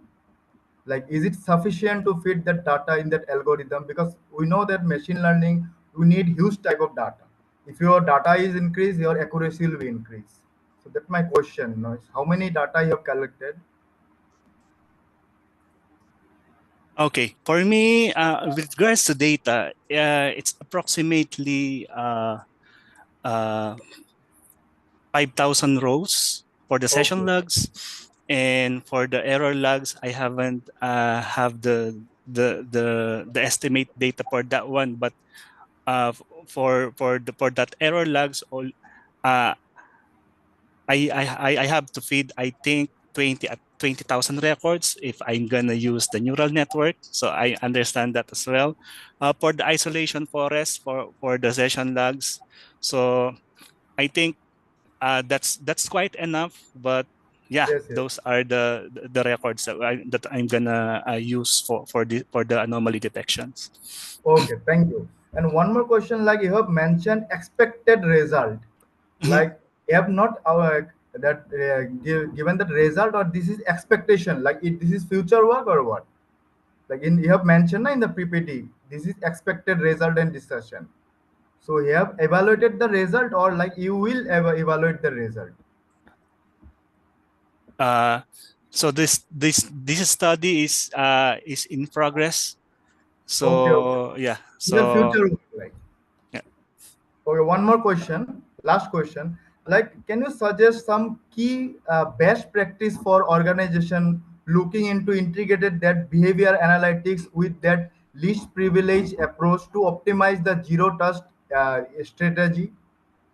Can you suggest some best practice? How can we integrate that behavior analytic with that privilege approach to optimize that zero trust strategy in SQL Server? Yeah, I understand, because at some point we need to balance security and operations, right? Yes, So yes. yeah, that's the whole point of this one. So with this tool, we were able to optimize the workflow of the approval, the assessment of the what tools and permissions. I mean, what schemas, what objects that you're gonna use, and what is the expectations, and what is the you know the schedule of that particular request. Yes, yes. So with regards to the good practice, I think we should have the strategic security investments to underscore the importance of embedding security at the data and application layer, not just at the network edge, and add this particular framework to the compliance list, not Okay. just on the network layer, not just on the system layer, but we also need to put emphasize on how we grant access to the Oh, databases, because at the end of the day, that's the soul, the yes. heart and soul of the business is Yes, the yes. data. Yeah. Yes. Okay. Thank you very much. Nice to you. Okay. Thank you. Good work.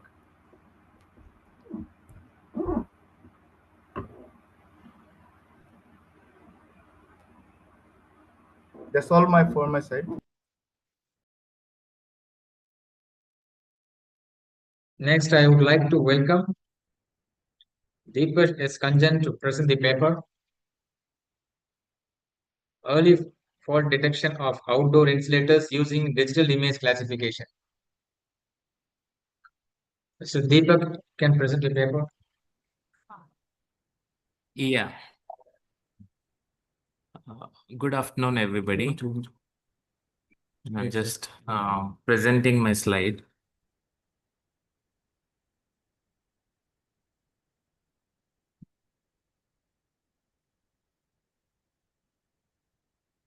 Yes. Okay. Is the slide visible, sir, at your end? Yeah, it's visible. Can I start then? Yeah, start, sir. You Okay. can. Okay. Welcome to the session chair and everybody watching us. I am Deepish Kanchan, and I have my co-author, Mr. Franco Menezes. Both of us are assistant professors in Department of Electrical and Electronics Engineering in St. Joseph Engineering College, Mangalore. So today we would like to present our work in the area of early fall detection in outdoor insulators using digital image classification. So just an overview of this paper.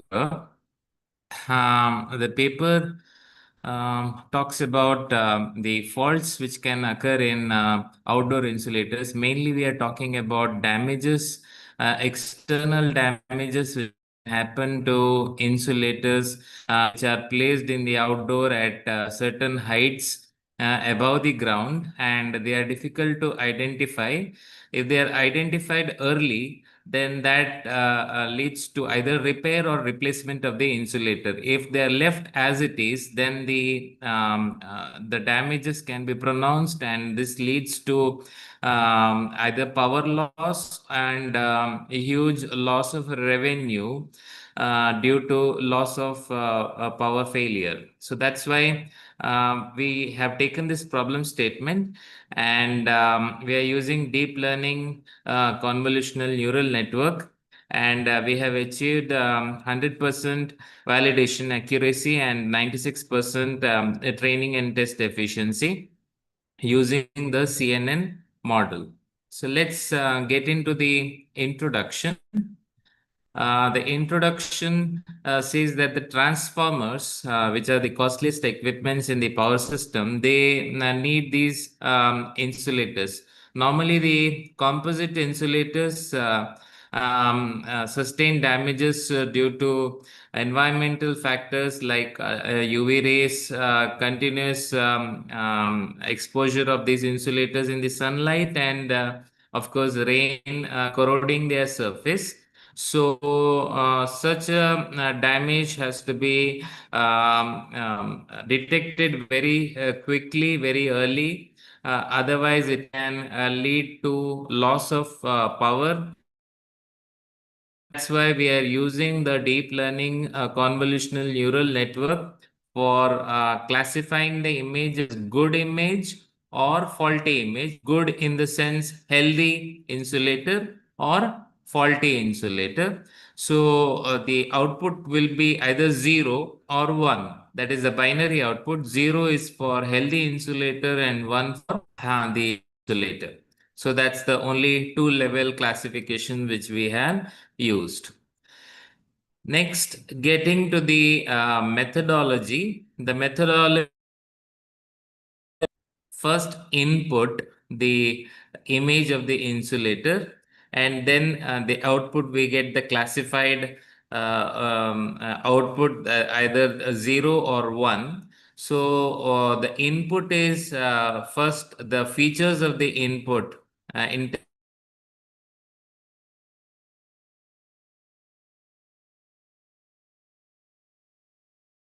and we use particularly two functions in Python programming. One is ReLU, that is it introduces non-linearity and the other is sigmoid function that is used for getting the binary output 0 or 1. Continuing with methodology, we have the CNN model, which is shown by one sequence diagram here. That is, first the input is given as an image. Then that image is taken into the convolution block, and the convolution block does the convolution action on it to give a preliminary output, which is then passed through the max pooling block. The max pooling will remove the unwanted outputs and gives a dense layer, which is the probable outputs, and which is then classified as either 0 or 1 at the output. So this output will be either 0 or 1, as I just pointed out, and we are getting very good efficiency for the classification. That is, testing or training efficiency is around 96% and 100% for the validation efficiency. Next, getting to the results and classification. As you know that in any image classification or digital image classification, we first worry about the data. The data preparation, first we approached, as a team, we have approached KPTCL substation in our region, and through their maintenance yards and through their healthy insulators, we have clicked images, 500 images for healthy insulator and 500 for faulty insulators, which have some cracks on them, which are put into repair section. So around 1,000 images were collected, and then they were resized into 150 into 150 into 3 with colors of RGB or BGR. Now this full data set, 70% of it was used for training, 20% was used for testing, and the remaining 10% was used for validation. That is, 10% of the images were kept to check whether the properly trained and tested model is working or not. So we got 100% efficiency in validation. Next, we have the CNN workflow. Here, we are using a sequential model which has 32 filters with 3x3 kernels, and the CNN workflow says that ReLU function, which is introducing non-linearity, is actually rejected around 0.5 of the input, and then it has a flattening of the dense layer. And then we have the activation of the sigmoid function, which is introducing the binary output 0 or 1. Next, here are some image of the output. The image is for healthy insulator and the faulty insulator, which is got with a high degree of efficiency. So this is the outdoor insulator classified.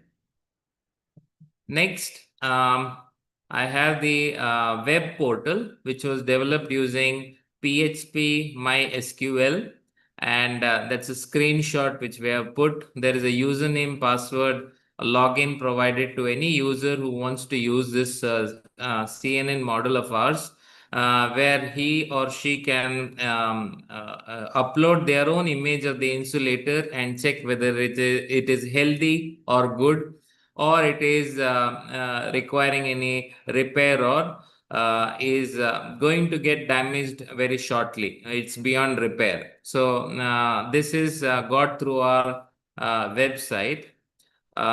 Next up, I have the conclusion. Okay, conclusion and future scope. Now we have built a highly accurate DLCNN, that is a deep learning convolutional neural network model with high accuracy. But in future, we can use models like these to be integrated in mobile apps we have only built a website. We can integrate into a mobile app, and a drone can capture the images of the outdoor insulator and integrate it with the mobile application. Okay, so these are the references, some of the references which are listed in our paper. And thank you for being patient and listening to us. And we also acknowledge KPTCL for providing us, supporting us in our research work. Thank you. Any queries, sir? Yes, very good work. Thank you very much for presenting this work. I have some question. First question is, like you have considered two type of classification. One Yes. is good and one is bad, like binary one, zero Yes. or one. Means, Yes. is there any significance to consider this, or why binary? Why not moderate? Like you have referred from somewhere, or like this assumption is based on you? Because we were trying this, because we belong to the electrical engineering domain.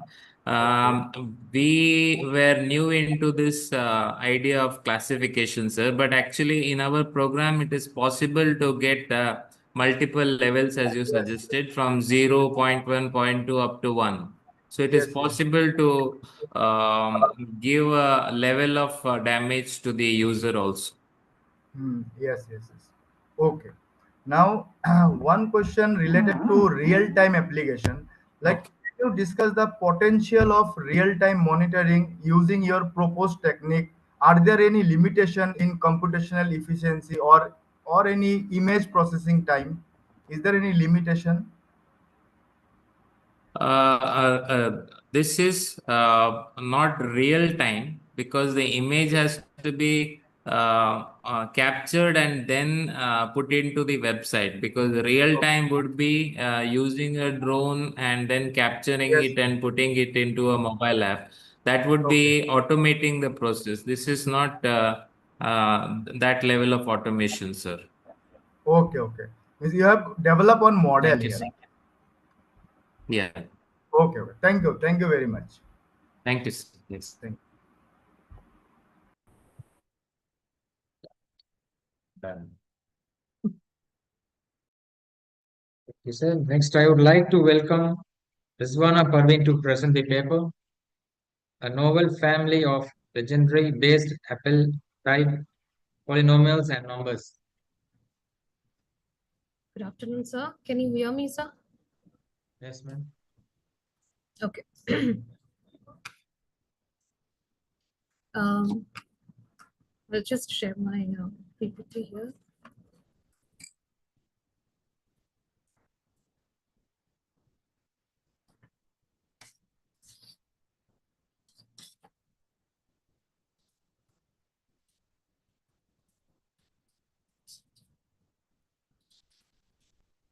Okay. So it's an honor today to stand before you all in the distinguished international conference. Today, I'm pleased to present my work on a novel family of legendre-based Apple-type polynomials and numbers. This actually will explore the new developments in the field of special polynomials and their underlying identities.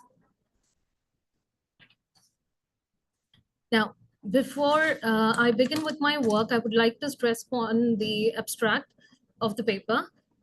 So here we are actually constructing the noble family of polynomials and numbers that are constructed by integrating the classical properties of legendre polynomials. So here basically we are taking three different types of polynomials.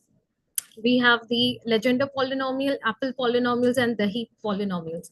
So we are actually integrating the properties of legendre polynomial with the foundational structure of Apple type sequences. So this new formation not only enriches the theory of special functions, but also offers a potential application in the various mathematical fields like numerical analysis, differential equations, and mathematical physics. So here it's about the small description, actually, what is my paper about. Here, they are the small definitions of the main important polynomials, what we are talking about. So Legendre polynomial is actually, it is a sequence of orthogonal properties related to its differential equation of order 2, which is already given in the screen. Next is the apple type polynomial. It is also a sequence of polynomials called as apple sequence, which satisfies the differential equations. D over dx Pn of x is equal to n times Pn of x Pn minus 1 of x for all n greater than or equal to 1, with P0 of x being a constant. So here, whenever we define the different values for n, we define P0 of x to be constant. Next, coming to the He polynomial, which is the main base for us. Here, actually, the He polynomial, we are actually defining this He polynomial in terms of the generating function. So if you see on the left-hand side and the right-hand side of the equation number 2, left-hand side describes the logarithmic functions and the exponential functions. And on the right-hand side, the summation, it gives us the power series. So now we are defining the conditions on the He polynomial. One time when the eta prime, when we give it to equal to 0, we see that we come to the conclusion where the polynomial get reduced to He numbers. And then in the next following case, where we have eta prime and eta double prime. If both of them are belonging to the real numbers, then the two variable Legendre polynomials are being defined in the generating function.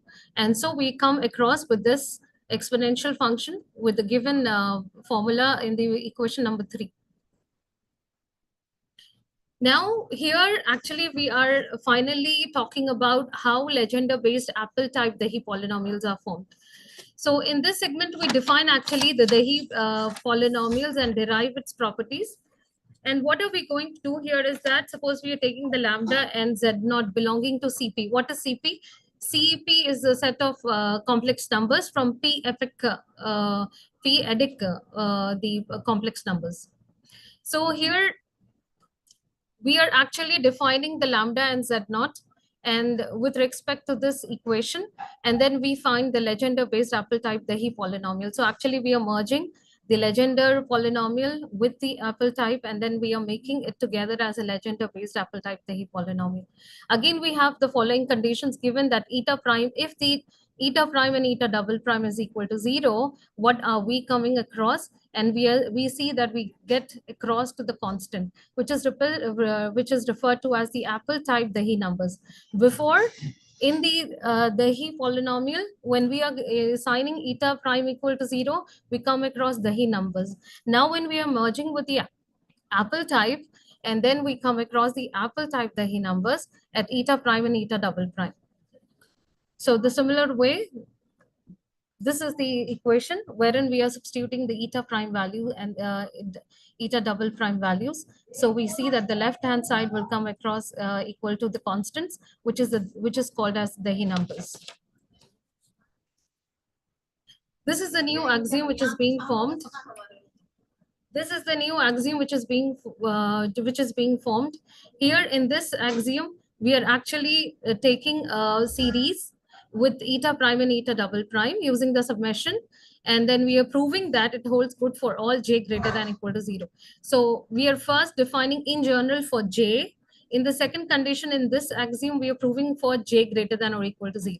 So using the definition of the apple type He polynomials, we have the main standard equation which is given here, and then we are applying the condition for j greater than or equal to 0, and then we are coming across the final equation.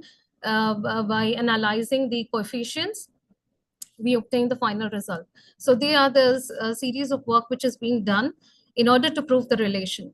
This is another, again, another axiom which has been proved. Here also we are actually taking the He polynomial, and then we are proving an axiom at different conditions with respect to eta prime and eta double prime. Now, here we are actually talking about the implicit axiom. implicit axiom for legendre-based apple-type Dahi polynomial. So here, actually, we are defining the condition in recurrence relations. Recurrence relation is one after the other when we describe, if you can see in the axiom equation, Q plus L. So this is the recurrence relation which we are defining. This is also, again, a special case. Before, if you have seen, we have defined in general for j greater than or equal to 0. But now we are talking in terms like j plus 1. So we are defining these axioms in terms of the recurrence relations. So we are again proving this in terms of the implicit axioms for legendre-based apple-type Dahi polynomials. Next axiom we have proved here is about the identity axiom. Again, in this segment, we represent the general symmetric axiom. So what is basically the symmetric condition is that we say that AX is equal to A by AY. So in the similar case, this axiom, if you see the left-hand side and the right-hand side, they're exactly the same in terms of just the last bracket of each of the equations of the left-hand side and the right-hand side. Here in the bracket, it says that A eta prime, comma, A eta double prime over lambda. And the equal to condition on the right-hand side, we're taking B and B eta double prime. So this defines the identity axiom. So we are actually able to prove the general identity axiom for legendre-based apple-type polynomials. So this is the proof of it. Again, in the next last part of my work, here we are setting B is equal to 1 in the theorem 4.1, which is from here. This is the theorem. So in this, wherever we have the constant B, we are substituting B is equal to 1. So when we substitute that, we conclude to this condition. We concluding to the condition wherein we are able to prove that even in the recurrence relation, this equation turns out to be symmetric. So now comes the real part of the real life application. So the application is in engineering and computer science. You can see that these special functions play a vital role in engineering computer science due to their ability to model the phenomena and simplify the equations and solve a variety of mathematical problems. So we can use that in signal processing, control system in Laplace transforms and electromagnetic theory. And we have quantum mechanics and the wave equations wherein we use the Hermite and the spherical harmonics, and also in the computer graphics and geometrical modeling. So these are the different applications wherein we can apply the work which we have done in under the legendre-based apple-type polynomials. So these are the references I have taken from.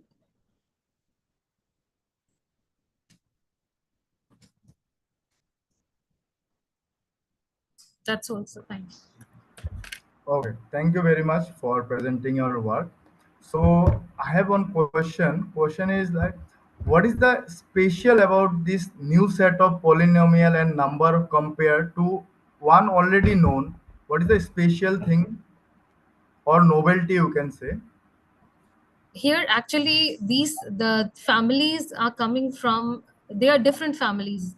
Till now there are no research being made in terms of combining them and making into a new formation of family of polynomials. So here actually, if you see in the research previously done, it was only legendre polynomial or apple polynomial or Dahi. So but what is the special part of my research work is that I'm actually combining them and forming a new formation of the family. So this is actually a unique part in my work, sir. So this is ongoing, like you have not developed till now, but you're developing this model. Yes, we're developing, and this paper is under acceptance for the publication, so it will be soon published. Okay, now next question, last question, like what future study or question do you think researcher could explore based on your work? Maybe they would be expecting like how the generating functions, how this is formed using the generating functions. Then they would expect, or they would tell us to broaden the generating function and explore the idea in terms of using any other family of polynomials. Maybe that would be the broader side of the research. Okay, like it can be used from local to global also. Exactly, sir. Yes, sir. Okay, Sure. thank you very much. Thank you. Thanks.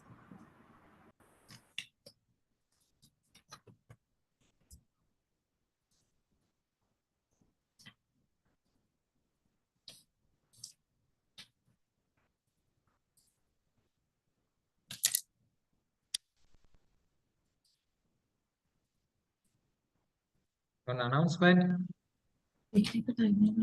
Sangeeta Pandey will not be going to present the paper due to a heavy rain in Saudi Arabia. So I'll announce the next participant. I would like to welcome Dr. Chetna to present the paper, Quadratic Modeling in Informatics Education Applications, Methods and Pedagogical Approaches.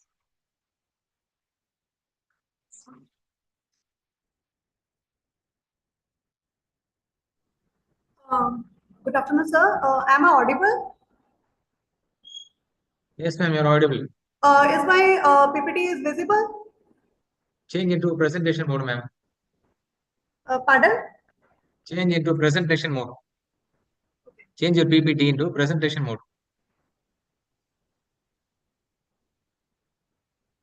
Just a minute.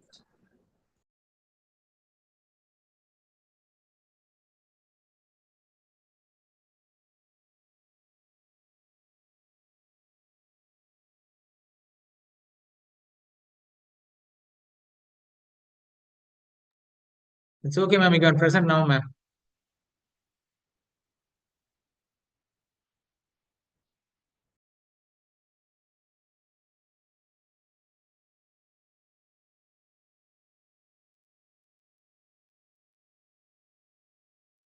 Ma'am, please press F4. Dr. Chetna.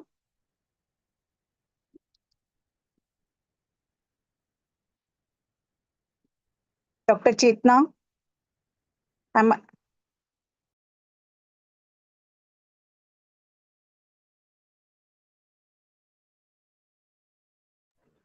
Dr. Vanna, I'm trying. Just give me a second. It's okay, ma'am.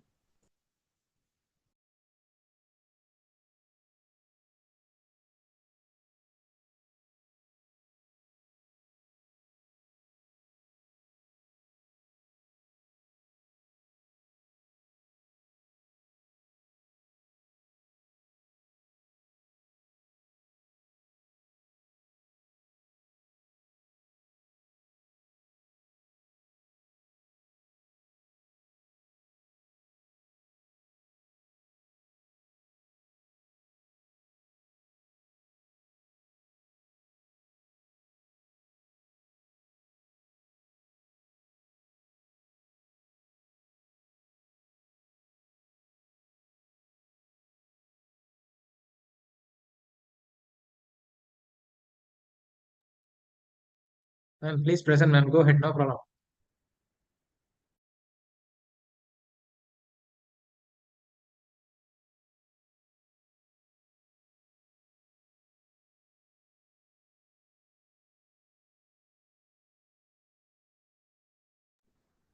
I'm finding difficulty in keeping it in a presentation mode. It's okay, ma'am. It's okay. Can I go like this? Yeah, please start. Okay. Okay. Very good afternoon to everyone. And sorry for the Please, delay. excuse me, I'm ma'am. not. Excuse Yes, me. sir? Please turn on your Please turn on a video, ma'am, and present your Okay. paper. Okay. Okay. Is it okay now? I'm visible. Yes, ma'am. Okay. Okay. So a very good afternoon to everyone. And first of all, I would like to thank all the organizers and the chairpersons of this conference who give me an opportunity to present this presentation. And the topic of my presentation, as it is a multidisciplinary conference, so I keep my presentation in a multidisciplinary format. But otherwise, I'm from mathematics background, and my core area is quadratic representation theory. So I try to connect in this PPT, try to connect a relation between quadratic models and education era. So the main topic of my presentation is integrating quadratic models into informatics. That is a path to deeper digital understanding. So background of my research is, this research lies in the increasing need to align informatic education with the mathematical principle, particularly quadratic modeling, to equip students with the analytical and computational skill required in modern technological field. These days, all the things are getting through using AIs and all that.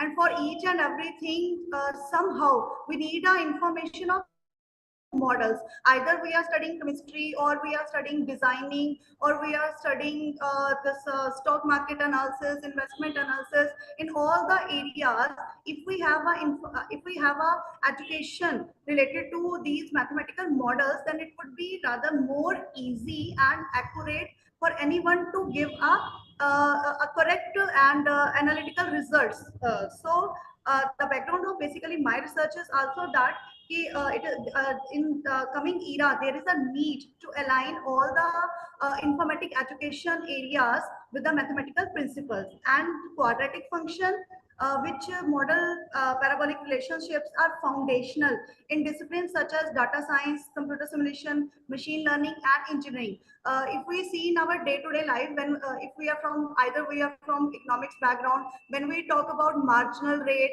or when we talk about demand and supply, and sometimes we see what kind of equations, when we convert into a model form, what kind of equations we are getting. We get either in a quadratic form, or we get either a linear models. So in both the ways, either a linear programming or a non-linear programming will be our base if we want to analyze any kind of results in that particular field. So quadratic equations and quadratic functions play an important role, and it is my core area. So it is also my deep interest to correlate this interest, how I can correlate and how can I align this particular area with the informatic education.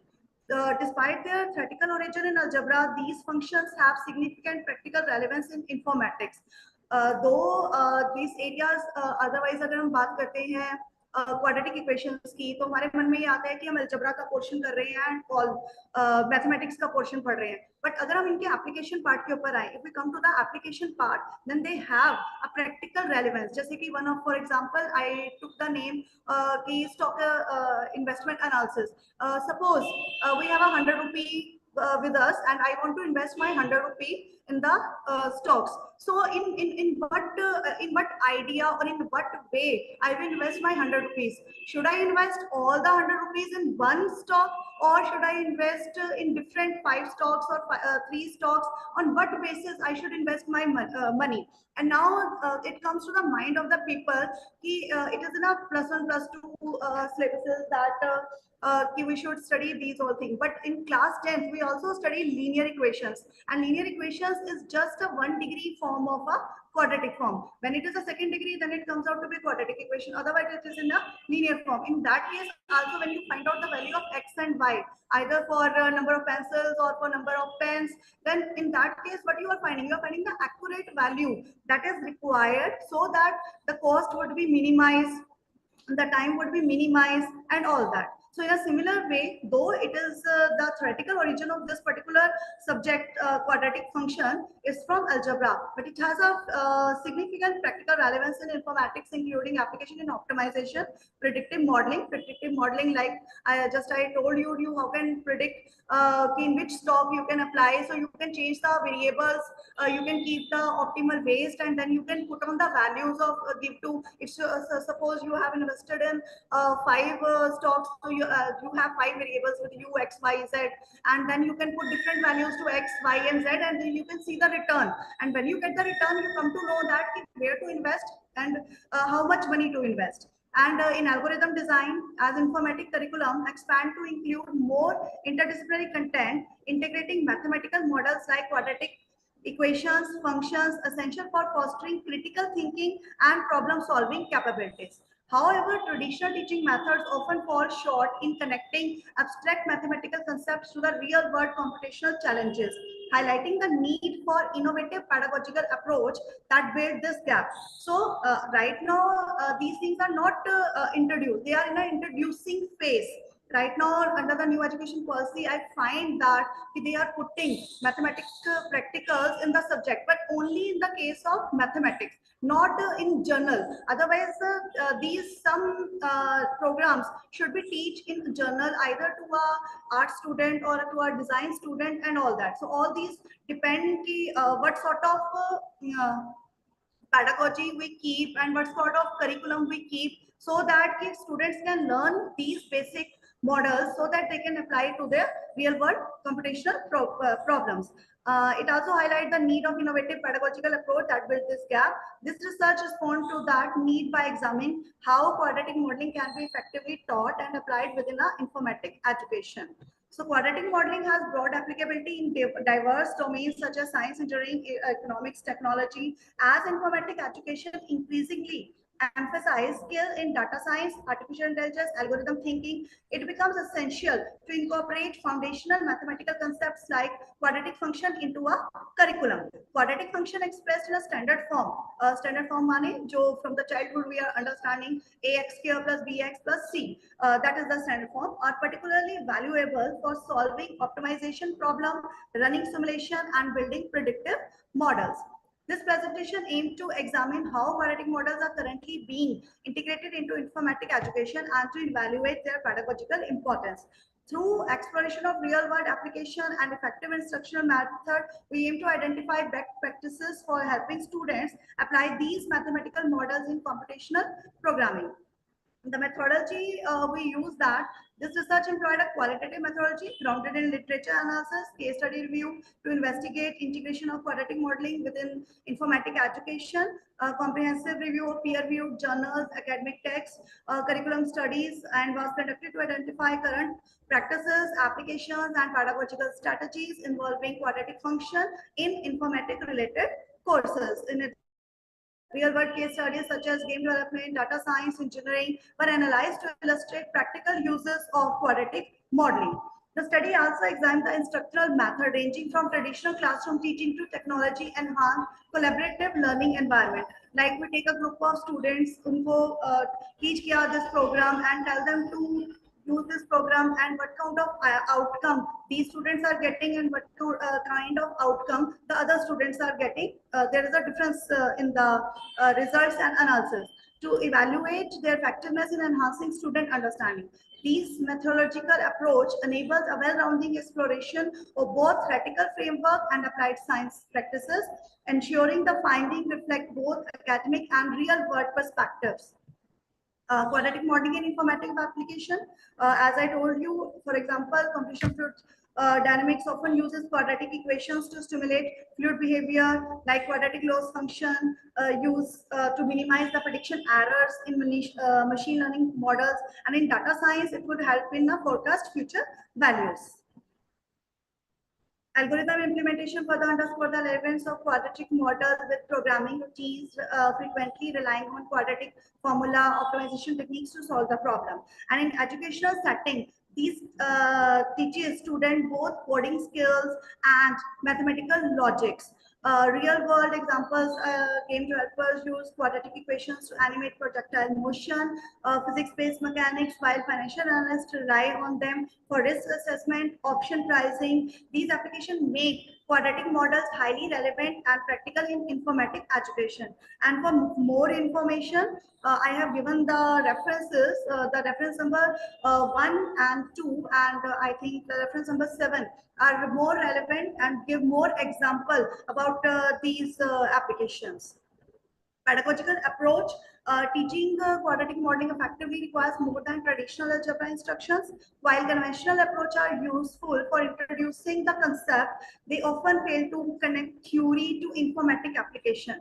Modern pedagogical strategies incorporate technology enhanced learning environment where students use a tools such as GeoGebra, MATLAB, and these days in fashion there is a Python programming. They can also use Python to evaluate these particular results, to visualize quadratic function and how it works and explore their properties dynamically, not just theoretically.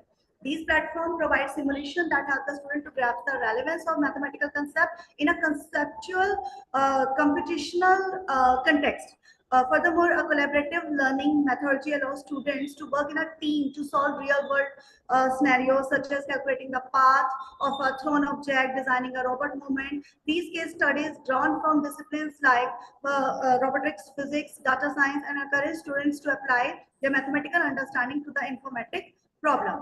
What kind of challenges we can face as there are lack of internet facilities in our educational institutes, lack of it is also on the part of sometime teaching faculties with some after some age they don't want to change their style of teaching, and they don't want to learn new methods because they are not easily accessible to learn that. So these type of challenges in teaching quadratic modeling within informatic education is a major challenge.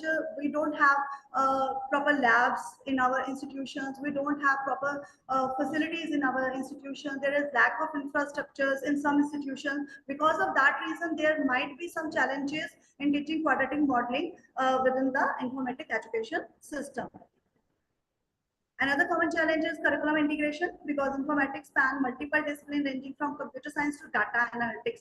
Developing a curriculum that naturally incorporates quadratic modeling can be difficult. Sometimes the people from, not all, I'm not personally targeting anyone, but in journal, I have find that more than 5 to 10% people from even from the computer backgrounds, they are not ready to incorporate mathematics in their curriculum.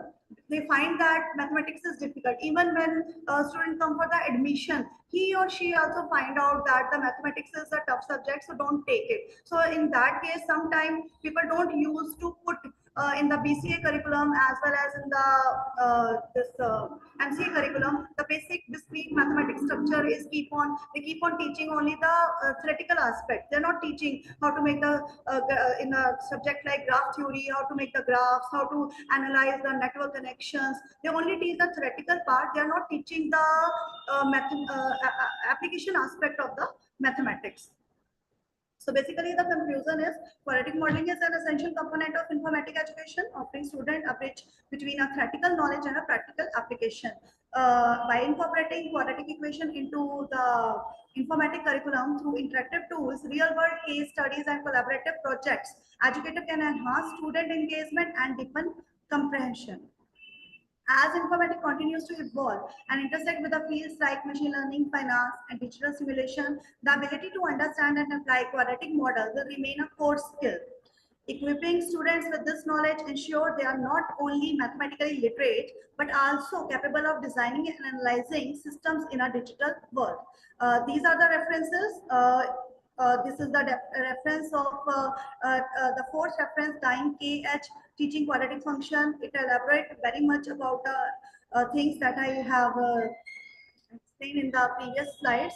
And these are the references that I have used. And thank you. Thank you, ma'am, for presenting your work. Ma'am, I think this is a review paper. Like you have reviewed something. You have not collected any data. Yes, sir. It is just a sort of review paper because it is a multidisciplinary conference.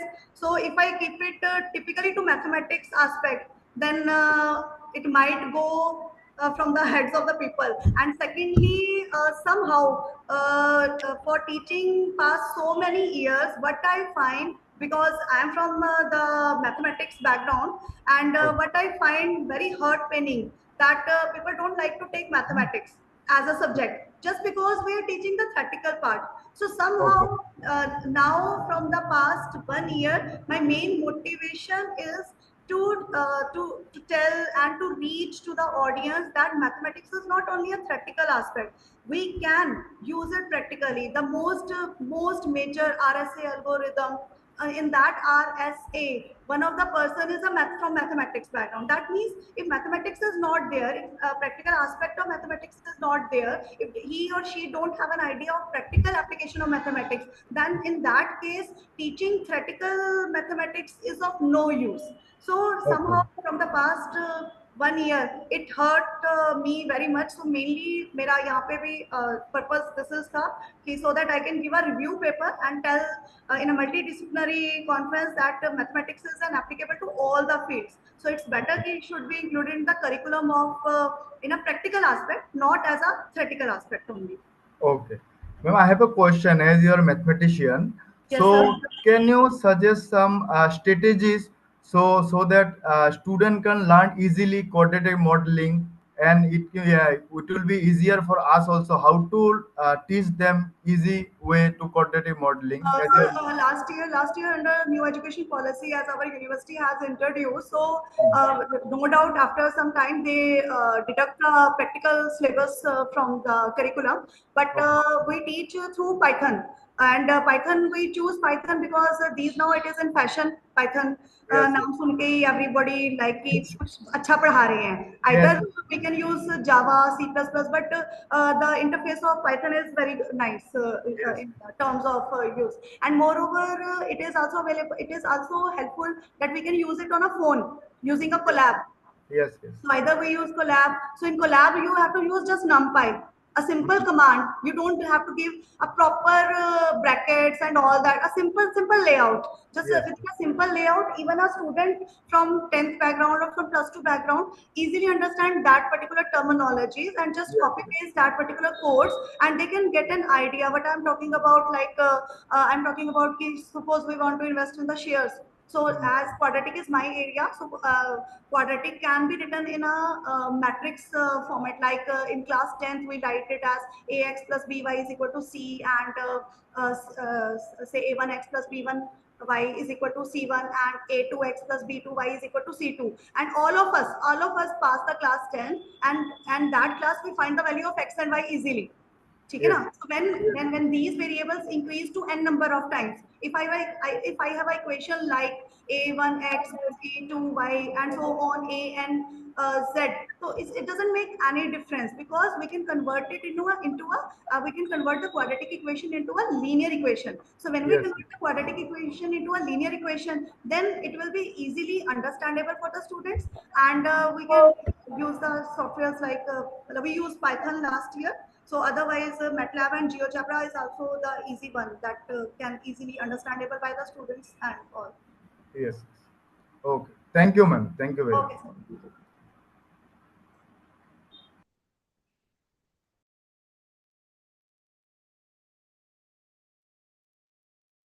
There's an announcement. Tomorrow, the Balakanna and Sangeeta Pandey will present the paper tomorrow on technical section.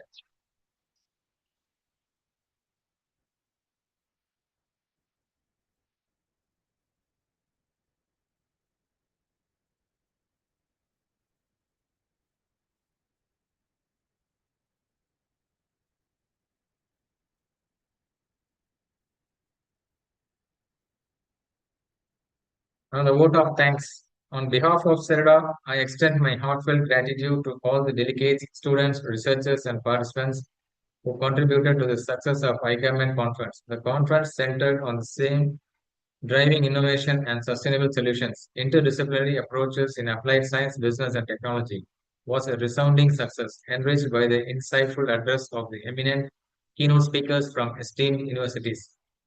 We sincerely thank all the speakers, delegates, and participants for their valuable support and active engagement. Special appreciation goes to the organizing committee members and editorial board for their unwavering dedication and contributions, which made the success of conference possible. Special thanks to organizing committee members, Conference Secretary Dr. Nayara Raghavan, Associate Professor, Egypt, Scientific Committee members, Mr. Gopal Ram Krishnan, United States, Dr. Lakshmi Narayanan Soni, Associate Professor, India, Dr. Siddhapaji, Associate Professor, India, Dr. Deepa Bandana, Meerut, UP, India, Mr. Abha, HOD and Assistant Professor, Punjab, India, Mrs. Harbinder Kaur, Assistant Professor, Punjab, India, Mrs. Ishpreet Kaur, Assistant Professor, Punjab, India. Review Committee, Dr. Abdul Mateen Ahmed, Associate Professor and Head of Department, Dr. John L. J. Abajon, Assistant Professor 1 and Gender and Development Focal Person, Philippines. Mr. Nihar Malali, Texas, US. Dr. Chetna, Assistant Professor, Multan Imal Modi College, Punjab, India. Dr. Kiran Panchal, Director, Haryana, India. Dr. Happy Kumar, Assistant Professor, Punjab. Dr. Ankit Gada, Assistant Professor, Punjab. There's an announcement for all the presenters, speakers, and session chairs. Be ready for tomorrow's conference chair and join the Zoom meeting link in day 2 link at 9 a.m. We will announce the best paper and best paper presentation by tomorrow. Thank you. See you tomorrow. Bye.